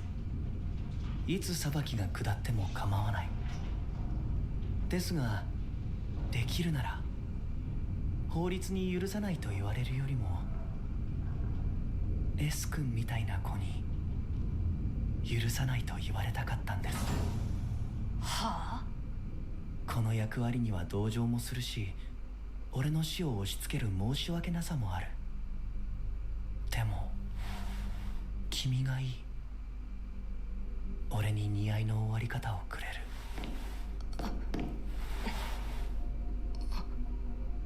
お前何を言っているんだ。そういう特殊な。さてどうでしょうね。とにかく俺の今の目標は君に罰されることです。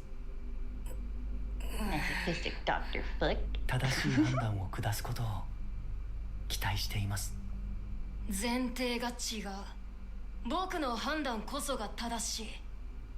それがミルグラムだ。じゃあ君が正しいことを期待します。言ってろ。俺をちゃんと許さないでくださいね、S 君。何度も言わせるな。お前の希望など知るか。囚人番号5番シド。さあ、お前の罪を歌え。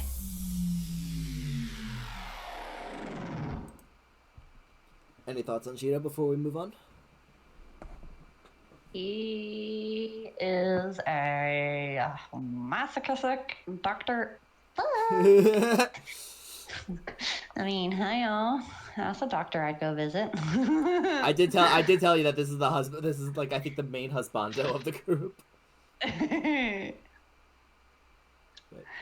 okay. Shido's case is another one that's like a very interesting discussion. I actually kind of look forward to what you have to say about like a topic like this.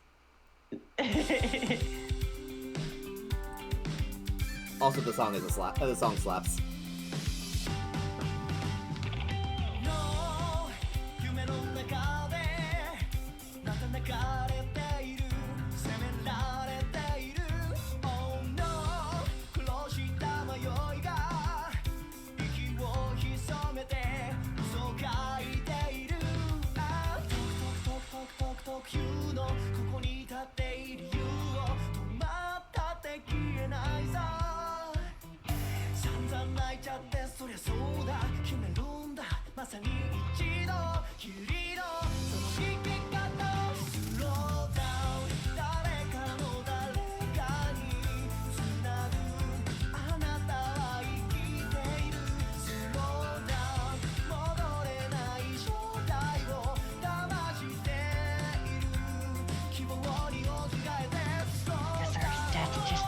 This, you cut a road wrong.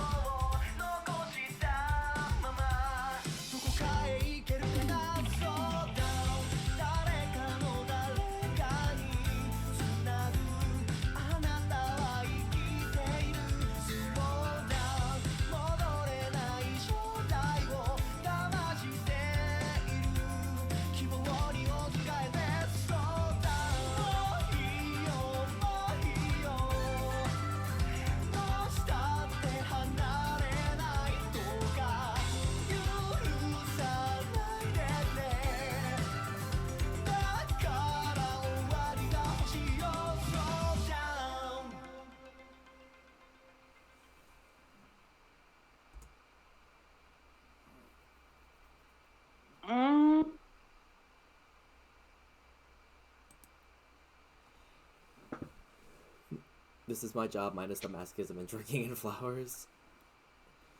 I'm assuming he had a failed case and is blaming himself and is having self-doubt. He quoted on multiple deaths, multiple families not having closure. And those little takes could definitely be reminiscent of the takes that they use for dead bodies in the morgue. I have to go like same as Pearl's determination on this. Maybe he too many cases like where he was placed as the doctor of someone who he was supposed to help, but they were beyond help. They couldn't be helped, and things just happened, and so many people died under his care, which technically, I guess, if a case went wrong, he might have did something wrong. They might have died on the table of an operation. They might have had an illness that might have been misdiagnosed, and he gave treatment for something wrong that led to wilted flowers. I think he's blaming himself for something that was out of his control. And I think it was more so like kind of like the situation where it's not something he himself physically did, but as a result of something tied to him. I don't think he's guilty. I think he's forgivable, but he definitely needs help because he is blaming himself for it. He is definitely blaming himself for the losses. Maybe it's harder on him because obviously the scene with the family kind of like shouting at him. Maybe obviously hurt families don't forgive him. Hurt people are going to hurt people. Right. So obviously if their families are distraught and they need an outlet, they need someone to take their pain out on, they're instantly going to jump to take it out on the one person that they were trusting to save their family, whatever, blah, blah, blah, even if that person couldn't. That's how other people are going to make themselves feel better, but it doesn't mean it's right. I don't think he is a murderer.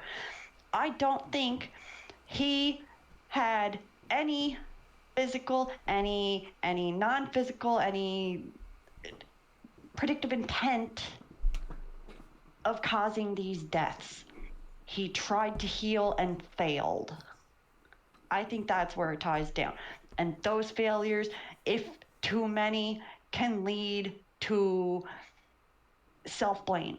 I mean, and I think that's where his issue is him self-blaming, families blaming him. He's thinking like, oh, if he's gone, then those families who blame him will at least have some peace of mind about the people that they lost. I think he's going about it wrong mentally. He's not at fault.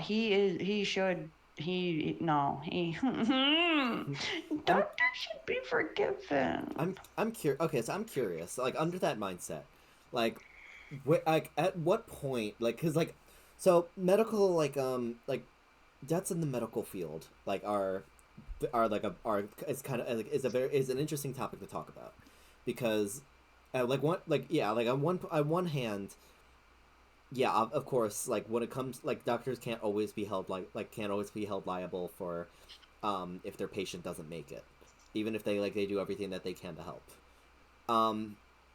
At what point does that tilt the other way? I'm curious.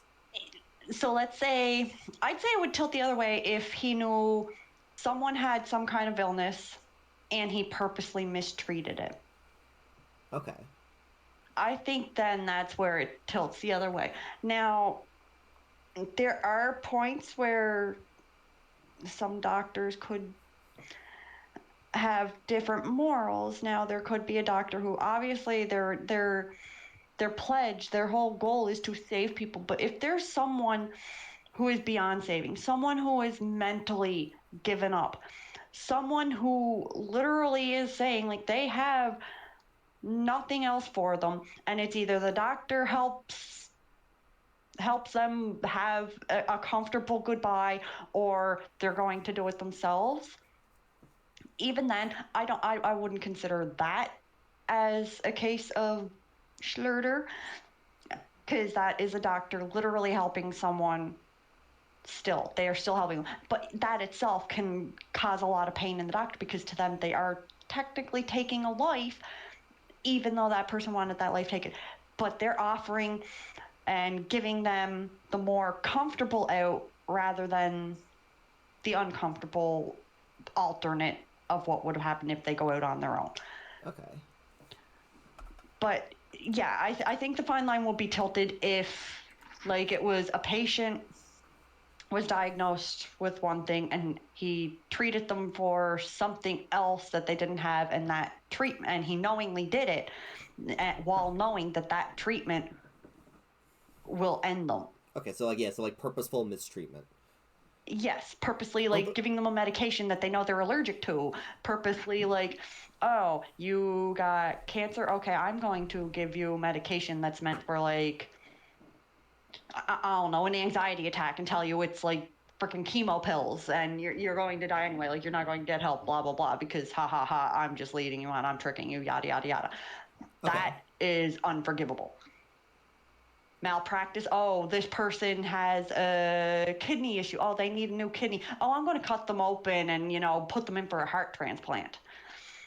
Things like that, where they are completely not treating the issue that they know is there, but treating other things that, say, like, in a medical profession, because I know some places around the world, each doctor, like, their pays are based on the amount of patients that they treat, the treatments that they prescribe, the, like, dosage of medications. Oh, there's a lot of factors to some areas doctors' pays. Mm-hmm. Especially if you're a commission-based doctor, a family doctor where you're literally getting paid only if your patients visit you, you're going to want to have them visit as much as often. So you're going to low treat illnesses, that way they continue coming, because you don't want them to completely clear of everything and never come to see you again, really, because then that's less of the money you get. Right. That one, it would be strictly a greed thing. Mm-hmm. But... And if that was something that resulted or led to a death, that's a line. Where this one, it kind of seems like more so he's a hospital doctor, not a, like, personal physician. So I think his is more, like, I don't think he was in any wrong. I think his was more, same thing with, like, Pearl's determination and my first, like, rant about it. I think he was placed in the position of being the head leading doctor to quite a few cases that were non-successful. And he blames himself. The families blame him because they need someone to blame, because they're hurt. They're venting, they're outing, and he's their out. He's their scapegoat because he's the one that was given the task to keep these people alive, but it was a task that he couldn't do, because it doesn't make it his fault, because if they were referred to any doctor, it still would have been the same outcome. Mm-hmm. But I don't think he's seeing it that way. He might be letting it get to him too much because of the reactions of the families. He's blaming himself, and then he has families blaming him too. I think he might have had, like, a different outlook if it was the fact, like, okay, he was the doctor to someone, they died, he's going to blame himself, like, I failed, like, oh, I could have done this, I could have done more. That's a natural thing to think in those kind of situations. That's something, like, you can expect a lot of doctors think that if any of their patients pass. Mm-hmm. But I think if they had a family that would reassure them it wasn't your fault, it was something, it was going to happen, regardless if it was with you or if it was with another doctor. If they had families that were like that, those doctors would have both, they're blaming themselves, but then they would have the reassurance from the other families that they're not at fault. They would have someone telling them they're not at fault, and that someone would actually have a meaning to their words. because not just anyone can say it. He could feel guilty about anything. A nurse could come along and say, "Oh, it's not your fault." It's not going to hit as strong as if the family of the person who passed away said it, because it's like he feels failed the patient. Some strangers' forgiveness is not going to help him, but he can't get the forgiveness of the patient because the patient's gone. So if he's to get the forgiveness of the patient's family, it's kind of same base. He's getting the forgiveness of the ones that mattered to that person. So then maybe he might not have felt this way. Maybe like Milgram picked him because he's believing himself to be this murderer because he had too many failed cases. Mm-hmm. And there's nothing against him. There's nothing against his ability to be a doctor. It might just be that he was given the bad luck cases. He could be in a situation where other doctors are looking at this and like, oh, this person's like unhelpable, blah, blah, blah. So they're not going to want to take them because a short-lived patient is not going to really give them much. Maybe he's the kind of person who has too big of a heart. And he's like, well, they need a doctor. They need the comfort. So he's going to be the doctor in their final days. But it's taking its toll on him. Okay. So like slowly wearing down his mental state.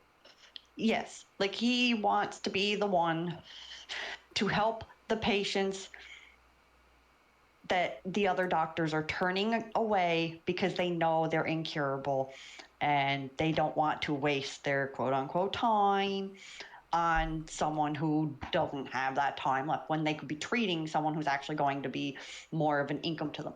He seems like he's the ungreedy doctor who's wanting to help everyone even if they're unhelpable.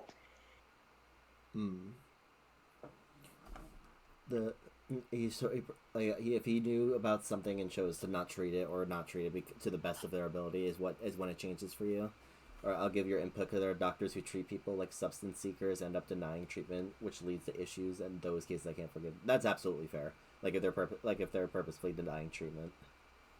But like today we had someone who was 40 minutes in code, and well, after 30 brain damage, risk is high, and we have to take a moment to ask the family what they want to do. Right about that. Because you brought up a point. Also, by the way, I read the rest of like what you said, Pearl. Like, praise to Pearl because like that is. Yes, like, that is. We have actual medical input here. Yeah, like I salute you, man. I salute you. But oh hell yeah, the shit you gotta go through. Boy, I feel for you. I freaking love you, Pearl. Don't ever let it get to you. Yeah. You are a champ. You are a hero. But I also wanted to so you brought up heart transplant earlier, and it reminded me of my interpretation of Shido's case, and I'm curious what the thought process would be on it. Rather than like endless like failed cases, I had the interpretation of organ transplants, and trying to like I like the flowers, for example, being like different organs, and interpretation that maybe he was taking organs from people who were not on a list for the donations. More like organs of like patients that that were guaranteed to not make it. Like there wasn't any way for them to make they're confirmed not going to make it, and using their organs to try to save someone, which I interpreted to be either like I interpreted it to be his wife, and that would be this. No, I mean, if we were to think of it as that being the case, I think that might be a tipping line, because if he is taking organs away from someone, let's say it's a case that either the patient and the patient's family did not approve of them being on like an organ donation list, or he's taking organs from someone who was a donor, but those organs could be helping somebody else and be like for someone who's on a list, and he's sneakily taking them for his own reasons, even though in his heart it's good reason. He's trying to save someone he loves. It's still a selfish reason because he's taking the chance of life from somebody else without permission and doing things properly. I think that would be something that is unforgivable because it is selfish. Yeah. It is very selfish because, again, this is like a whole like the hero situation and the villain situation. I also would want to forgive him because technically he's pulling a villain role. He is taking things for the one person that he loves. Fuck everybody else. I would want a man who's going to keep me alive. Actually, wait, yeah, like it would literally be that. But then there's the case too. Let's say he took an organ from someone who passed on. He harvested an organ for his loved one, and that organ was meant for a child. And that child died because they did not get that organ. Because he thought of the loved one. That is where my line goes. If it's another adult, well, kiss my ass, you had your life. If it's a child, I would never, like, even personally, I would not want to have someone keep me alive if it's at the chance of a child. Because, again, I've lived my life as well. I want that child to have the chance to live their life. So it really does tie down on who he's taking the organs from, what he's doing, the purpose of those organs and whatnot, and like the legality of it. Like, is perhaps like, okay, is it his wife? His wife is sick. She needs like so many organs transplanted, and like, is she on a list, a proper list, where it could be done? Because then there's the case, like, he could be determined, okay, she is on that list, then it could be something that's bypassable, but he still feels guilty about it. But if he's feeling guilty about it, I have the thought that maybe she wouldn't be on a list. She's just sick, or she's very low on a list, and like some second opinion doctor doesn't think like, oh, she's at that much of a risk that she needs it right away. And he's taking from somebody that does because he wants to get her healthy as soon as possible and not have her suffer. Yes, it's selfish. Yes, he's trying to do it for kind of like a good reason. But then there is also the fact, too, that might actually very well be. If he is so set on dying now, maybe he did do that for somebody he loved, but that person he loved didn't make it. So not only did that person not make it, but other people might have not made it. And then there's also the fact that he took organs from somebody in other people's families. So it's not only the families of the people whose organs he stole that he's looking to bring peace to, but the family of his loved one and the family of the others who died as a result of not getting those organs. I mean, it's tough too, because like one of the other big things like is like the reason why, like, because I voted Cheeto forgiven with this interpretation, and one of the big things with me is like, I've like, you know me, I value love over like that is my biggest value, or like my most passionate value. So like doing everything that you physically can to save the person that is like to save the person that is closest to you. It's like, obviously, yeah, there is a line, but like, you're my villain role. yeah, honestly. I did get the idea. Yeah, it's doing everything for that one person. I'm also like with the same. So let's say we're thinking the same determination you did with like taking organs for one specific person. What if it too, like, there could be an alternate thing? Maybe he has a patient that he's trying to save, and it could just be one specific patient. It doesn't even have to be someone that he loves or that whatnot. It's a patient that he knows has a chance at life, and he's trying everything to help them. And so he's actually like maybe he sees these people with these healthy organs and there's a chance that these people can survive, but he's misdiagnosing and letting them pass on, which is going against the family. That way he can get those organs.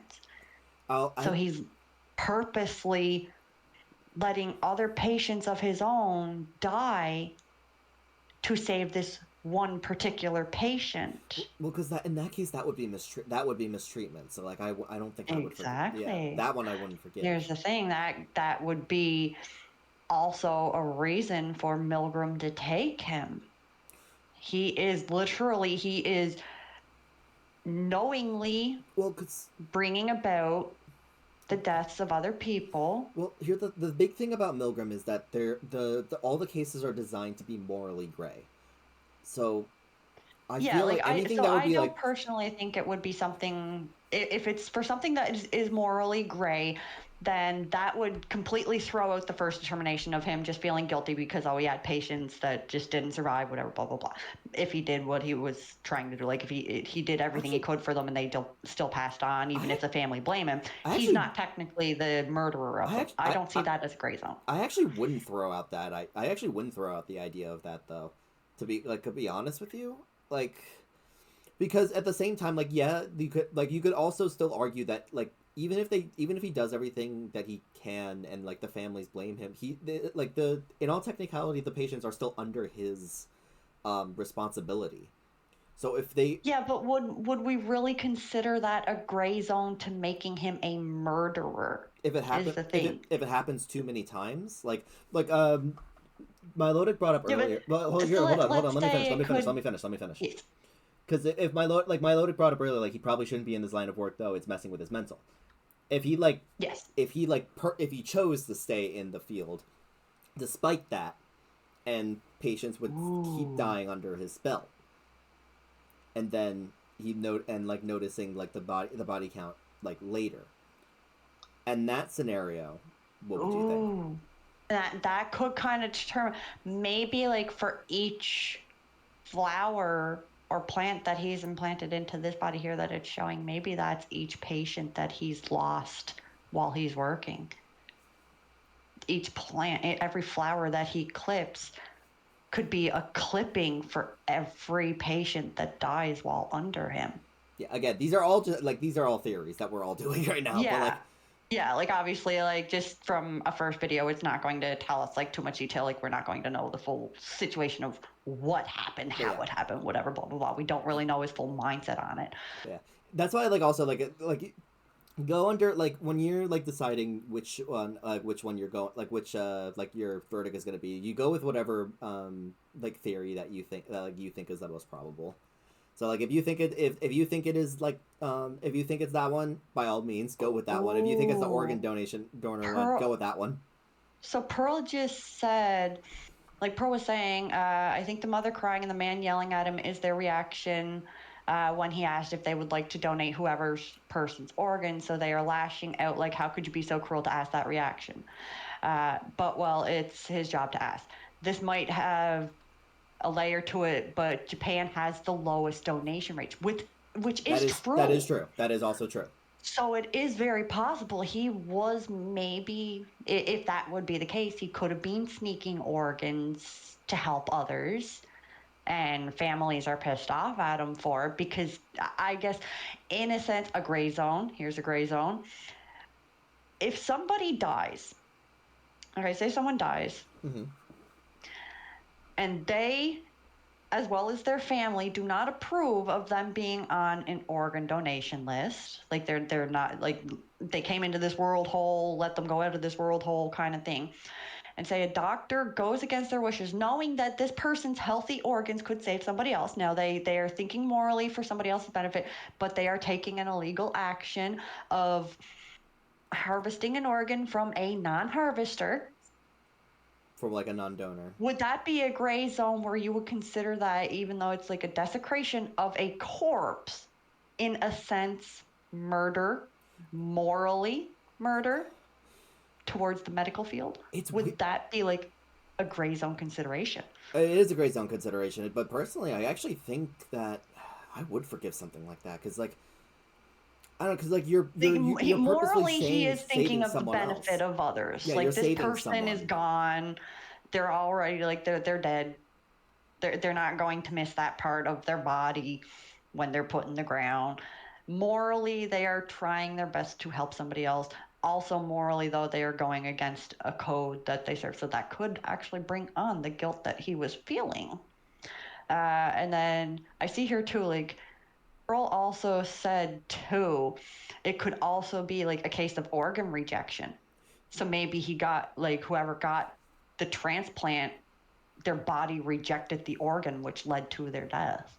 Mm-hmm. So maybe there's the whole, maybe he was like this whole transplant surgeon. Maybe he's a transplant surgeon, which could be basis, like, for the reference of snipping flowers and placing it into this. Welcome back, Rena. It's really. But yeah, so he's placing the flowers into this. Maybe that could be like a depiction that he is like an organ transplant surgeon. Mm-hmm. And what if said organs that he got and transplanted into patients were rejected by their bodies? And so the patients that he was doing the transplants to passed on. Technically, again, gray zone, he would have been the one to murder them because it was his hands who put those organs into their bodies. But at the same time, like, I guess I have a question that, like, I feel like Pearl can answer this one. Is there any way to know? I know blood can be rejected because it needs to be the same. It needs to be the same blood type. But can organs like fall under that same like thing? Like, can doctors know that a heart, like, for example, like, won't make it inside someone else, but like putting it in anyway? Oh, so like if they could predetermine if the heart is compatible or not? Yeah, that's my question. For organ rejection, there's pre-testing, but we can't know the reaction until it's in the body. Oh, so it's always so there's never a guarantee that. Yeah, so even like I guess even like a pre-testing could determine like, okay, this organ will be able to work correctly with like this blood type, whatever, blah blah blah, and with these other organs and like the age range of the body, yada yada yada. They can have that predetermination, but even when the body's like when the organ's in the body can still kind of reject it because it's not originally its organ. I think it all really would depend on the body. Mm-hmm. Like the body itself, like, is it going to want to accept a new organ? Or is maybe like the general area like already too damaged? We try to match genes and the determination talk of one of the characters here, and he is a doctor. So Rena, the sexy man with the doctor. So Rena, very very very like very very surface level like question of like this case. If like a doctor like if someone dies via like medical failure, is the doctor responsible? Mm-hmm. Or like is the doctor yeah, would you consider that doctor to be said murderer of the person? No matter what their reasoning of death, they died while under this doctor's care. Would he? Yes and no, I would say. So say someone died under their care. What we're trying to determine here, like the point of the discussions too, is determining is his case of being deemed a murderer something forgivable or not forgivable? Would the death of like a patient under him, like, so determine it. We were thinking here, like our talk was like a determination. So like say two different categories. You have one category where maybe he malpracticed, right? Like, oh, he did an operation or something that he knew this person shouldn't have had, yada yada, it led to their death. He knowingly did something that would kill them. He's a murderer, something like blah blah blah. That would be something unforgivable. Now then there's also the factor maybe he did an organ transplant on a patient to save their life, but the body rejected that organ, which resulted in their death. he's still technically the murderer. It was his hands who put the organ in, but that's something that even medical fields, like, they can't determine is going to happen. They don't know if they're going to die or not until after the organ's in the body. So it's not something he could prevent. That's something forgivable. Well, yes, in that case, yeah. I mean, but if it's like a yes and a no, because for me, well, I think is more like, okay, well, this patient was put under your care for a certain reason because you know how to treat this so-called patients, whatever they have. So if the, like, say, like, there's a certain type of doctor, I would say, like, a certain type of doctor that has like a specialty in like say A specific cancer, field. right? Yeah, specific field, like cancer, radiology, fucking, you know, stuff like that. Like something that they know how to do, and still the patient does die under that care. I say, well, yeah, you tried your best, but you knew what you could do to prevent that patient from dying. But also, Yeah, it's like, not your fault. Like, that's like what we try to determine. So the point of this, like, you get like a pre-interview with them. So you have I guess we can determine S as like the MC. Yeah. MC of this will have the pre-video is in like an interrogation. So they're actually talking, like, there's whole voice acting and everything in this, like full voice, everything. They're actually doing like an interrogation. So S will talk to the prisoner. There's 10 prisoners. S will talk to them, and kind of like it gives us a chance to see the tone that the prisoner's using, the like words they're using, if they're denying or if they're like accepting that they caused someone's death. Now the murders, like Green pointed out to me earlier, the murders can be arranged from anything, whether you purposely caused it or it was like a result of something you've done. Like indirectly, directly, whether you Directly yourself or just consider yourself indirectly. guilty of it, whether you don't. Yeah. So you get the interrogation period first. So you kind of get a feel for the person, like the prisoner, and then we get their music video. So the music video is kind of like you're looking through the video itself and like the words that are like the lyrics.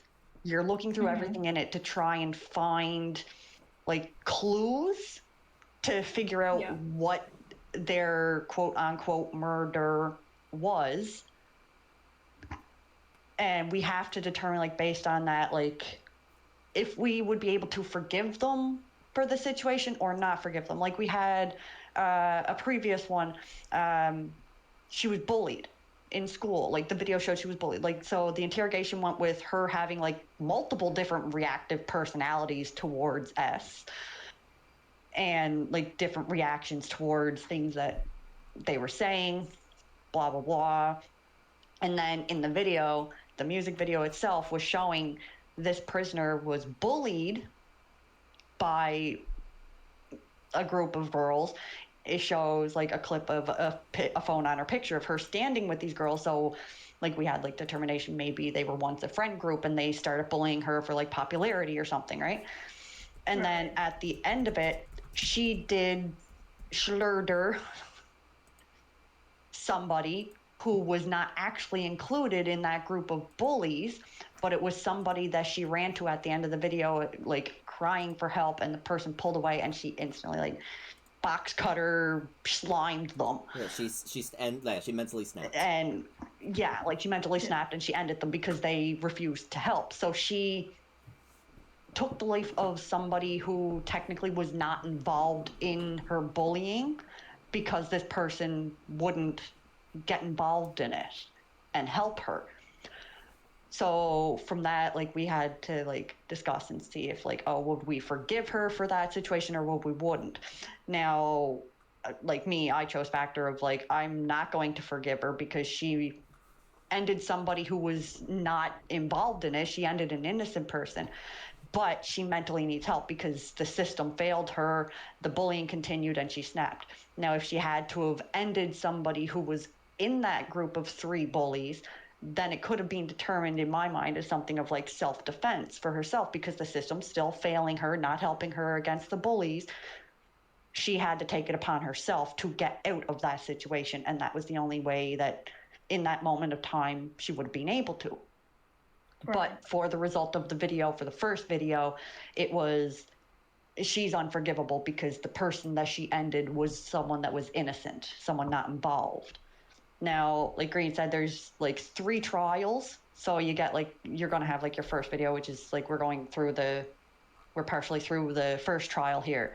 And then in the second trial, it's like, I guess like kind of same thing as a Green. Like you get your interview and then another video. It's the same format, yes. The difference is that the circumstances in the prison are changed now because of whatever the votes are in the previous trial.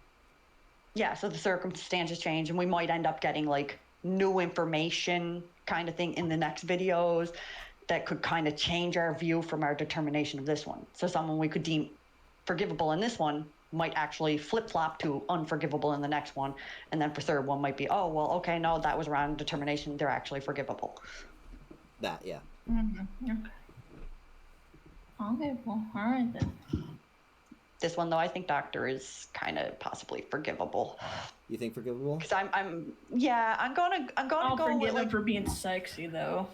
Hell yeah, he's kind of think of Blue Exorcist. Well, I know, that's what I'm saying.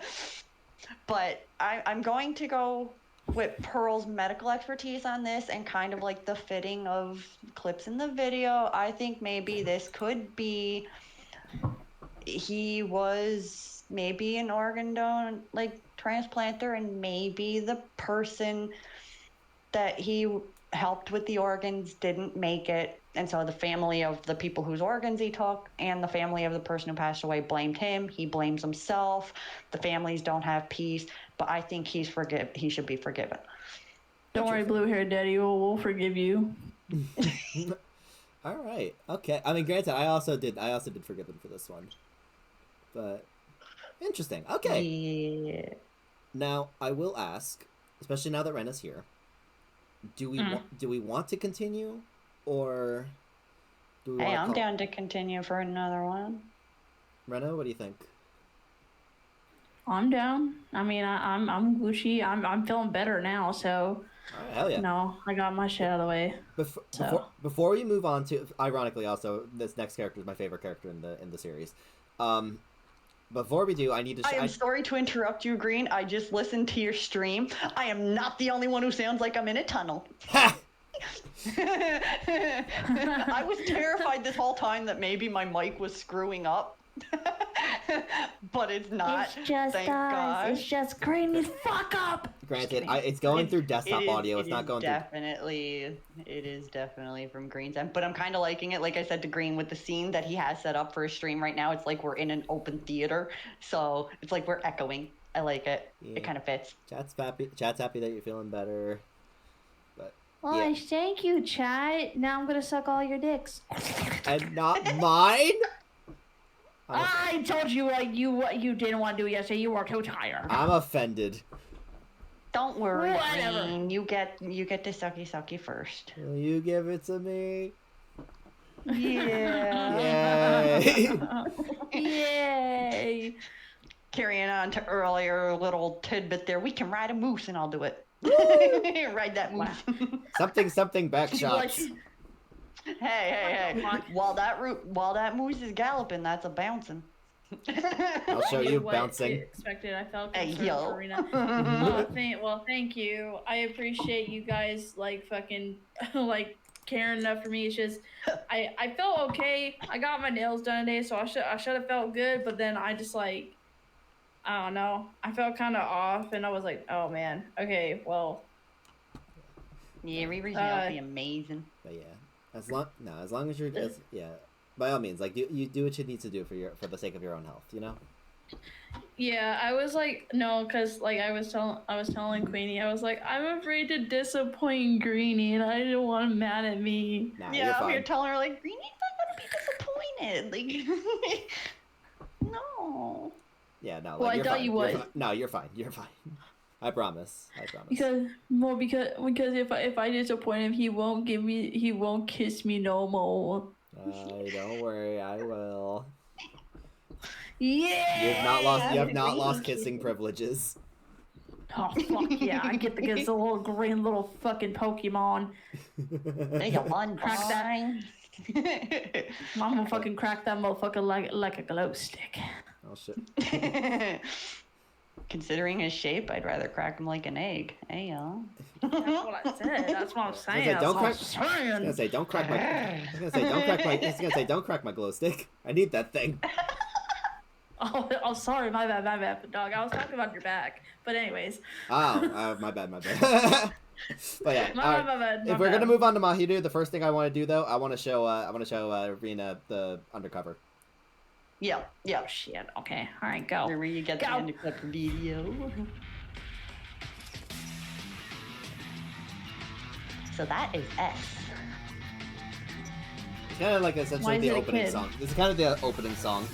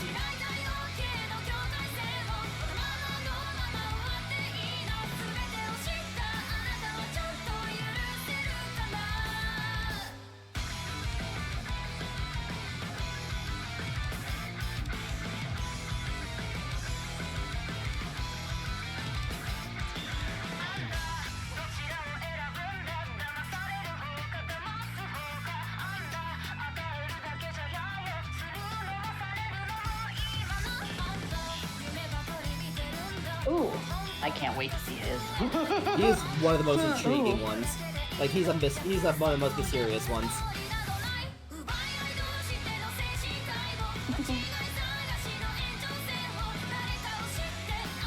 I love when a character's gonna have some like little fuzzy scrub.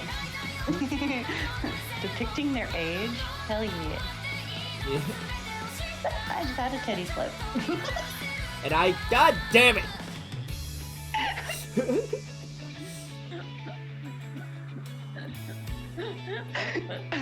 Every time I relax or lean forward, I keep getting cuffed. my back is not against the freaking chair to hold the shirt up, it falls. Oh, he's cute too. Oh my god, half of these. I'm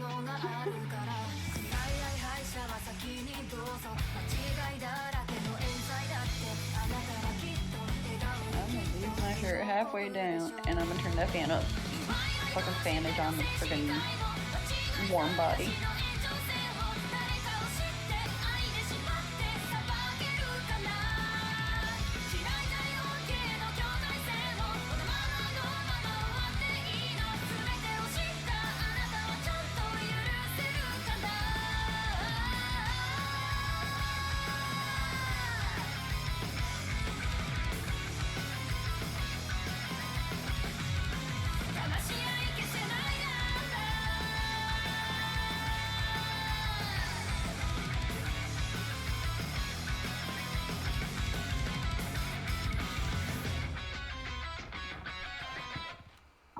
Anyway, that's Can I say a quick comment real quick? What's up?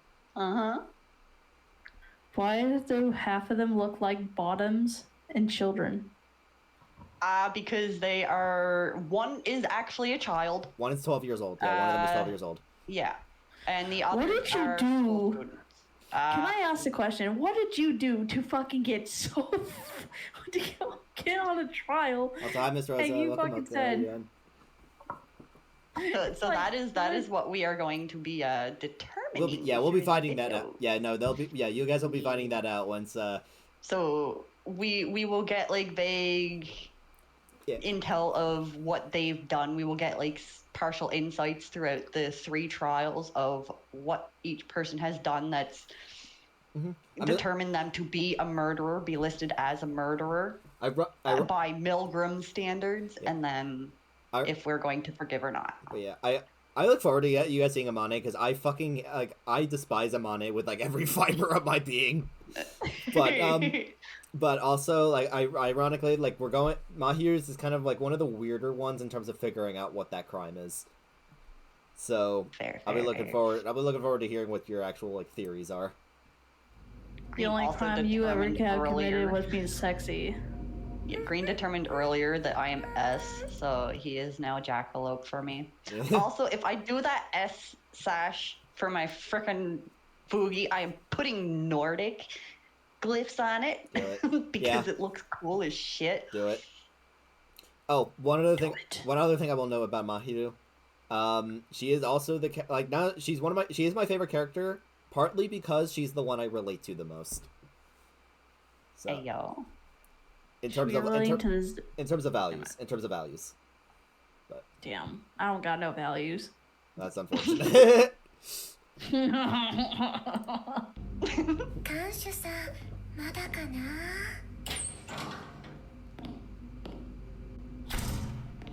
待たせたの。囚人番号6番真昼。あ、今来たところ。はあ。デートの待ち合わせみたいで。Okay, she seems like a psychopath. 僕が言うのもなんだが、こんな監獄の中でよくそんなことが言えるものだな。非日常ですっごくロマンチックだよ。おかげさまで毎日楽しくやっております。はあ、のんきなものだ。あ、それよく言われる。状況を理解しているか、真昼。お前は人殺し、囚人だ。遊びに来ているわけじゃない。人殺し。そうだね。否定はできないかな。そして今からお前の罪を明かすための尋問を行う。ロマンチックとは程遠い状況だ。罪。そうだね。ミルグラムはお前たち囚人の罪を明らかにし、適切な判断を下すために存在している。そのために僕といくつか話をしよう。お話する。看守さん真昼に興味あるの？嬉しい。そうやって僕のペースを乱そうとしたって無駄だ。お前らはいつもそうなんだ。ろくでもない。何ブツブツ言ってるの？なんでもない。尋問を始める。そうだな。まずは。はーい。椎名真昼、22歳です。ふつつか者ですが、よろしくお願いします。質問はこちらから。いや、そのパターンは言うので知ってる。大丈夫だ。落ち着け僕。はい、看守さんの番。はあ？お名前は？年齢は？お名前は？年齢は？ S。年齢は15だと思う。15歳。その年で看守さんなんだよね。小さいのに偉いね。困ったことがあったら何でもお姉さんに相談してね。おい、真昼、なんで僕が答えて。ねえ S って名前は本名なの？そもそも日本人じゃないのかな？名字とかないの？知らん。どうでもいい。僕は S だ。それ以外は知らないし、知る必要もない。記憶喪失ってこと？かわいそう。気にならないの？自分のこと。興味ないな。僕は目の前の仕事に向き合うだけだ。余計なことを知らない方が集中できるというものだ。真昼は興味あるよ。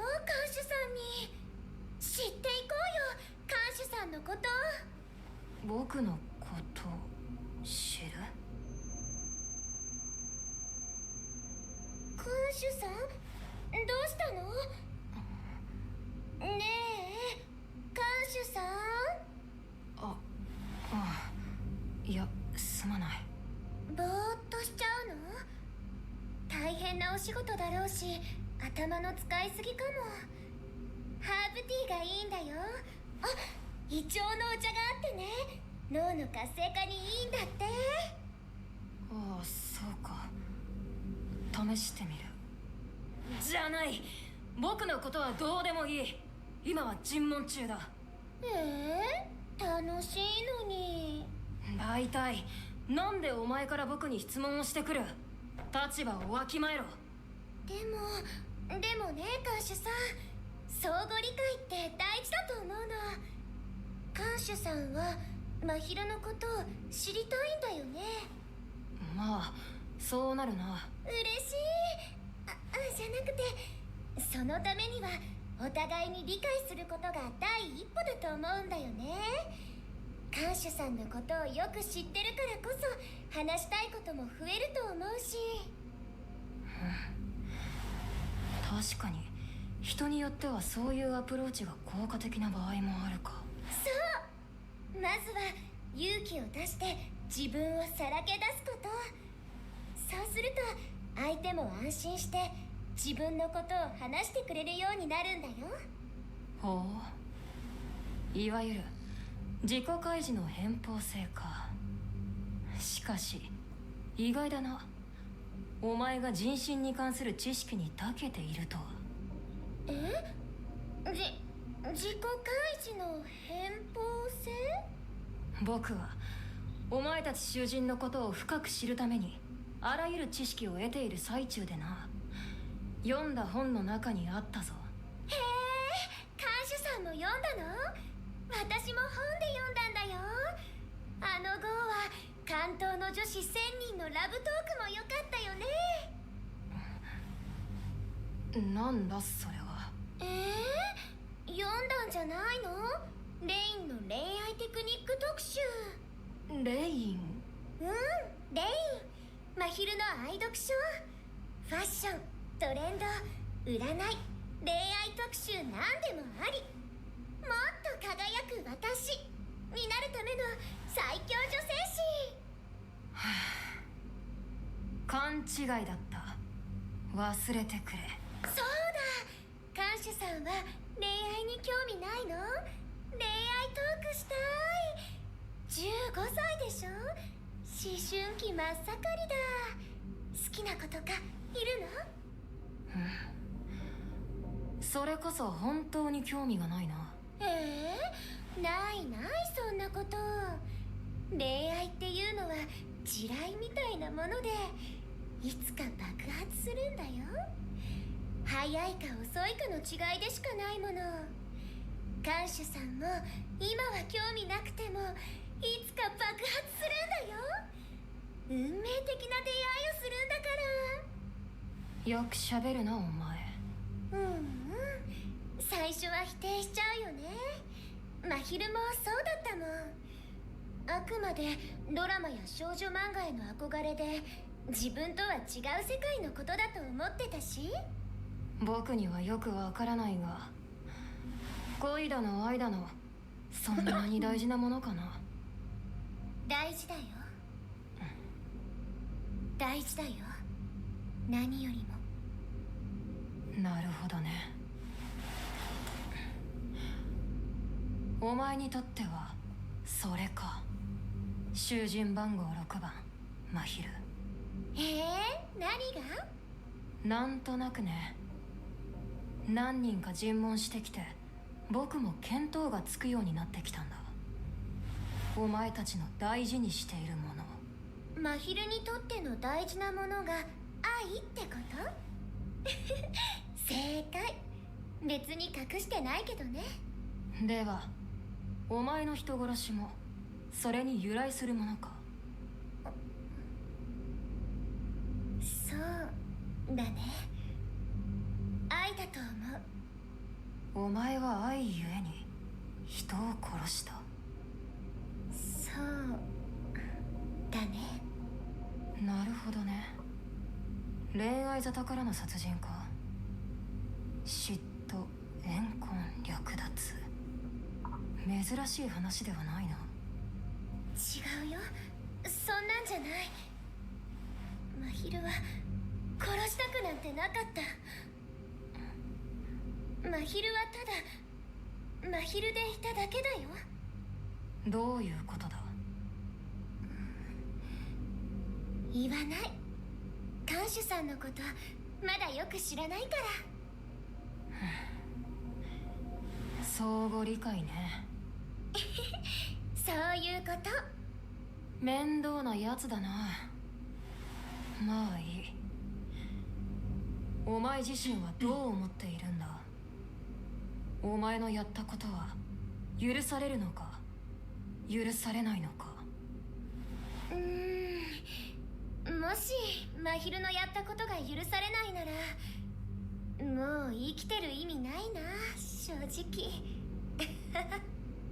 人殺しをしないと生きている意味がないというのか。これはとんだ危険人物だ。いや、そう言うと急に物騒だね。人殺しなんて全然したくないよ。でも私は愛のために生きるって決めたから。愛のために。私は人を愛する素晴らしさを知ってしまったの。すごいんだよ。毎日が輝いて色づいて見える。当たり前の景色がドラマみたいに、映画みたいに変わるんだよ。よくわからないな。真昼語彙力あんまりないから月並みな表現しか出てこないんだけど。でも看守さんもわかるよ。恋をすればきっと。さあね、どうかな。恋が愛がなければ私の人生はもう味がしないよ。それがダメだって言うなら生きている意味がないな。お前の愛が人を殺すとしても。意地悪だな。お前の愛が人を殺したんだろう。それでももう一度人を愛するのか。むしろ真昼は看守さんに教えてほしいよ。私がやったことは許されないことなのか。何。真昼の愛が人を殺しちゃうかもしれないなら、私はもう人を愛してはいけないのかな。ねえ看守さん、教えて。私は人を愛することを許されないの？わからん。お前の言っていることはさっきから全然ピンとこない。そっか、そうだよね。真昼変だよね。わかんないよね。ああ、まだな。Oh, I will note this is like the one part of her that I don't like. あくまでまだわからないというだけだ。すぐにわかってやる。待っていろ。正直今回は僕の苦手分野だ。だからこそお前の言う通りもっと理解すべきなのかもしれない。看守さん。僕はお前の看守だ。苦手だろうとわからんとさじを投げたりはしない。お前の罪を判断し、許す許さないを決めるまではな。真昼のことずっと見ててくれるの？ああ、まあ仕事だからな。なんだ。キュンとした。何を言っているんだお前。真昼、仕事に熱心な人好き。お前ふざけてるだろ。ダメダメ。気をつけてね。あんまり優しくしちゃうと死んじゃうかもよ。なんてね。優しくしているつもりもない。お前の言っていることは鉄頭鉄尾わけがわからんが、これだけは約束してやろう。安心しろ。お前が何をしようと何を思おうと僕は死なない。僕はこのミルグラムの看守だからだ。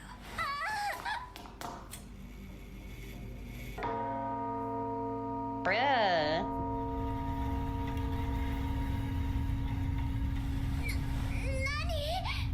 真昼の声が爆発した音。違う、尋問の終了時間だ。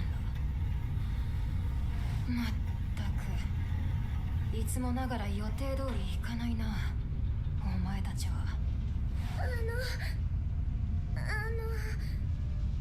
歌を抽出するっていうやつよね。真昼、歌あんまり得意じゃないよ。別にお前が歌うわけじゃない。お前の心象風景が勝手に歌と映像として現れるだけだ。全部見られちゃうんだ。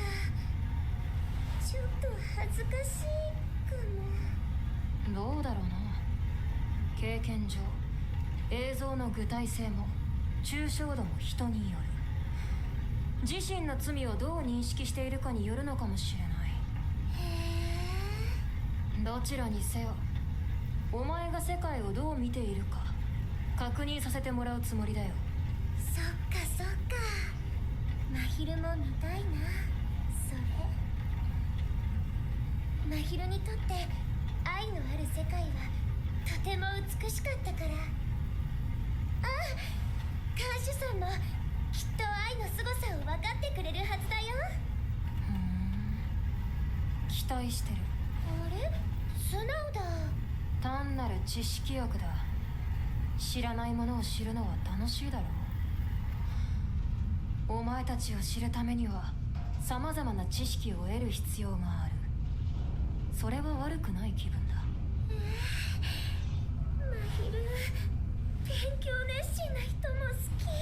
黙ってる。意地悪。お前ばかり話していて仕事した気がしないぞ僕は。一応聞いとくが、言い残したことはあるか？一個だけ。なんだ、まだあるのか。あのね、S 君って呼んでいい？ノーコメントだ。囚人番号6番真昼。さあお前の罪を歌え。Any thoughts before moving on to the music video? No comment. Got it.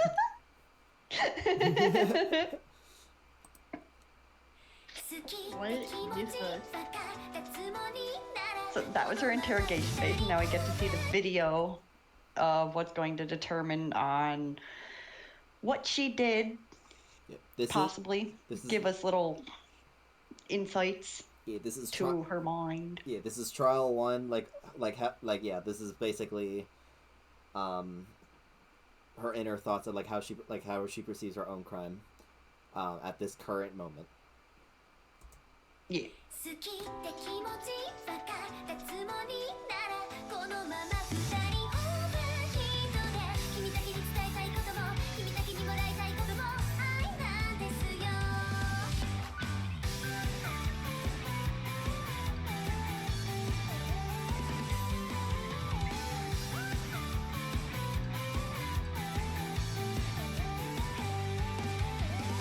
この感情幸せって言えちゃうんだろうけどさ、どうにも足りない何かが存在している気がしてなら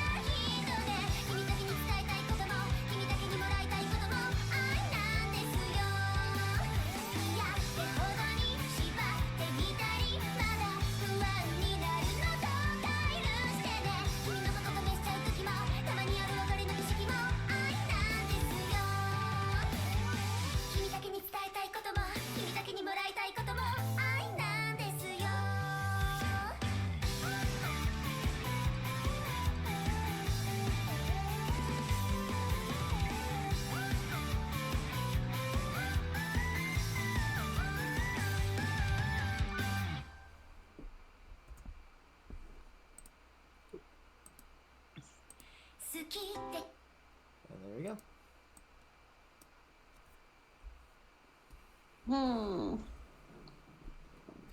Like I said, this is kind of a weird. Like this one's kind of a weird one to decipher. Like what exactly the crime is. But I'm curious what your thoughts are. If there I is honestly- a crime, I'm thinking she was in a off and on relationship. That's what I was about to say too. Is that she was Yeah, on- in and a- it was toxic on both ends because the lyrics is talking about breakup ritual and it's all love and how she got hurt but she loved getting hurt and how she like, oh well, you should feel that pain too, so we share pain. So I think they both went back and forth and maybe he hurt her, so her pain back to him was maybe kind of a homicide type of yeah. love, like that crazy love, like if I can't have you, no one can. So maybe it was a determination that he was finally going to leave her, and that's what hurt her. So she made sure they wouldn't be able to leave. Yeah, because from what I'm seeing from her, like she plays this innocent card, like, you know, like, oh, I'm this good person, I'm this, you know, I'm a good girlfriend and stuff. She it's like in the song, like she tried to plead her case, like, oh yeah, I'm a good person. He's just he broke my heart so many times. I just try to stay with him because of this and this and that. And honestly, I think she killed, like, she actually murked her man because she was so obsessed with him, Didn't and want him she's to like, leave.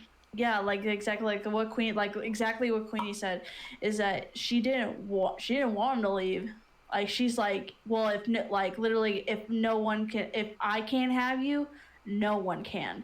So yeah, I honestly think that's her crime. She killed her.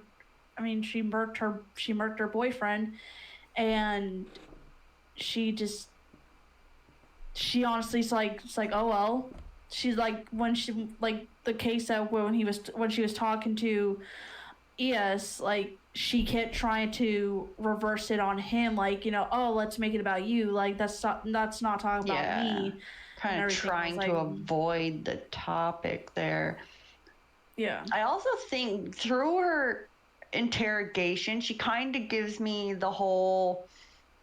Now, again, Green, we brought this up previously. Schizophrenic type thing. She gives me a schizophrenic type vibe of like this kind of sadistic lover. She's so obsessed with love, and it just with the whole, like, how every time S would ask about, like, well, yeah, your love killed someone, she's like, oh, it did, didn't it? Like, she knows she killed, and then she's like, oh, well, if I can't love, like, life isn't worth living and I should be alive, whatever, blah blah blah.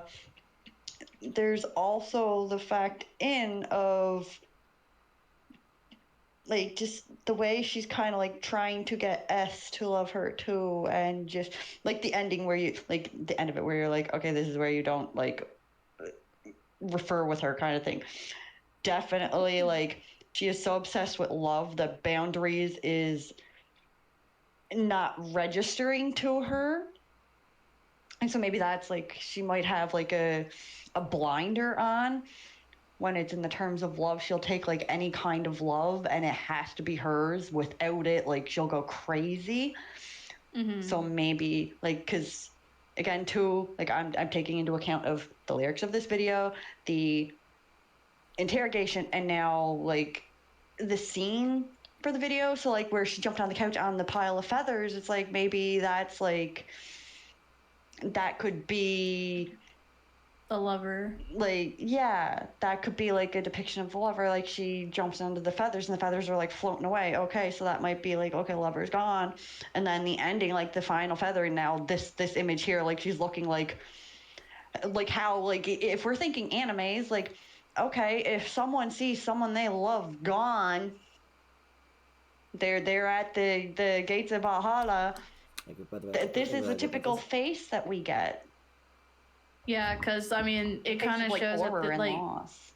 yeah, like literally, like she like towards the end of this video, it's like she's turning towards somebody, like you know, like if like she It's like heard she's someone trying to so turn like to her lover or atrocious. something, and that's usually where they are. And she sees them like this. It's kind of like, okay, she's now seeing like, oh, this is what my love just did.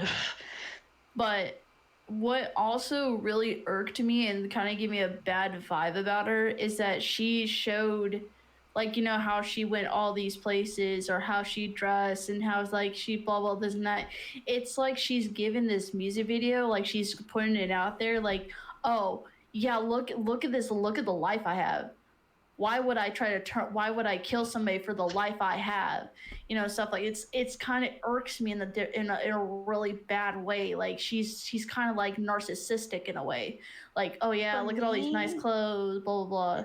For me, I see those scenes like of clothing, like her trying to show examples of being like the perfect lover. Like, here's how you be the perfect lover: dress in the ways that they're gonna like, go to the places they like to go, like do the things they want to do. Like, kind of, she gives me this whole like psycho sub vibe. Like she's a sub but has to be like in control. She wants to own someone who is going to act as though they own her. She wants someone who's going to control, who's going to be like, she wants that dominant constant in her life, and she will go with these like psychotic tendencies to have that, to keep that. That's the kind of vibe I'm getting from her. Like, tell me how to live my life, and also like, don't leave me. Like, I'll do this. I'll change myself for you. I'll dress how you want me to dress. I'll dress perfect for you, and I'll go to these places with you, and I'll do this for you. And it's all like you. Yeah, it's like she never took into consideration for her like well-being and stuff like that. Like she was wanting, like she said, she wanted the perfect lover. She wanted somebody perfect. She wanted somebody like, yeah, she's too obsessed with love to like actually think like for herself, like, hey, I'm gonna be okay without a guy. I'm gonna, if she did that, she wouldn't be here. She like she wouldn't be in this situation. She wouldn't like have to go to jail and be a prisoner. Like, she needs that love. Like, she needs someone in her life. She needs that dependence. She needs someone to depend on, because like she, with the interrogation, with her quote of like, if I can't love, I might as well not be alive. And honestly, that kind of falls under the, she might have a lot of childhood trauma where, like, you know, where she wasn't loved enough, or, you know, she saw something bad in her past where she's like, no, I want love. I don't want to be like what my past was or something like that. I feel like she has like some underlying trauma that where she's like, she's reflecting onto her partner. Yeah, her because if we're looking to like the scene here that we see, like, since Green's sharing this to us here on Discord as well, if we're looking at the comment under it, and it's, that comment is a verse from her song, I'm going to start relying on you if you're kind to me, so please forgive me, thanks. I think she's got like this whole obsession of love where anyone who's kind to her, she is going to like yandere, be sadistic over them. Like, yeah. Oh, if you're kind to me, you're mine. And I have a feeling she's like, okay, if you're kind to me, you're mine. And if anyone tries to take you, I'm going to like make them disappear. Or if you indulge you, I'm going to make you disappear too, because like I'm going to do something to keep you with me always. So I think her situation might be, in my personal opinion, I don't think like with current standing, again, gotta wait for the second and third trials. This trial would be like a, I'm not going to be able to like forgive kind of situation, because if she is in that mindset like of, I can't live without you, so no one else can have you, and I'll deal with anybody else who tries to take you. I'll deal with you. She's in a knowing factor. She is purposely like eliminating any chance of them leaving her through any means necessary. So I don't think with her trial, for just this one, just first trial, I don't. This is a cannot forgive for me. So it's a definitely not forgive for me, because like it's just when I was this is just my personal perspective on her. I honestly don't like her. Like, she gives off that, you know, like, for me, she really gives off that narcissistic, like, I need someone to love me. I need like, that's all she wants. She's not like needing for herself. Like, she just wants that to distract herself from the problems that she probably has. And it also, and the way how she was talking in the trial, it's just like she was so like hell-bent like on turning the point, like, you know, getting ES to like fucking think of her like, oh yeah, I'm a good person, I'm a really good person, like I wouldn't do nothing like that, I wouldn't like what's the word, I wouldn't harm anybody, I wouldn't do that to anybody, like I don't know why I'm here, you know. And then from what Queenie said, like, you know, if I don't have love, then like I don't want to be alive anyways. Like I said, I still go to my statement fact. I honestly think she had a really bad fucking childhood, and you know, because a lot of trauma like that, like how she will is, stem from neglect. Stem from like her parents neglecting her, seeing her parents maybe like fighting or stuff like that. Love in life. Yeah, she had had a lot of lack of love. So she clings on to anything that like she can latch onto, that, you know, she still is loved by somebody, even though like it will end up murking them and, you know, and in their life. I'm sorry, Pearl. If you love me, let me go. I will say, it's very interesting hearing everyone's actual like theories for this one. It kind of hurts like seeing everyone hate my favorite character. But like, I mean, I get it.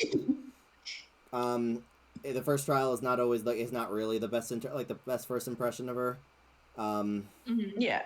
I do, however, want to like bring. I know, especially because I know what happens. What her case was. I want to hear like your portrayal of like this first one. Rather, I want to provide a question. So. One of the first things that you guys were under the impression of is that she's the one that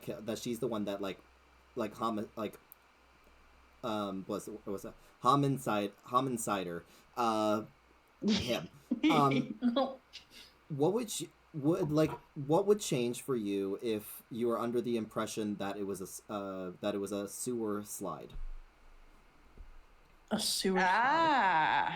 So maybe her. I barely think. Maybe her excessive love. So like a determination of her excessive love caused a sewer slide. I want to bring attention to this bit specifically.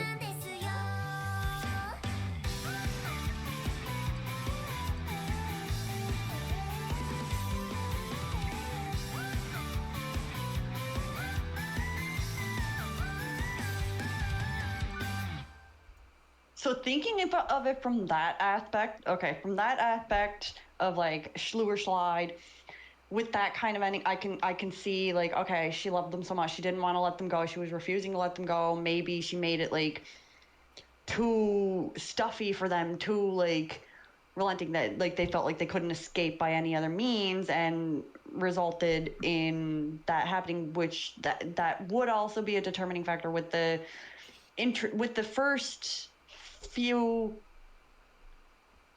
questionings into the interrogation, asking about it being a homicide, that would be a determination that it is a unalivement that was not caused by her directly, more of an indirect thing. I've mentioned I've mentioned indirect ones. Yeah, so this would definitely be like an indirect one, especially if S says throughout the interrogation it's a homicide. I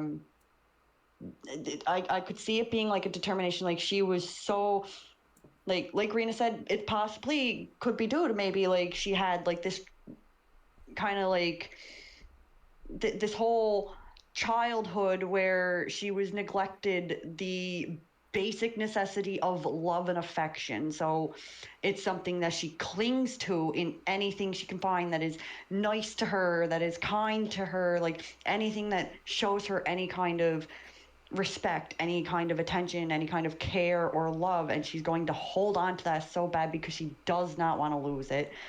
But maybe it's like so extreme to a point that like it could be like stalkerish tendency, like how you example like some relationships, like people like they try to get out of the relationship, but the one person who is so needy for it does not let go and does everything to keep them, and they feel like they're trapped. So maybe like, okay, if that's the determination and this ending factor is her literally finding the person she loved after a slide because they felt trapped, that could stem to her kind of like breaking, like, oh, okay, I guess my love did kind of send them to Valhalla because it was too much. And she did quote her at the interview, like the interrogation as well, that it was quite frequently too much. If that's the factor, and the determination is maybe like, okay, we don't know her past and all that, wait for other videos like the other trials and stuff to learn more. But if it is because of a past, like a hard past, and she's trying to hold on to something that she was like a basic necessity that she was neglected, I think this could be on something like I still necessarily I would not want to forgive because she was holding on to hurt and not letting them move on and letting herself try and move on, like giving them the freedom. Because of course, love, if you love someone so much, like, yeah, just like the little song quote, the pro side, like if you love someone so much, let them go if they're not happy. And if it was meant to be, they will come back. If it wasn't, you find someone new who can handle like your level of love. So I wouldn't be able to forgive the fact that she ultimately caused the offsetting of somebody, even though she had like good intentions, because she just wanted love. She wanted to be loved. She wanted to feel that embrace. She wanted that warmth. But that constant and obsessive need for it caused the loss of it. That's where it's like, okay, it's a tad unforgivable, but it's now with that kind of determination, that kind of viewing, considering if that's the past and that ending is a slide ending, not a moiter goofy, then it's okay. It's for me now, thinking of it like that, it is more like on that line. It is something that is possibly switchable depending on like the next determination. Mm-hmm. Okay. Interesting. But that's really all I can think of with that, because like, yeah, like having your feelings cause the loss of someone, it's like going into it that wasn't her intention. Mm-hmm. Her intention was not to cause a loss. Well, yeah. So like, it's not like she purposely did it. If it was like, well, yeah, like other cases where it was purpose, then yeah. Well, because if it was like, this reaction wouldn't make any sense. Yeah, no. Also, good morning, Victor. So I don't think doing? I don't think it was something of intentional. Now that you kind of like show it in that aspect and kind of like bring up those facts too, like getting to actually realize like some of the things that were said throughout the interrogation, and then the final scening there. Yeah, she went about love in a too obsessive, crazy way. But again, it doesn't seem now to be like her intention to have harmed them. Mm-hmm. I mean, by all means. And like, so this is kind of something that's actually making me feel for her now. Like, I feel sad. Like, she just wants love, man. Like, she just wants love. Yeah, I mean, like, again, like, I'm not if you don't have to dismiss the other interpretation either.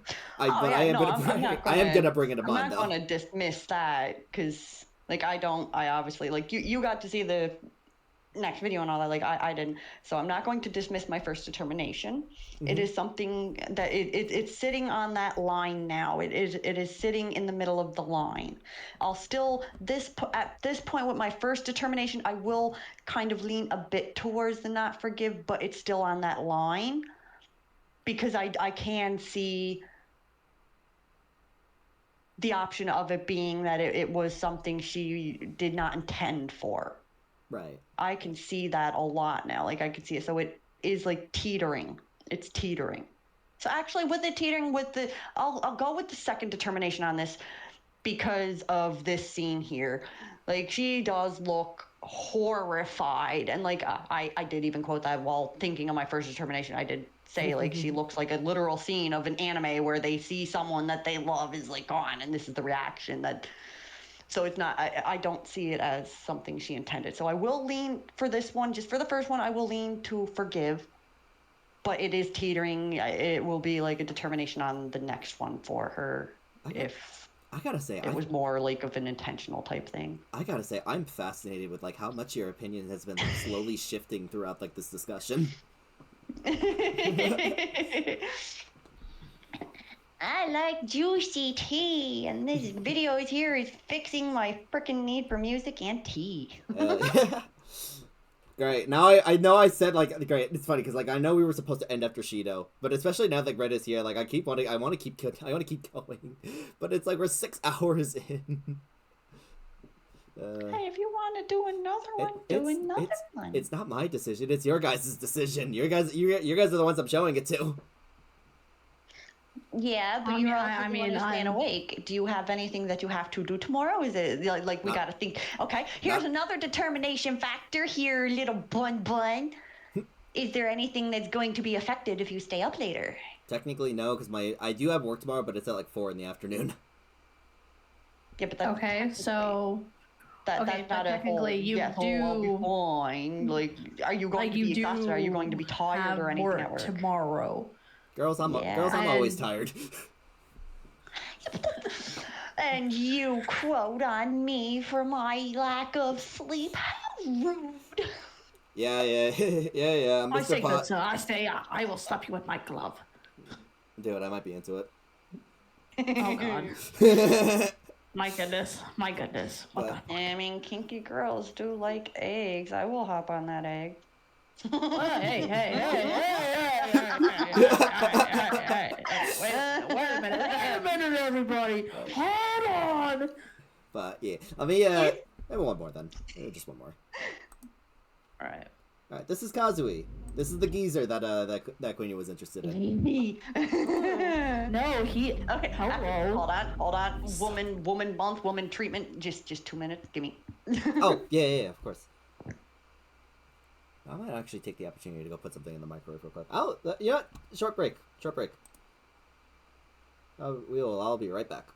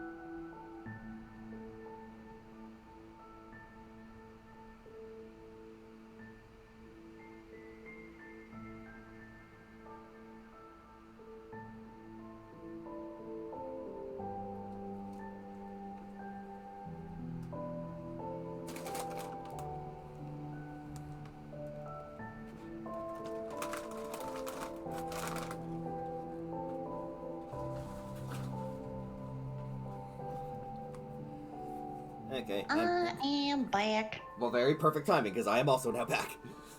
But I'm back, and you missed another slip. God damn it! I can't. This can't keep happening. Talking about dog shit. Don't worry about it. But Don't worry about it. So I unfortunately do not have anything. I didn't like. I thought I still had microwavable stuff. I do not, in fact, have microwavable stuff. So I just have a bag of barbecue kettle chips. Ooh. I can like be your kettle barbecue kettle chips. Yeah.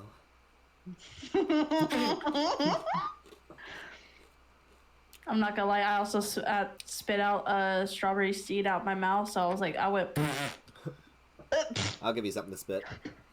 Actually, no. You probably prefer to. Actually, never mind. You probably prefer to swallow it. Oh yeah, Daddy, I like that a lot. If you saw me with my Excited camera giggle. on. Oh my god, Green, why did you just do the Stewie's excited giggle? He got excited, chat. Thing ever. He got excited, Chad. He got excited. He's gonna have the Rena guk. I'm always excited. Oh, you dirty boy. Anyway, you guys ready for Kazui? You guys ready for Kazui?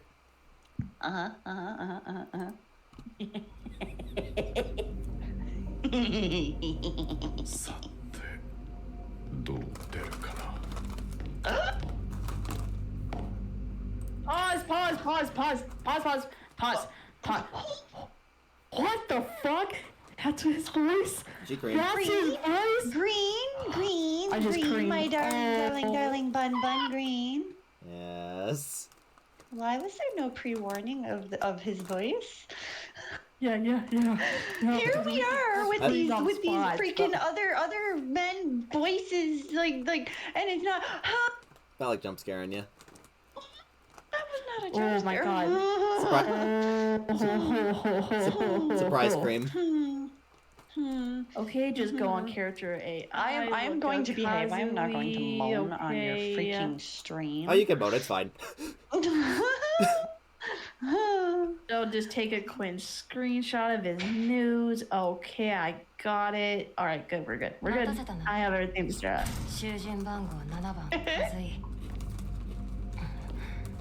失礼するよ。何悪いね。ちょっとばかし身柄を拘束させてもらうよ。貴様無礼だぞ。まあまあ、痛くしないから暴れないで。 Please hurt me. He can hurt me.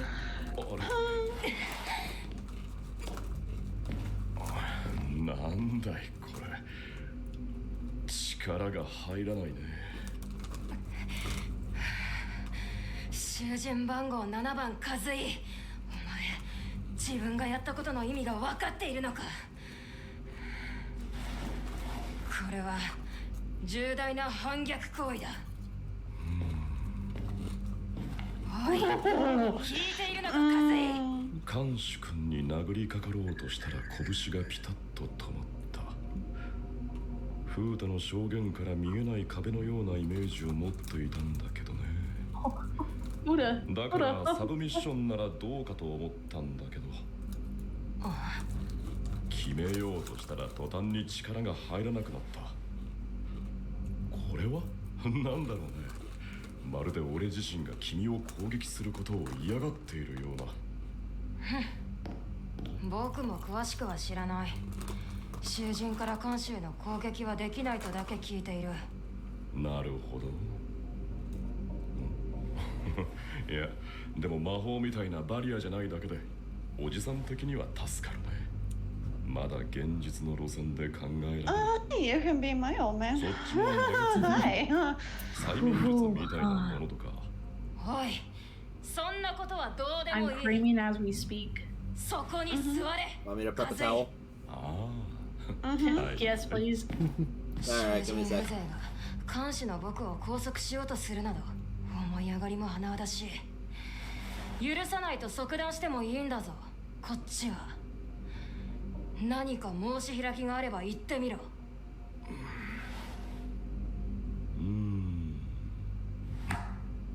ごめん。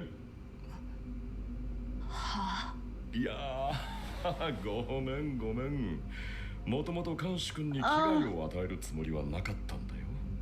何分こっちも情報不足でさ、安全に制圧していろいろこの監獄の情報を聞き出したかったわけさ。 Good luck. ほら、場合によってはみんなを連れて脱出しないといけないかもだし、一応おじさん最年長だからさ、監視君に武力が通じるかは検証しておかないと。普通 I 僕 can の go 目 as の far 前 as で you 言う want か for me. そういうこと。言っても大丈夫な子だと判断した。はあ、舐められたものだな。まあいやいや、そうじゃない。気を悪くしないで。ま、これは推測なんだが、俺たちが君を攻撃できないように、君が俺たちを攻撃する手段もないと踏んでいるんだ。どうだい？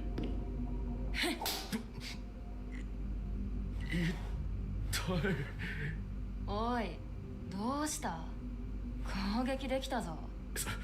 そういうことじゃないってば。まったく手が早いこと。 Get him, get him, get him. なんだ、早く要点を言わねばもう一撃ビンタを食らわすぞ。わかった。待っておくれ。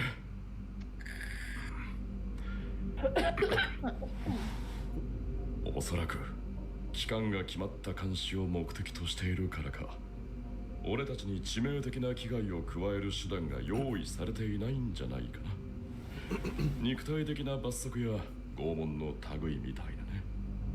でなければ今君に害しようとした俺に何らかの処罰を加えているはずだ。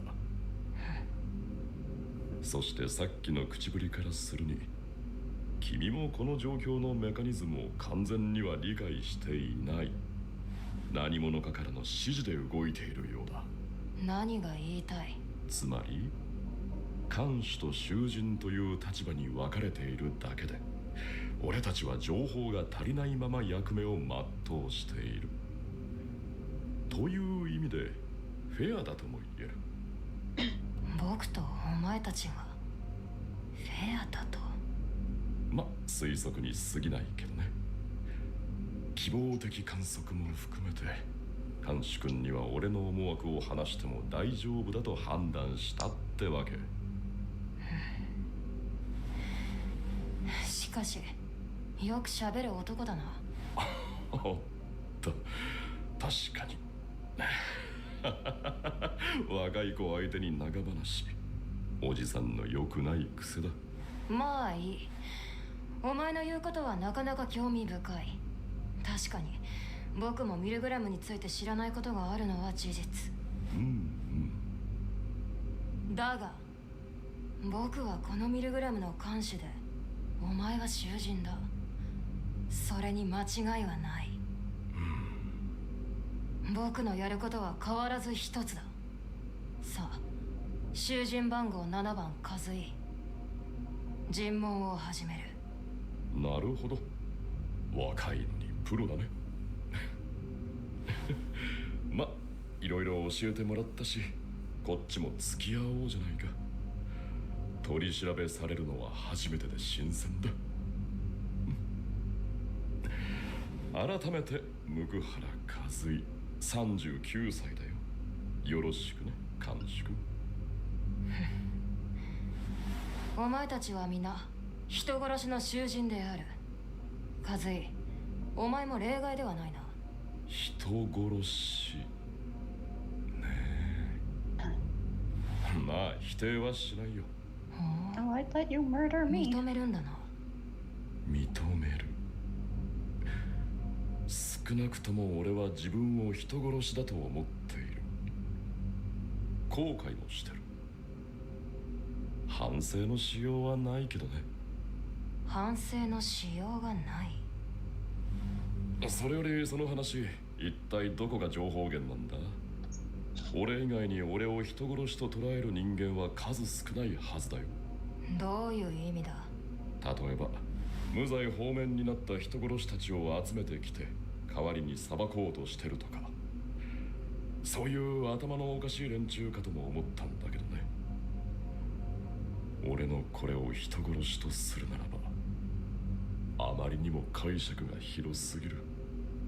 おいカズイ、今はお前が質問する時間ではない。それに俺を人殺しと認識するにも俺について深く知る人物でなければ不可能だ。一体何者が俺たちを捉えているのか、謎だね。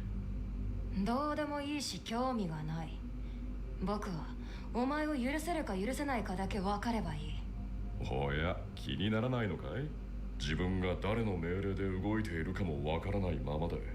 不要だ。それに考えると調子が狂う。そういうものかな。いいから探偵ごっこはやめろ。不快だ。はいはい。カズイ、他の囚人との関係はどうだ？ああ、いいと思うよ。心配しなくても皆仲良くやってる。若い子がストレスを抱えても仕方ないと思っていたけれど、うまいことバランスが取れてるね。そこは誰に聞いても大体同じだな。囚人同士でいさかいなどは起きていないと。それも今はってとこじゃないかな。何を考えているかわからない子もいる。そっちの出方次第でどうなるかわからないからね。監獄の環境が良すぎるのもあるね。なんならずっとここへ住んでいたい子もいるんじゃない？なんでこんな環境が用意されてるのか。おい、質問のたびにこっちから情報を引き出そうとするな。バレたか。まあ許してよ。おじさん大人だからさ。Keep laughing like that. 少年少女たちに少しでも情報を持って帰らないと。お前も指導と同じだな。気に入らん。余裕ぶって。大人というのはみんなそうなのか？指導君もそうだった？まあ彼は本当に冷静で余裕なんじゃないの？肝っ玉も座ってそうじゃない。お前は違うのか？ずっとヘラヘラしてるように見えるが。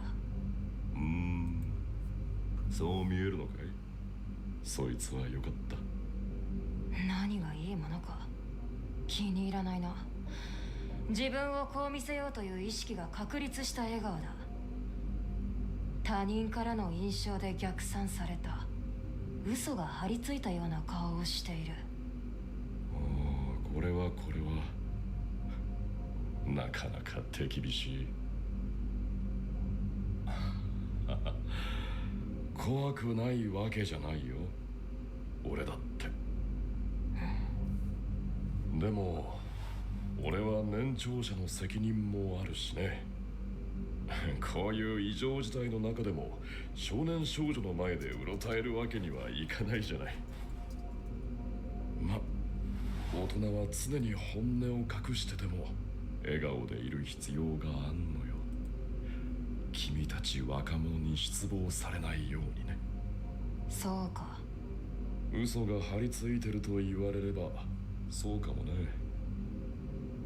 悲しいことに嘘が上手くなるのよ、大人になるとね。大人ね。君にはバレてしまうんだな。もしかしたら不思議な力があるのかもしれないね。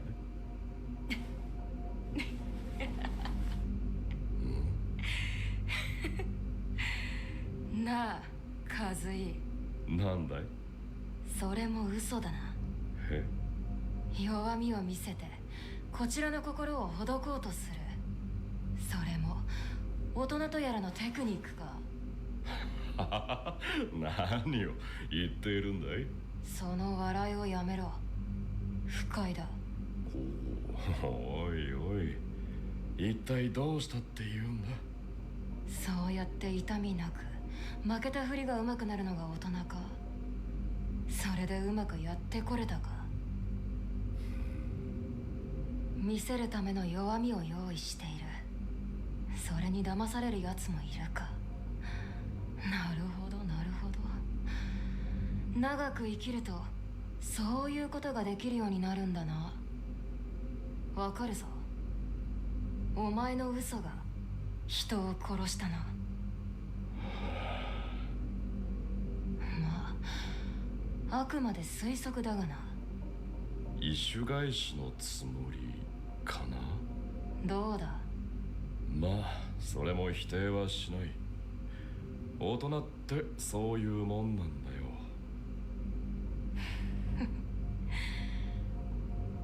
大人をお前の弱さの理由にするなよ。見苦しい。この場所においてはお前が大人でも子供でも関係ない。ミルグラムはお前自身をどこまでも見つめて逃がさない。なるほどね。君の言う通りかもしれない。深い傷をつけないように受け身を取ることばかり上手くなっていく。ああ、そうだ。確かに俺の嘘があいつを殺した。そして今も俺は何も変われていない。違うな。こう生まれてしまったからには変われない。だが俺の気持ちも知らずに知った風な口を聞くなよ、子供が。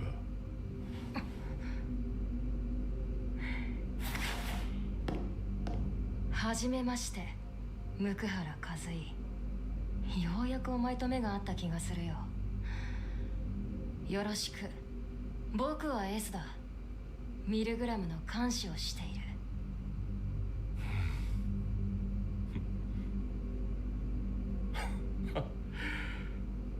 おしゃれな言い回しするね。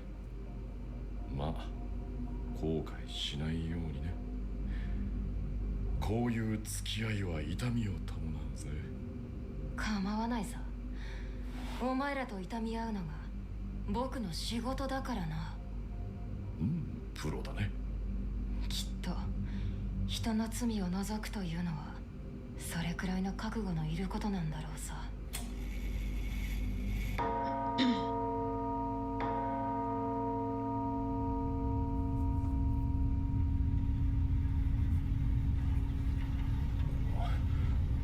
なんだい。尋問終了の時間だ。惜しいな。今からが本番だったのに。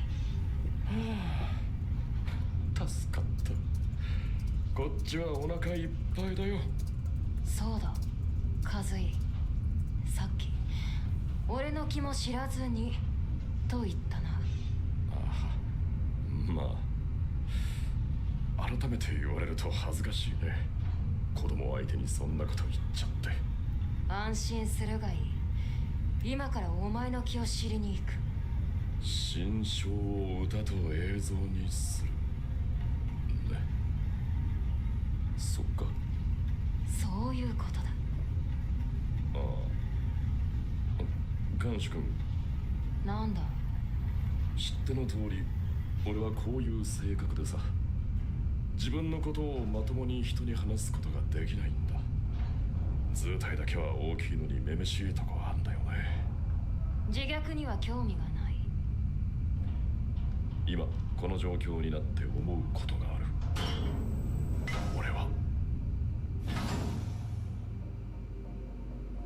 俺は隠してきた俺自身の罪を、弱さを、誰かに無理やり暴かれることを心のどこかで期待していたのかもしれない。和井。どうだい？大人って不器用だろう？うるさい。お前が不器用なだけだ。手厳しいね。だけど悪くない。囚人番号7番、和井。お前の罪を歌え。 If you guys creamed just just listening to his voice, you're gonna love his singing voice, by the way. Oh hell. Oh hell. Uh-oh. We're in trouble, chat. We're in trouble. Prep another towel. Any Okay. any notes before moving on to the song? No, I want to hear. I want to hear. I want to hear.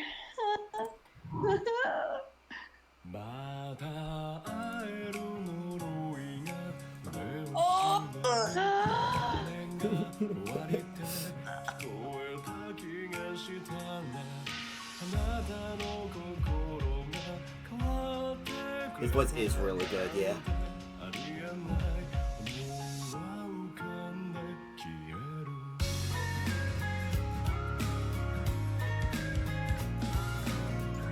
Hi Sawyer.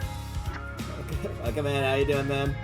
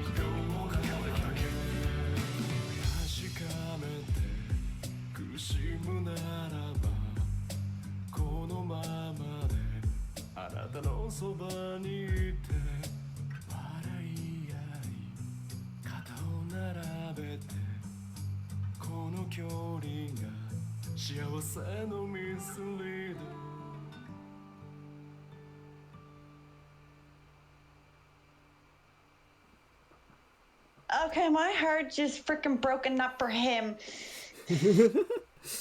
No, This video here literally just depicted this motherfucker cheated on his fucking wife. That's the depiction this video is giving, because that fucking woman in the bar is another woman, and it kind of gives a sense to S's determination. Your lie killed someone, and no. What? No, on it. No, I honestly, Why? I'm gonna say this right now. I didn't get that vibe. I didn't get that vibe from him. Okay, so wait, you're not. So you too, Rena. This is like those scenes though, bar scenes, completely different woman. First scene, he's literally smiling at this completely different woman at a bar, and then the next one, like she's leaning on him, drunk and shit, and then he's at home with this other friggin' person, and like it's Okay. giving me the vibes that something happened between him and another woman, and he lied about it to his wife, and she found out, and she slide. This is another freaking gray area. Fucking, he didn't necessarily do it, but he did it kind of situation. That is breaking my heart. It is breaking my heart. And that voice, though, that fucking voice. Okay. This is sad. This is a sad one. I don't. It's weird though, because like Rena, I actually didn't see the cheating angle at first either. Like I did think that like there was a very severe case of miscommunication, but I didn't see the cheating angle. So here's the thing, though. With miscommunication, it wouldn't conclude to a lie. It's a miscommunication information. So it is something that, like, obviously, like, it may be possible. Maybe she, like, there was a whole mishap and she accused him of it and he lied, which led her broken, blah blah blah. But why, if she's literally saying like, hey, I think you're cheating on me, and he's not cheating, why would he lie?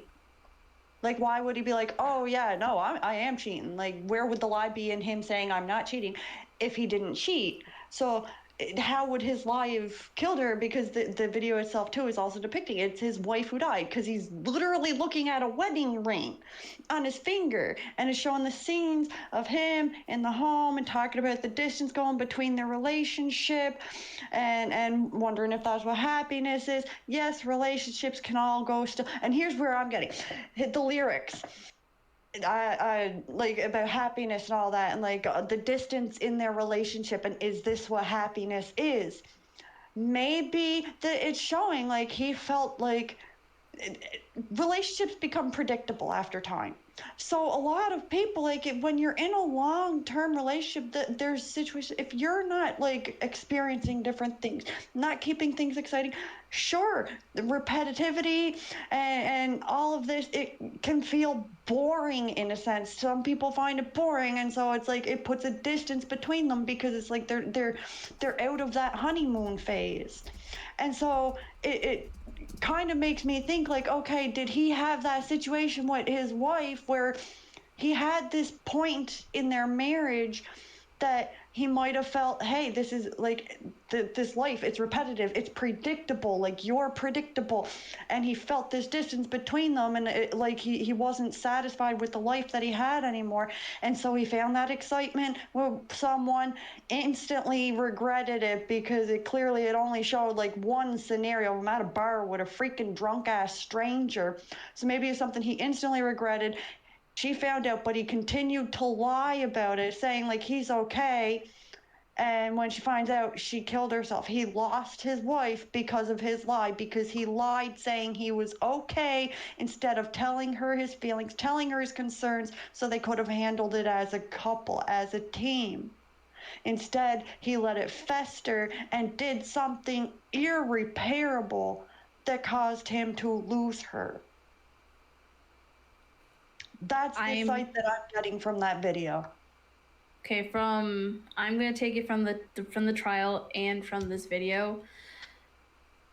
Honestly, I don't see the cheating. I don't see that he cheated. I see that he was just at a bar at the wrong time, and the stranger like kind of just like you know, she felt the comfort of like this man, like oh he's not gonna hurt me, like, you know, like she was probably just venting out, and then like I'm gonna and then from the trial, I see that he's not good with talking with people about himself. Like, he's not open. He's probably wasn't even open with his wife. So even though being from a long relationship with her, he couldn't. It probably felt like he couldn't open up to her, and probably couldn't even open up to strangers. So how, in a sense, I don't see the cheating because I don't think he cheated. I honestly think that she got too. I honestly think maybe she got too possessive of him, and she maybe leaned into the sewer slide. The Like like the thing that sorry, just real quick. The thing that also kind of backs up, like for me at least, what backs up like kind of like what Rena thinks. There was that line in there. If only your heart would change. Just the interpretation of that one, it lines up more with that theory rather than the cheating angle, which is weird too. Because like for example, like for those of you who know me, I am like heavy against cheating. Like it is an instant way to like make me like lose any respect that I have in a person. But like, but like the fact that I didn't see it here, I wanted to take notice of that for myself. I just want to take notice of that. So with that line, that line there, now they mentioned that line, I did miss that line. I don't think I was actually reading the lyrics for that one. But with that line being said, I'm now determining, I'm still thinking there's a cheating factor in this, but maybe he felt pushed to it. Maybe he was trying to have more of a close relationship with the wife. She was so possessive, though, that it kind of felt like a pushing away, because he does quote about the distance between them. So maybe he was yearning for her love, for her affection, but with that distance that he was feeling, he wasn't getting it. So he looked for it somewhere else. And in that moment of weakness, he did something irreparable, which then caused the wife to go. And then after her sewer slide, he's blaming himself. Obviously, he did something that caused her to do this. And I am with those two bar scenes, I am on the firm belief that he made that one mistake. He made that one big irreparable mistake in any marriage, any relationship. I have a feeling, like I'm getting the feeling that he did do that, because maybe now with that line that you pointed out, Green, maybe he did feel like there's that distance between them. Her heart's not changing. Like he thinks there's the distance, like she's not giving him the love that he wants, that he needs. And then as soon as that situation happened, instant regret, because his lies, and he wasn't being open with his wife about what he needed, what he wanted, because he finds it so hard to talk about himself and like to be open and be like, hey, I want you to be more like loving towards me. I want more attention. He's too afraid to say that. So without anything else, he takes it upon himself, feeling like there's this distance. So he goes and he finds that affection he's looking for somewhere else. The wife finds out. She Kermits, and he instantly, like he obviously he regrets it, because then he realized, like, hey, this was my love. I just lost like everything good for one fuck up, because I was stupid and couldn't talk about myself, couldn't tell my feelings to her. I don't. So I still think there's the cheating factor because of that double bar scene, because even so, like the way I see it, even if like say she was possessive of him, or say like she like her heart wasn't changing, so the line her like I wish your heart would change, and maybe it could be so either she was possessive of him, or she wasn't possessive enough, she wasn't giving enough attention to him that he needed, but he was lying and saying like, okay, everything's fine, like lying. And now it only ever quoted lying. It didn't quote about him lying to someone. It quoted that his lies caused someone to die. So it could be that he was lying to himself, lying to himself, saying everything was okay. So he didn't feel this need to actually voice anything to his wife until it was too late. And it's too late because now she's gone, and he made that mistake.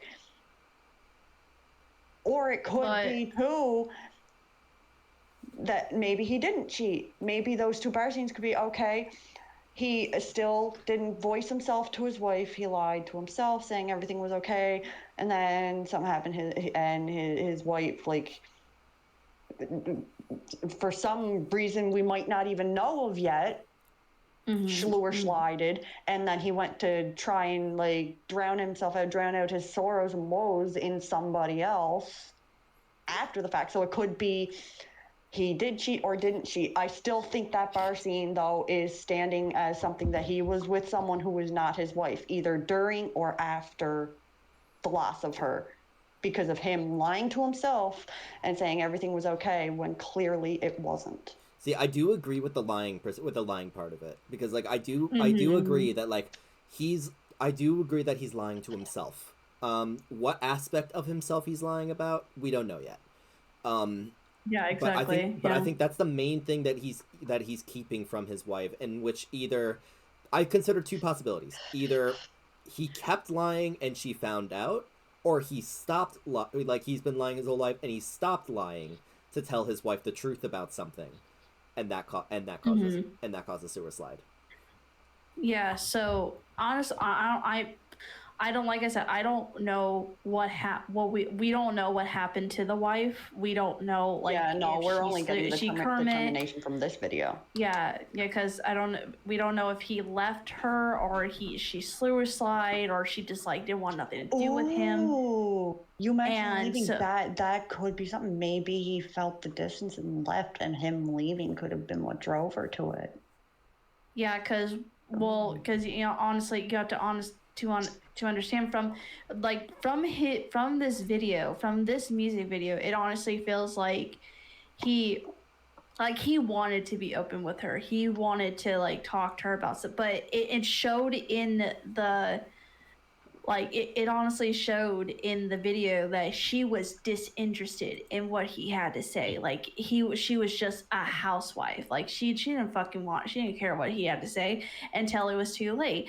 And like the bar scene, what if he was trying to honestly maybe like experiment, like, oh hey, let me go out and like talk to people. Let me go out and like introduce myself. Maybe I'll make more friends. Maybe I'll like get myself to open up to a lot more people. Then I can come home and I can improve on my, talking to her and, show her that, hey, I'm improving. I'm talking to, I'm making friends. I'm doing this. It's not the fact. I honestly, like I said, I'm still on the big fence. Like he didn't cheat. I honestly think that, like he was at the bar, like maybe he was, like I said, like he was trying to make a friend. He was trying to, and then this woman comes in drunk, like drinking and stuff like that. And she this woman leaned on him and like tried to flirt with him, and you can tell like he was trying to basically go to the there's also this one you can actually see his hands aren't on her. Go to the first one though, like the first bar scene. What gets me is the looks in it, like.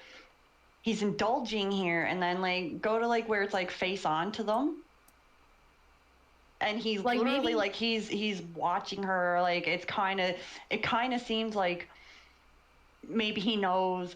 To me, if this is a cheating factor type thing, so let's the term, say for a possibility, one of the many possibilities that it could be. Say the cheating factor is the one. This kind of scene here, this look, it's kind of it seems like he's remembering the wrong that he did and he's regretting it. This to me feels like I'm thinking of the mistake that I made and I regret it. He kind of regretted it instantly kind of thing and whatnot. Or it could also be a situation where because there's him with his wife, completely different person. He's got this little smile, he's literally enamored by her. It's like someone who looks at someone who is their whole world.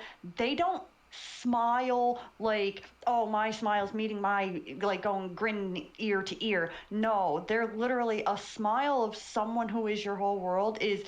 Your body is it's just this natural soft smile, and your eyes are on them they are everything. And that's what I get from this. His wife is his everything. That's what I'm Can I- getting from this. but- And like him crying over it and like being so sad. And it's like that apple that it keeps showing is like the representation of her life kind of thing. And there's like distance between it when he's sitting in the seats. Like the apple is literally in the middle of him and the silhouette of the woman. Because you could see in the distance, like when it's showing him sitting in the chair, and you can see the apple in the distance, and then behind the apple, a few more seats away, is this little black shadow, which seems to be the wife. I believe it was before this scene here. It's like I think around first, yeah, not this one. This is a later scene. But this part here, that part there, that to me kind of gives me like she's there like hand on his shoulder and then like hand on his face, and it kind of gives me the vibes like she knows he made a mistake and like she's putting the hand on his face and like giving him that smile like I forgive you kind of thing. And it's like he knows it's like she's already gone. We know this. She's already gone. So to me it kind of seems like that's what he's wishing for, is like for her to forgive him. And whether that forgiveness is for him cheating or for him like not being honest with her about something, or like just like lying to her that everything was fine when it wasn't, like it could, to me that's just any determination factor. If he's asking for her forgiveness for anything because he misses her so much, because she was his everything, he did something that fucked it up. We know this. We know that off the bat. He did something that fucked it up, something that caused her to instant transmission out of life. DBZ reference. A big if. We don't honestly like, know if she transitioned out of life and everything, but I honestly, well, I think that I Hold think on, we wait, can Queeny, determine that wait. that is it, because in the interrogation is where it states like your lies like killed going somebody. on. Yeah. No, I'm Rena, please go. Like, please. I am so invested in this one. Yeah. I honestly think like he feels terrible for like not telling her everything, and then because we're seeing like this is his POV. We're seeing how he saw his life as with her, like, and if we go back to the bar scene where he has his hand on his when he was looking at at his wife and everything, not that part, like right there, and it shows a depiction of his wife. See that is the look of love, like that you can tell he's switching from he loves it, he loves her most definitely, but then go to where she where the woman, he looks disinterested, he looks honestly he looks That's where not I have interested. the feeling I kind of regret this kind of situation. Yeah, no, I think he was just honestly trying to listen to this woman, and maybe this woman was having trouble, and she was asking for advice, and he tried to give her the best suitable possible answer he could give. He doesn't what if he, like I said, what if he is trying to get out there and trying to be more talkative, try to experiment, how can I better myself for my wife, how can I do this? And she could have honestly saw him in the most worst way, you cheated on me. She what if she threw that accusation out on him, and then the wife could have literally been mentally ill. She could have been mentally ill, and she took that blame on him, and suicide, or she even left him or stuff like that. It's just, but I'm looking from how he feel, how he's looking at the two perspective of the woman, the random woman and his wife. The random woman, he has no disinterest, he doesn't even care that okay, yeah, she's there, okay, I'm gonna listen just real quick. But when you go to where he's just when it shows the wife, it looks like he's showing so much That's interest. my He should world. like that's my wife. That's the love of my life. I married this woman. Like I love her so much, and you know, his wife, you know, and then I honestly I feel bad for him, and you know, because from the trial, how he was telling ES like I don't really talk about myself. I don't really like, you know, like he tried to be this big boasty person, like trying to be like this. That's what you was know, getting me was the trial with him saying, like, literally saying that it's hard for me to talk about myself, like literally telling us, like you can already tell, like it's hard for me to talk about myself. I do get that, and that's what the video itself is like, just those scenes where it like shows him at a bar with someone else. That's what gave off the feeling of a possible like cheating factor to me, because like if you see music videos where someone's like literally like they could be at home and perfectly in love with someone, and even if there's a bit of distance, like that's their true love, whatever, blah blah blah. But then if you end up seeing like a scene in any music video of them at a bar with someone else, that instantly gives like the thought, the insinuation of, oh, cheating, or not, like doesn't even have to be like physically cheating, maybe like emotionally cheating, or just like momentary cheating, in a sense of he's being present with someone else.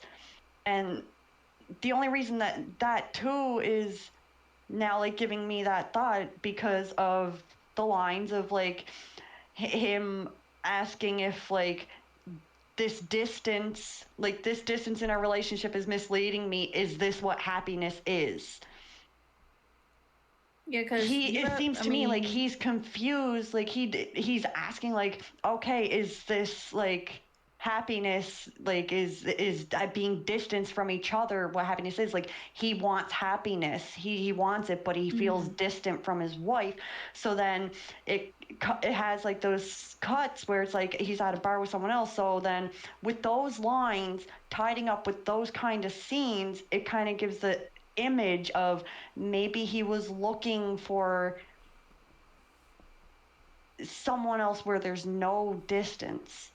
He was looking for what he was lacking in someone else. Like that's what those scenes kind of give me the idea of, is he's looking for it. Like he's not feeling it with his wife, and he wants to, because like Green said with his, like the line that I missed about her wanting her heart to change. He wants that with his wife, and you can tell like this scene here, like we both agree on it. He's looking at her like this is my world. That's the look of like a husband to the woman that he chose to marry, that he chose himself. Yeah, and it wasn't something that was forced. It's like this is perfect for him, but he's also feeling that distance, and he himself, for all we know, like where he's already quoted, he can't really talk, he finds a hard time talking about himself. He could have been the cause to that distance, or something could have been wrong with his wife that put that distance in. I still, like, with the determination of what we get from the interrogation and everything too, with his quotes about being able to, like, having a hard time talking about himself and whatnot, and like the instant quote that his lies led to someone's death. They quoted that in the interrogation, so it's undoubtedly he caused a death. Like that's also why he's here on trial. Someone died because of something to do with him. And with the scenes he's staring at his ring, and this whole video is pretty well about his wife. We can determine that it's his wife who died, and if that's the determination from the video, then his wife died because of something he lied about, his lies. Now, the thing we can't determine yet is what those lies were. Like, there's so many speculations on them. I honestly know, from the point is that, you know, it's just like I honestly I don't see him as being like the bad guy. Like honestly, he was he's not bad. I no, like I'm not even trying to be biased either. It's like, I mean, yeah, he's a good looking guy, and like, you know, any girl would want to be with this fucker. But like but the thing is, like it from what I was seeing in the beginning, like him like putting his hands like in his lap and looking down, he just like, and looking at his ring and everything, like he just, like he was just, he just looked so unhappy, like, you know, like he would, like, it looked like he was trying, to get in conversation with her, like he was trying to he would like talk to her and stuff like that, and it looked like from what I was seeing is that she didn't want to be near him, she didn't want to talk to him. She just okay, yeah, I'm here, I married you.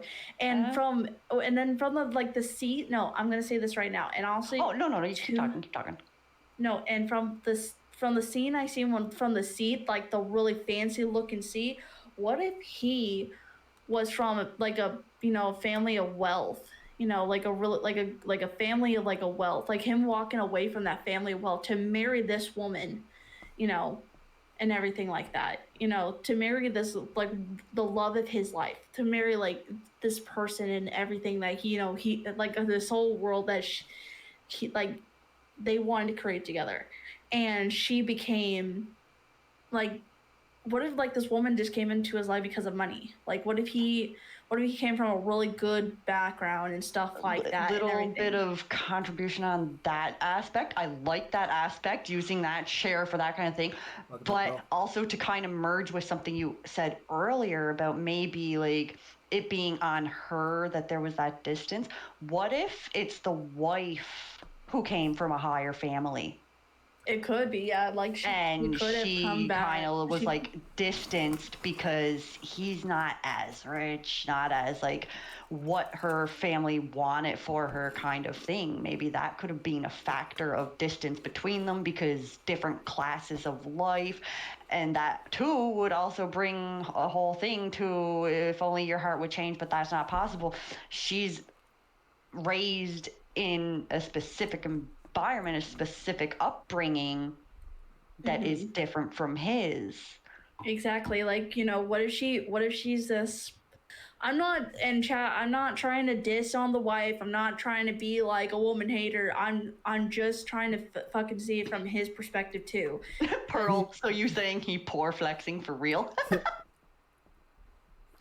No, but I honestly, what if she's just this spoiled, like arrogant woman, like, you know, she's like, oh, you don't come from this, like Queenie said, like what if he was poor, what if he grew up poor, and you know, she like you know, and in fact, and this is based in Japan, like, you know, some people like Japanese religion still think like, you know, do arranged marriages, like, you know, like what if their families, like a situation where she kind of, let's say, quote unquote, fell in love with him during a rebellious phase. He's the one who stayed in love, but maybe she wanted to kind of go back to like that luxury life. But what gets me hard is like, what gets me about this like really hard is even so. That's definitely a possibility. I would like to hold that as a possibility because I do see that whole aspect of the chair. But what's still getting to me is we do know one of the statements and things that we were for sure given in this is that his lies killed someone. Yeah. So what gets me is if that's the kind of life she wanted, like, yeah, she could have left him and gone back to her life, but we've already been able to determine that she's the one who died, so why would his lies have killed her? And it's like, what lies was it? Like, what was he hiding? Like, did she like slide herself because she just couldn't take she just couldn't take the life anymore? I honestly feel like, yeah, but then like this scene here that Green got up, like it to me this scene kind of gives like a whole like forgiveness type thing. Then it makes me think, what would she be forgiving him for that was so hard? Like, could it be like him, like be like a forgiving, like a cheating scene, or it could be a forgiving of like, well, I forgive you for like not being open with me. I forgive you for like being so closed off, even though I wanted you to be open with me. Like I feel like maybe both of them wanted to be open with each other, but they were both different about it.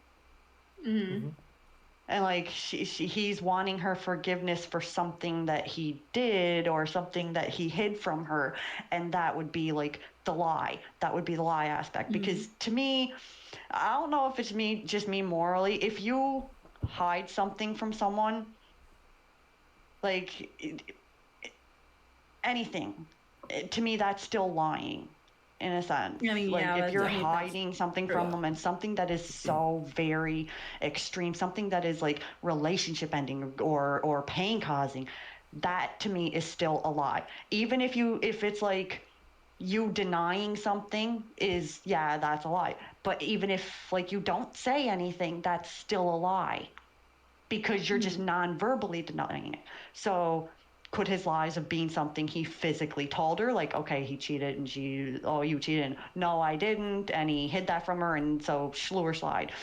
Could it be like, again, concluding with the cheating option, he lied to her their entire relationship, that everything was okay, that he was okay with the distance, because maybe she had some reason to be like, maybe it was just something in her personality or something about her upbringing that caused her to be like a quiet, closed off, like self-kept, distant type person, but she was still kind of present, just not as present as he wanted her and he wanted her heart to change to be more of what he wanted in life, but she wouldn't.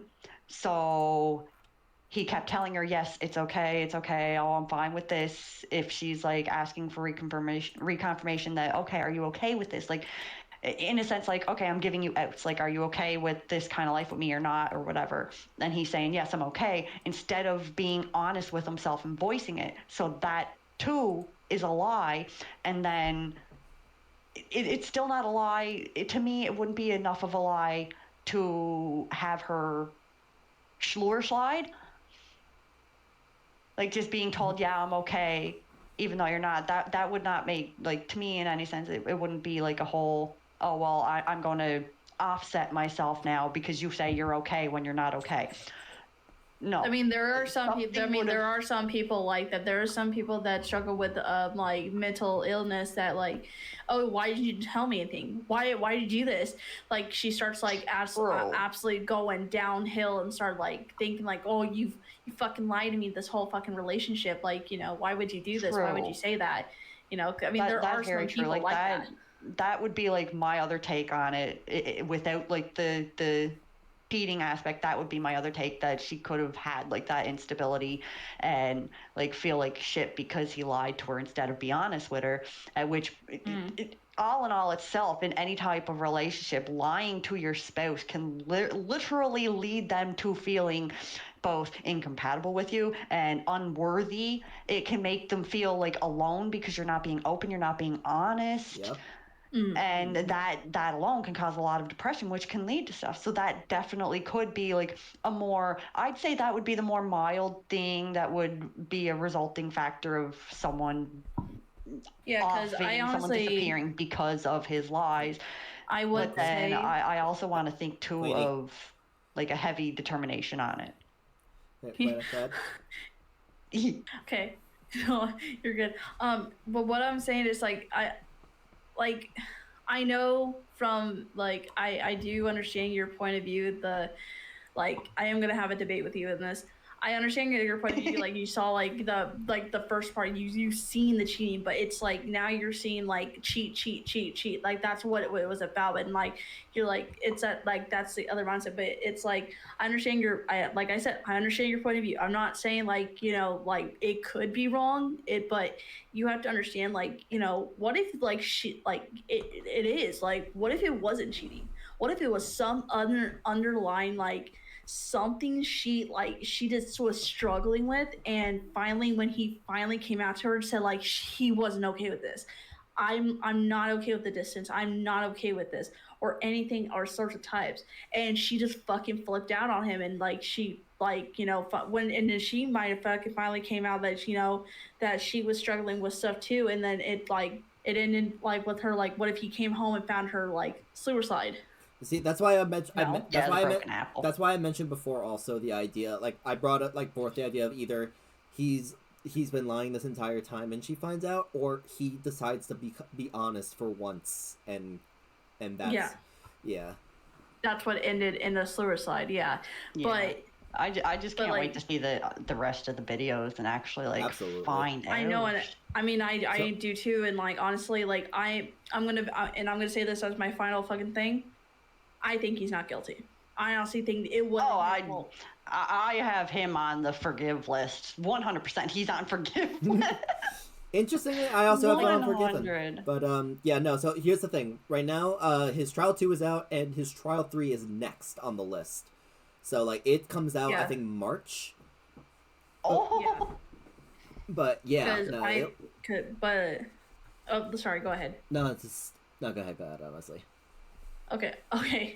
No, because like I said, I think he's redeemable. I think he should be redeemed because honestly, and this might sound like a bitch thing to say.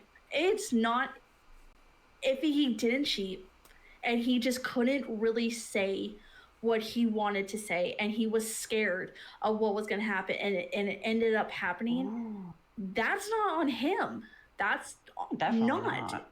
No, it's not. It's not on him, and he shouldn't be accountable for what happened to her because she felt insecure, like, oh, I can't please my husband, or I can't, like, he can't come to me for this.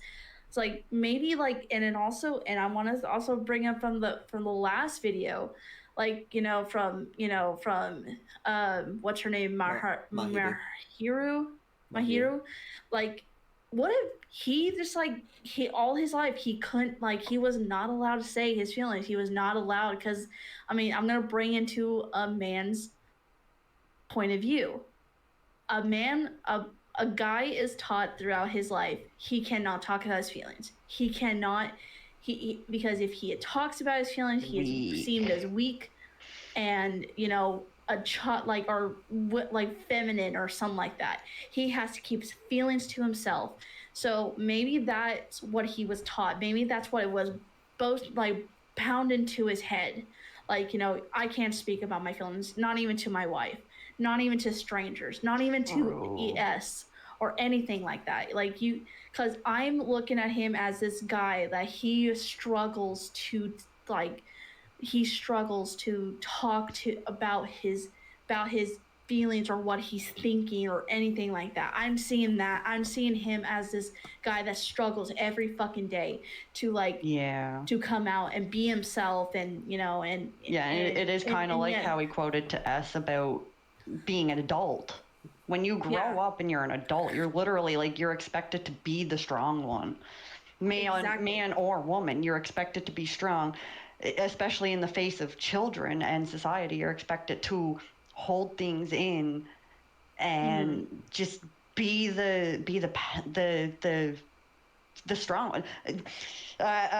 Encanto, the oldest sister, got to be the strong one. Yeah. Never able to talk about her feelings. Like, got to tick. I actually see what you're seeing in it now. Rena, I want you to hold on to that mindset that point that you just developed. I want you to hold on to that, especially for trial 2. Okay. Yeah, I'm definitely gonna hold on to my mindset. Like I because I don't see him as a bad guy. I like watching his trial and listening to him and seeing he puts up this front. He's this, but even when ES hit him, he didn't expect that. He was like, oh, what, oh my God, he tried to play it off, haha, yeah, that's funny, that's, oh my God, haha, I can't believe you got me, and stuff like that. I'm seeing this man, he's full of insecurities, and he's trapped in this fucking mindset that he's so he can't talk. He has to keep it in. He has to I'm honestly, I'm rooting for him. I hope he gets out. I hope he is redeemed for for whatever fucking thing that someone put on him. Like Yep. I see him. I can see. And I'm not, like I said, I'm not being biased, but I see him as being this gentle, like this gentle man. Be and biased. You know, This man is this man. Be biased. I know, but I'm also trying to put out facts. I'm trying to see him through what he was struggling with, what he's been through, because it's like in this even day and age, I feel like, and I'm not saying as like, I hope Chad doesn't fucking see me as a pick me. I see how men are put out to be this confident, cocky guy, like these guys, like, you know, like they have nothing to hide, they have nothing to do, and you know, and yeah, it's like they and put out that he's every one man of has these to be this guys. strong, self-kept fucking. Exactly. Oh, I And can handle think- everything. Like the toxic, exactly. toxic masculinity.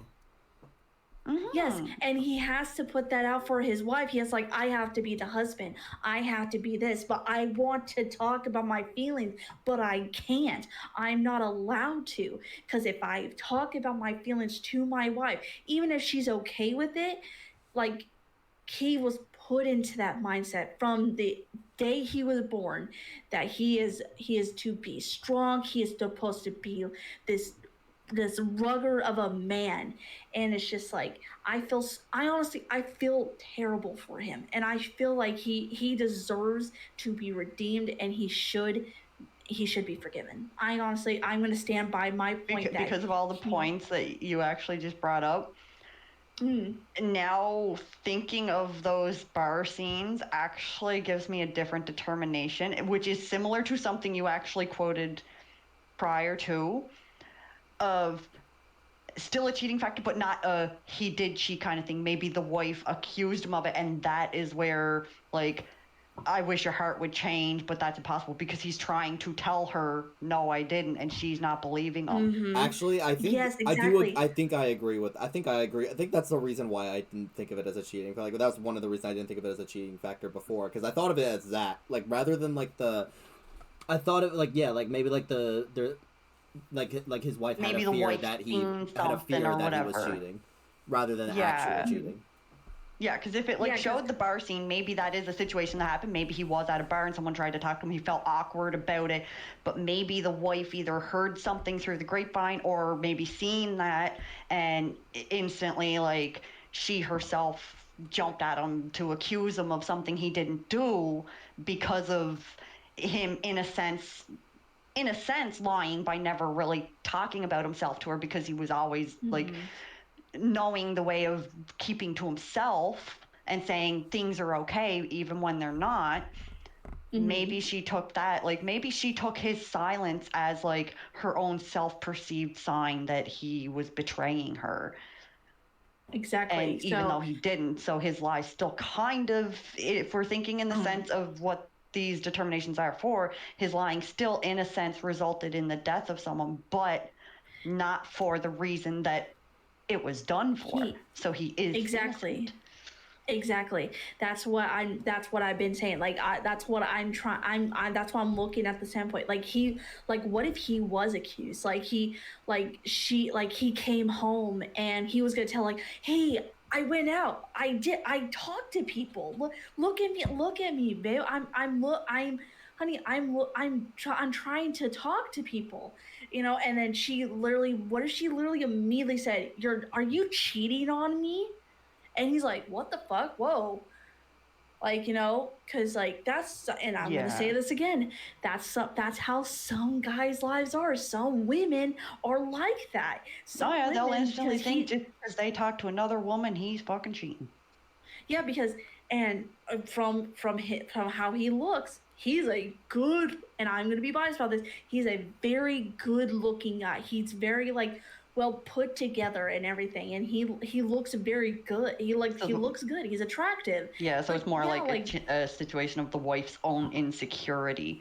It's like, oh, you're good looking, and I know women want you, and she's insecure and going to use her insecurity to accuse him of things. And yeah, I I can see that now.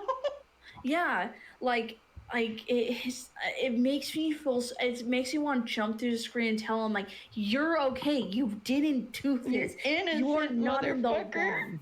You are not in the wrong. You are a good person. This is not your fault. This is not your fault. Do not blame yourself for this, because she wanted to fucking suicide, or she honestly, at this point, I think she did suicide, because at this point, like he's blaming himself every day. Like, I can't believe, like, He's blaming himself for the death. Yes, and it eating at him every fucking day, and it showed in this video. It's eating him. It's like it's chewing away at his soul. Yeah, because he's literally singing about wanting her back, wanting all of that again. Yes, and you know what? And let me tell you this: some guys, and when they do cheat, they don't fucking care about the wife. Oh, okay, bye bye. He does. He cares about it. He wants her back. He would do willing anything to bring her back in his life. And this shows that he's a good man. He was a good husband. And she did something did something stupid, and she caused her own suicide. Yeah, let her insecurities take over. Didn't actually I'm not good enough for him. Finally I'm not attractive enough for willing him to talk. Ooh, exactly. That could also lead to him not wanting to talk more, because the few times that he even tries, it didn't even work. She fucking shuts him down. She shuts him down. Shut him down in the worst fucking way. I'm not going to listen to you ever again. Exactly. I feel for him. I fucking feel for him. That's why I'm like, when you were saying like the immediate thing you said about him, oh, he's a cheater. I can't believe. I was like, oh, wait. Let's not jump to that. Let's not. That's just what my first interpretation was with those scenes of bar scenes, because you gotta think too. If we're thinking of every criteria, that is one of the criteria that you can get from it. Because we're thinking here too, typicality of videos. If you see something like that in a video, it's usually that's what it's insinuating. Mm-hmm. Not that that's actually what happened. It could have been oh, he's just out for drinks. Maybe he was because obviously the scene is him on a stage singing. Maybe he was I don't know, a singer, an actor on stage, Broadway maybe. Yeah, and he could have been really. He went out for drinks afterwards. Maybe she was a co-star to a show, and he was out for drinks, and he kind of felt awkward about it. Went home a little drunk. Maybe because where she leaned on him, maybe the wife heard something, or if there's in any sense, okay, maybe let's say he's someone famous, a famous Broadway actor. And obviously, there's going to be paparazzi around. So if they catch that scene, they're obviously going to snap a photo of that. That's going to be juice for them to misconstrue. And the wife's own insecurity could have led her to believe this misconstruation of the situation. And she suicides. Yeah, she let her dark thoughts take over. Because I also, at the same time, I want to look at it I want to consider the fact, yeah, maybe the wife was mentally unstable, but maybe she wasn't. Maybe she also had a hard life too with trusting people, which could have been a factor of the distance between them. She could have had a hard past too that caused this whole distance that he's trying his best to close in, trying to help her get through it. And then he might feel he failed in helping her. Yeah. Yeah, because I mean that honestly could be an also possible factor, but it's just from the scenes I was getting, she just was disinterested. How when he at the bar scene when he was looking at her all in love and stuff like that, and she didn't even look at him at all. She didn't look at him at all. She just okay, I'm just gonna keep going on with my day, Yeah. I kind of take that scene more though, to me that one specific scene, just that picture, was more of how he sees her. They want us to see how he sees her, how he loves her. Like that look that he has in his eyes. Because what gets me into thinking that maybe the wife wasn't so much of a bad person was that scene in the theater where she's like hand on his cheek and all that. Maybe she's like wanting to, he's hoping to get like her reassurance that it's not his fault because of what she did. Maybe like because he feels maybe he failed her in helping her because, like I said, maybe she could have had a rough past too, and he wanted to help her through it. That rough past could have caused, like, it could be anything. Say she dealt with a bunch of relationships of cheating, and that's something that she was always scared of. So it would take her longer to trust people and whatnot. And that is also why he wanted to be the one to help her. I mean, that's also like why I brought up like that idea of like the fears of like fears of likely cheating. There's one other like bit though that I think is good for here. He keeps the ring on, like especially like if you're going like especially like if you're going like around like if you're going like especially if you go the angle where like he like doesn't love his wife or anything like that, he would get rid of the ring. But 100%. 100%. He wouldn't wear that ring if he didn't care. Unless, like, and no, I'm not saying this is a factor to it because we've determined, like, he is the kind of guy, he loved his wife. He fucking loved his wife. But if there was the factor of he didn't love his wife, there's still one point where he would still wear the ring if it was for image sake. I don't get him as that kind of person. I'm just saying, like, that would be an instant where if he didn't love his wife, he would still wear his ring as if it was just for image. Yeah. But I do feel like he was in love with his wife. 100%. We can already determine that she was his world. 100 and fucking percent. Like, I can see that he was in love. I'm rooting for him because, like, honestly, you can tell how much he was in love with her. He was madly in love. She was his world. Like, that was his everything. He wanted to wake up every morning next to her, be next to her by her side for the rest of his fucking life, and because I can understand too how you point out with like her seeming more and more distant from him too. Like the first scene is showed of them together. They were both on like the same couch or something, right? And then the next scene it's like him sitting in the chair and she's in the kitchen. So maybe that could be like where she started like letting those insecurities and intrusive thoughts come in, and he was trying to help her see that none of it was true and close that gap, get her heart to change. But it didn't happen, and saying that but it's not possible, that part of the lyric, but it's not possible, that could be referring to it, well, it's no longer possible because she's not here. Can I also say this as well? This little, I'm reading this right now. It says, I could try you and also try to touch you, but you probably wouldn't notice. Like, what if he he wants to hold her, like he wants to love her, and like she didn't notice. She just didn't. She said, like, what if she didn't just notice, or maybe she was just too into her own head that she was thinking his touches meant nothing. Exactly. That's what I'm getting from this whole relationship with him and his wife, is that he tried every fucking possible thing. Like, he just every day.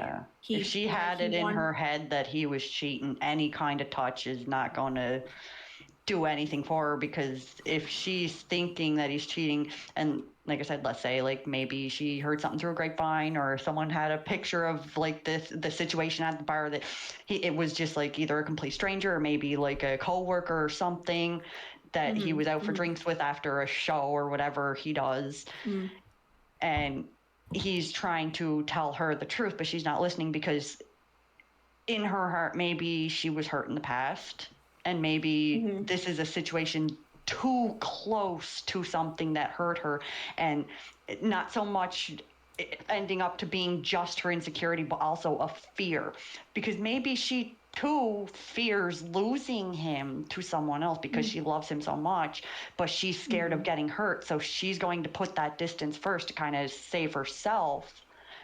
But like then in the end, like it's like she's I still think I think she loved him back, but she had too many fears. Just primarily for that scene where it's like her with her hand on his cheek in the theater.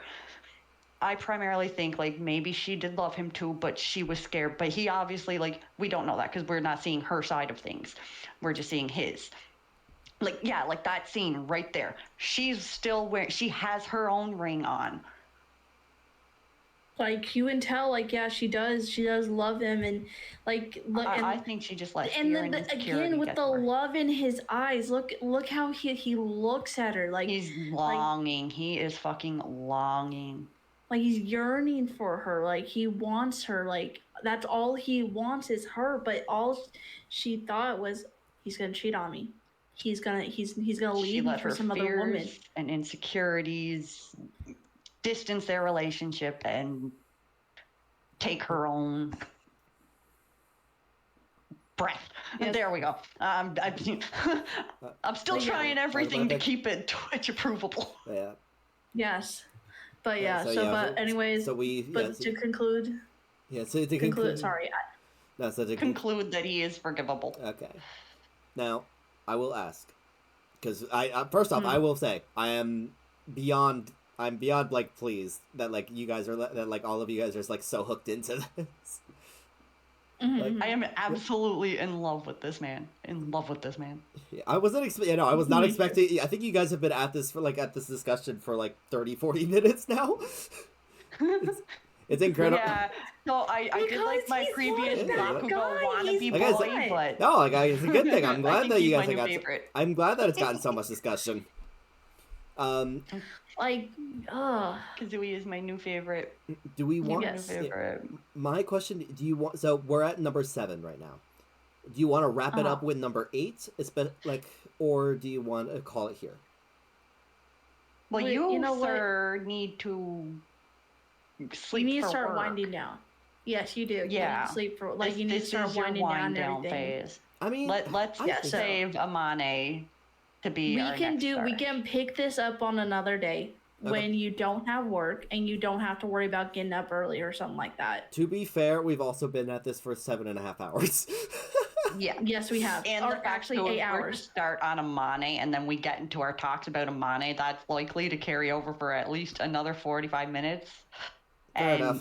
It's best to wind down here. Yeah, so let I think Kazui be our ending. Fair enough. Yeah, let this sexy of a man be the sweet, the final scene. The final scene. But yeah, so to recap then, Haruka, you considered him forgiven. You considered him. You considered her guilty. Futa, you considered him forgiven. Mu, you consider borderline. Futa's on the border. Borderline, but leaning towards forgiven. Leaning towards forgiveness. Mu, it was I think you said I'm not forgiven. No. Shido, you said forgiven? Yes. Well, Shido is also on the line, depending on what the reasoning is for the deaths of the patients. Right. Possibly. Mahiru, you both said not forgiven, and Kazui, you both said forgiven. Oh yeah, fuck yeah. 100% forgiven. Mahiru, I'm leaning on to not forgiven now, but possible forgiveness depending on the next video, because you brought up the point of the possible slur slide due to the level of her love. Mm-hmm. Not technically her result, because I personally, after you pointed that out, I don't think Mahiru's intention, again, this ties down to intention. Her intention was not to result in their loss. I think she's too into love because of, like Rena said, possibly being denied it so much in her past. And so that's all that she's about. So I think she would just love too much, and whoever it was felt trapped, but it was not her intent. So that's why she's, I don't think it's forgiven yet, but I also don't think it's unforgivable. Right. No, right. I honestly, no, for me, it's not, she's not forgiven. Because honestly, from what I've seen, she brings off the narcissistic, no one's allowed to have this besides me. She gives off that, I'm this perfect, pretty, like person. I got this all Gucci life. I'm all this. I'm all that. Yeah, and what then I when want something should be goes mine. wrong, yeah, like all like I want. And it's like and then even in her trials, she seems so narcissistic, and I don't like her. I did kind of vibe with her all. at first until that same area that Green, you even said you don't get along with. I've seen all. My Hero's full story is out, and I've seen all of it. That is the only part of it that I don't like. I love every other part of her. Yeah, that's why including all of My Trial Hero, 2. I am actually pretty excited for Mario's next one. That way I can see like where or if my determination is going to change. Yeah, but like what I said, she's not, for me, not forgiven. Unless she can prove me wrong, she's not forgiven. I'm sorry. Yeah, we'll see that in the next one. Yeah. Yep. We'll see if it was a whole accidental type thing or something she didn't really want to happen. Right. We'll determine. Mm-hmm. Okay. Well, that was an extremely fun 7.5 hours. Thank you guys for joining me for this. Yeah, I missed like all a lot this of talk it, of sewer sliding has me thinking of banana colada, and then Melodic, I just think of the TMNT. Teenage Mutant Ninja Turtles. Rena, I know you were. I'll catch you up on the. Or at least I'll send like the stuff so you can catch up. Like outside of stream. But what do you guys think of Milgram so far? I'm loving this. It's good. I'm loving this too. Like I love discussing about a character. Like I love. Yeah. Like honestly, at first I was like really nervous. I'm like, oh shit. Like if I have cost my opinion, like people are gonna be saying like, oh she's just this. But like no, it's honestly like, not. But I'm seeing I'm gonna bring up Kazui for a minute. Like people like that need to be redeemed because like. That's so fucked up that like he was put as a prisoner because his wife committed suicide and he's blamed for it. That's not fucking right. No one should be blamed for that. And I think that's horrible. Like I see that as like the whole point of like for all of these characters, like we have to through these videos determine what the cause was that they were determined as murderers for, because everyone in this thing are determined as a murderer, be it on hand, offhand, indirectly, fourish, whether right, whether they caused it themselves or like their intention was to cause it or wasn't to cause it.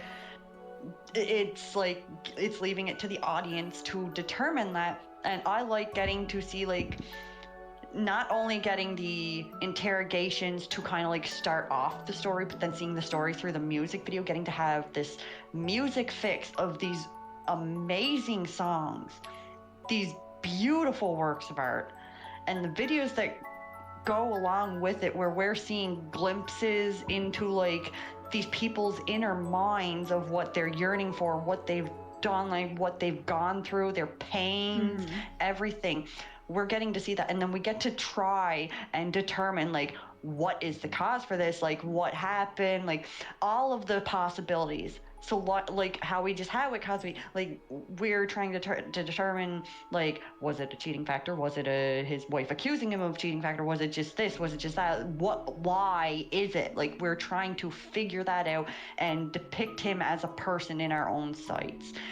Same thing with everybody else. Like we're trying to figure out what kind of people they are to be able to better determine if they are worth forgiveness or not, if their intent was there, if there was no intent there, if it was something that was completely an accident that fell on them because of a result of something they did, said, showed, anything.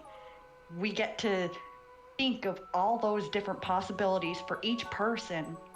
And then we're trying to come up with like even like it doesn't even have to be thought of as like a global thing, like oh the whole world would think this, blah blah blah. No, we get to think of it as our own. Would we forgive this person or not? And like it's like I don't get like no feeling of needing to judge other people. Like if I see someone as oh they're guilty, they shouldn't be forgiven, like that's my own personal opinion. If somebody thinks like if somebody has a reason to think that they are forgivable, well then that is their own reasoning, and I am 100% open to hearing what the reasoning could be, what could change it. Just like with Kazui, instantly the video itself brought my mind, because of those bar scenes, into the whole cliche matter of, oh well, this is like referencing cheating scenes. Yeah, actually, your opinion was completely shifted thanks to Rena. Yeah, like getting to hear like both used with the whole like different chits, like, and then like obviously I did miss that whole line about her changing. That right there started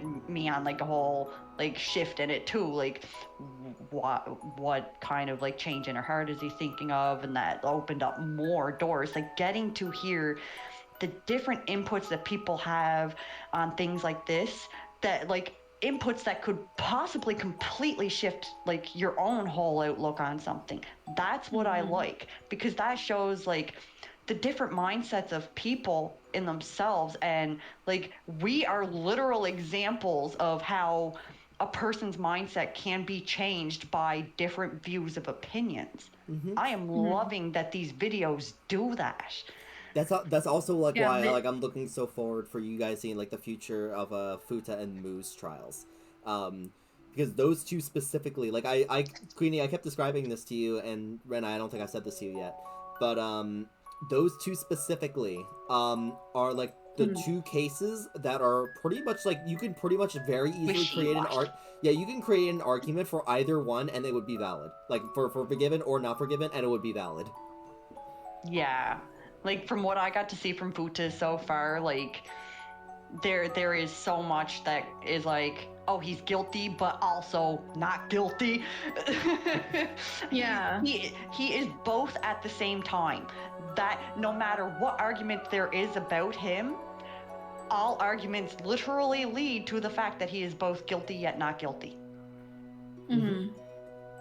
But from the series, from what I've seen so far, it's really good. It's so well in depth and talking about how these characters came to be and how they ended up now and stuff like that. And it like honestly, you can't like from I always have this like point of view. You can't judge a book by its cover. You can't judge somebody from just seeing something. You have to actually look into the depth of it.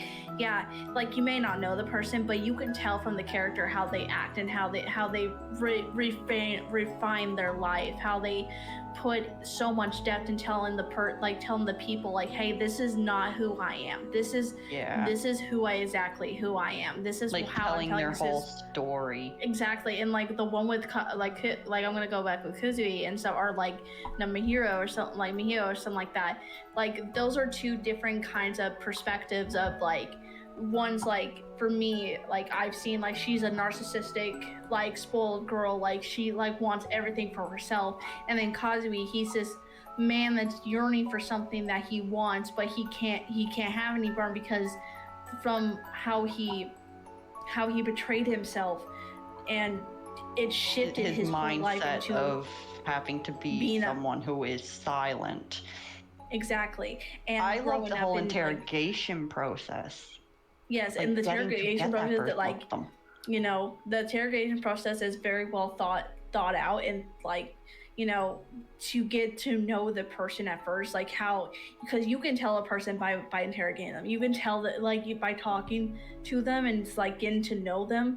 Like he was at like in Kazui's fucking interrogation, he was relieved that he didn't have to talk about him anymore, or he was glad that ES was not going to get into it, because he's like, oh my god, I do not like talking about myself. How am I going to talk about myself and like not like slip up like with like my wife and everything like that. That's what I like. Kind of throughout his interrogation too, I kind of got the feeling when S actually also called him out on things, I got the feeling that Kazui was also relieved that S was able to see through what he was trying to hide, because it's like he's wanting to be open, but his mindset is like, I'm an adult, I'm not able to. And he's literally quoting throughout that whole interrogation that it's being an adult. And the way they depicted this in that, like this creator, they are not wrong, because that is a lot of adulthood. is Right, literally exactly. having to be that strength, having to be the quiet one, biting your tongue, hiding your pain for the better of everybody else. That is old school adulthood. So in this video, he says he's 39. So we have to think he's born before me. He's not a 90s baby. He's an 80s baby, which literally means he is from an era where men were not allowed to, like, they could show emotion, but they were not allowed to verbally ever talk about their feelings. A man back then, a man could cry. Yeah, he would be seen as kind of a laughing stock and whatever, and weak, whatever, blah, blah, blah, but their actions can prove otherwise. But if they were to verbalize Any of their anything, Exactly. anything, immediate. verbalization back then was worse than action. Verbally Yeah, 'cause- showing any kind or speaking any kind of weakness for a man back then was literally like the end of the Frowned world. upon. It was a sin to them in a sense.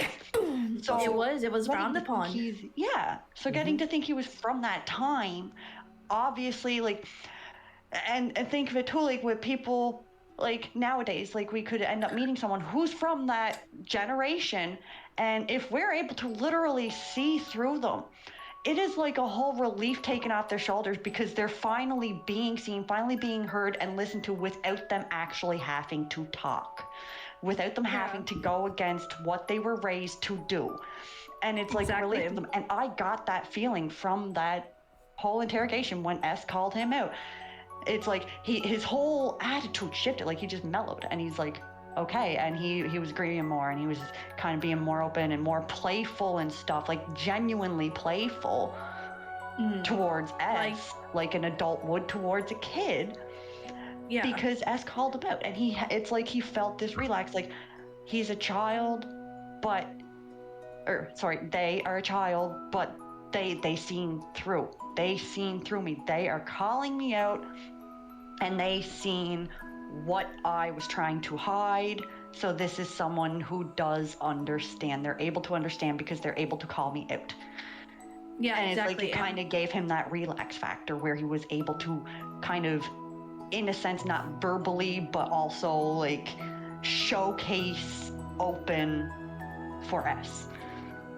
Yeah, and also like I want to point out too, like a lot of men from that time frame, because like I will also I'm gonna bring in my father for like my actual father. He was born 1983. He was taught always to like keep his mouth shut, never to like boast his feelings. That's what like kind of turned him into like a bad person, then a good person, because finally nowadays a man is allowed to talk about his feelings and talk about, but you have to understand too, like they're so old, and it is so hard ingrained in them. Exactly. And especially it's hard to like in a lot of nowadays, a lot of men can't even talk about it. So some end up suiciding. There's literally a month committed to men, like mental awareness month. Yeah, but like yes, exactly. That's the thing though, like that's a very recent, I'm pretty sure that's a very recent thing, isn't it? Like it's within the 2000s that they finally opened up the men's mental health awareness, because the literal slide rates are, even to this day with the men's mental health, slide rates are higher in men than they are in women. Yeah, exactly. And that's all because of that previous upbringing, because of how men were raised. They were literally being told, you cannot talk about your feelings, you cannot show feelings, you have to be the strong one for the family, for the people, for the public. You have to be the one who's strong and carries the burdens and grins and smiles through it all and doesn't let anyone know that anything is wrong, because as long as you're calm, everyone's calm. That's what they think.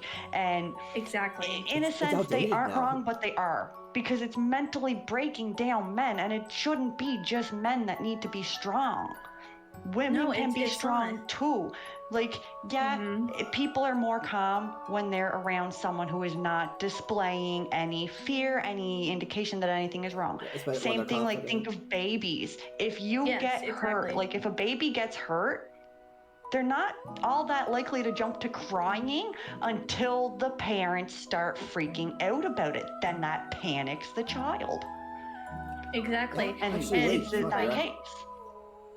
But you have to also understand, it's just like from like, you know, I'm thinking about this and this really saddens me because, like, you know, Kazui could also have ended up like his wife, could also suicide and everything. It's just like, you know, you have to think about it. He still to these trials, he still tries to remain strong and like this guy that, you know, like doesn't bother him. But in deep down, like, what if like we get to his like trials and like he starts to break down mentally, like I'm not strong, I'm not this person that everybody out me to be, like I can't do this anymore, I don't want to do this anymore, I want to talk about it, I want to be able to express how I feel. And it makes me feel so fucking sad for him, and I want to fucking just jump through the fucking screen and hug him and tell him like, you're okay, it's okay, talk about it, please. Like, don't like that. That's hide like how you feel. the factor of both the adults in this too, because like Riri the doctor, he's also the other adult in this, and I think it's like more kind of the same with him too, in the situation of he's a man, an adult man, and he's not able to voice like his feelings or anything, because during the interrogation with S, he was completely like monotone. He pulled like this whole like using knowledge as a basis to like describe everything. Like S kicked his shin and was literally trying to be like moral standing, be like, you felt that pain? Yeah. Well, that pain means you want to live. Because at the start of the interrogation, the doctor, he is literally asking S to sentence him to death. He's asking him to sentence him to that. Which when you catch, like, when we catch you up on Shido, like, you'll get to see it for yourself. But yeah, and so like he uses like the kick on the shin to kind of be like a metaphor. What's the word? Yes, a metaphor. By telling him, you felt that pain? Yes, that pain means your body knows what your mind is refusing to see, that you want to live. So stop asking for death. Like death. Stop asking for that. And he kind of does like a little laugh about it, and he's like, so that's what it means, like I want to live. And S is like, yes. And then he kind of like goes back into himself, but it's more like with ease now that S kind of like showed him he doesn't have to keep to himself. And he made like a medical joke, like talking about how it was like the nerves in his shin that goes up to his spine and to his brain, and told him to feel that pain. Well, yeah, it wasn't a joke. It was like a logical. It was like just he had like provided the actual logical reasoning. He was using like logic to speak, so he was kind of like doing it like he was acting like a robot. Like showing like no emotion, like just being mellow, being one set emotion about it, like being monotone the entire interrogation. And then that's when it got into the video of like why he was determined, like being called as a murderer. But he played it monotone in it because like he's also an adult there, and that's like how he was, how he was raised to be, like keep to himself and use knowledge and like statistics. I mean, that's how it is for men now. I mean, even still men nowadays, even like what's really sad, I see it in all, like a lot of my guy friends and a lot of like, you know, my cousins, like my, like, you know, all, like anybody, like my significant others or something like that. I see that sometimes it's bleeding from the past, like it's bleeding into to nowadays. It's still a thing where like guys boys older can't generation talk. are still teaching them like their ways because they don't want to believe in the changes of the world now, where men can be open. It is okay for a man to feel. Yes. And older generations want to be like, nope. It's not okay, and it makes me so sad that to think like, you know, that these guys like, no, because I'm really so fucking for Kazui right now. Like I want him to get freedom. He deserves to live his life the way he should, because and yes, he doesn't have his wife anymore, but he can still live for her.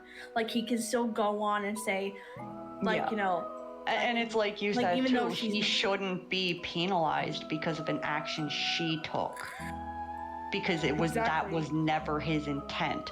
That's why too, Exactly. like with the girl that you think like shouldn't be forgiven, and like me and Green kind of are like, Green thinks she should be forgiven, and I'm kind of like teetering. To me, that one there, like, it's same situation for her. If this person did lure slide because of her love, personally, I don't think she should be penalized because of something somebody else has acted out on. But there's also That's true. in the difference. Kazui, his was more of his upbringing. Hers is more Of her current, like, her to present me, action. her course of action, yes, her personality, her addiction to love felt overbearing. So it was more of a direct result of her own action that caused it, whereas Kazui's was more a result of his upbringing, of something he wasn't able to voice. So Right. No, you're saying like like- something within someone, like something within your control versus something that's not within your control. Yeah, Exactly. so he was not, like, it wasn't in his control because it's how he was raised. It's something like a lot of adults are raised with. So that is something that was, like, so far not in his control. Something that, yes, he could work through, but something that would really take time. And if, like, with Riri's determinations, like maybe those bar scenes were him trying to get out and trying to, like, get out of that zone where he keeps to himself, trying to adjust to normal society now, like this day and age, and to be able to be more open. He was trying to progress himself, but in the end, it's like it didn't come in time, and he's blaming himself for his wife's actions because of that.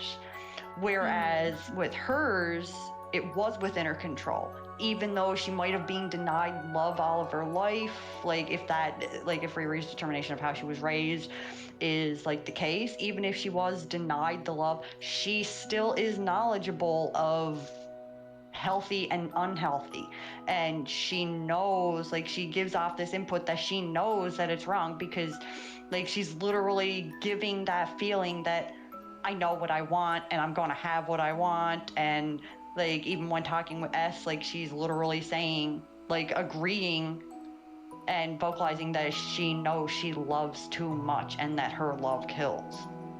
So she knew. So it was definitely something that was within her means of doing and not doing, and she still chose to do it, which then resulted in the loss. Right. No, yeah. I But, like yeah. seeing that everyone, like, there's some cases that are so similar, but the intent is there in some, is there in none. I like seeing that. Right. But anyways, Greeny, if you want to end it here. Yeah, it's probably a good Yeah. idea. We almost continued the conversation for another 30 minutes. But yeah, no. Again, this is why I love this show. Like, there's so many conversations that could be had. Like, even from, again, like, for that, I think the only one that I didn't really discuss in like the details that I would love to discuss it in was Yuno's. But that's because if I say my thoughts, everything just becomes like clear. But Right. getting No, getting to discuss like the autism angles with Haruka, getting to discuss like the cyberbully and vigilante angles from Futa, the bully angles from Mu, the medical angles from Shido. Like, this is why I love the show. This is why I love getting to discuss this with people and share the music, because the music, again, fucking slaps. Yep. Right. No, I'm understandable. loving Yeah. these songs, man. Like, they are just Like, it's beautiful absolutely fucking creation. fantastic, and they put a lot of work. You can tell that they put a lot of work into this, like all this like, interrogations, the music and everything. It's like it's beautifully written out. But yeah, who's live right now that we could read? We could read Sleepy. We could read Mono. I don't think I've ever actually rated him before. I was actually gonna suggest that. I was actually gonna suggest like raid mono. The songs are well done. Yeah, I love Like, the imagery too. Yeah, they go so hard with the imagery, and again, it only gets better. I'm excited. But yeah, there's one song. There's two songs in Trial 2 that there's 3 songs in Trial 3 that I really look forward to sharing. Like they're the three of my favorites. They're so fucking good. I can't wait. I can't wait. I will definitely reach out to you both about continuing this, and before then, I'll make sure I catch Rena up on. Of course. And yeah, before that, I'll make sure I catch Rena up on the other five. But yeah, thank you guys. Thank you guys so much for watching, and thank you to Queeny and Rena for being part of this, and thank you to all of chat for taking part in these sessions. I hope you guys enjoyed this as much as we had. But yeah, we're gonna raid Rena's friends mono. I will not be live Saturday or Sunday. It is definitely possible. I don't know when, because Rena, we still gotta continue Coffin of Andy and Lele, which I don't know when you want to do that. Yes, we do. So we can definitely do that when you're next off and everything. So I'm down to do it anytime. It's just you gotta let me know when you're off. Yeah, I will definitely actually off. Yeah, I'll let you know when like a good time for it would be. Yeah. But yeah. Until then, you will probably see me next sometime. Either I don't know about Monday because I might have a thing with Chainlink Warden. But yeah, again, I'll keep you all updated. But yeah, any closing words from you guys? Thank you guys for joining us for this very interesting and very well thought out series. We do appreciate you coming by. Yeah. Keep coming by, keep debating. Let us see everybody else's opinions on this. Getting to see everybody's insight is like the best part of this. Yeah. Again, even the cases we've already seen, like feel free to keep thinking on them. If maybe if you want to keep theory crafting or if you want to change a stance on something, by all means. But anyways, yeah, Reasonable here. We shall see you all next time. Ciao for now.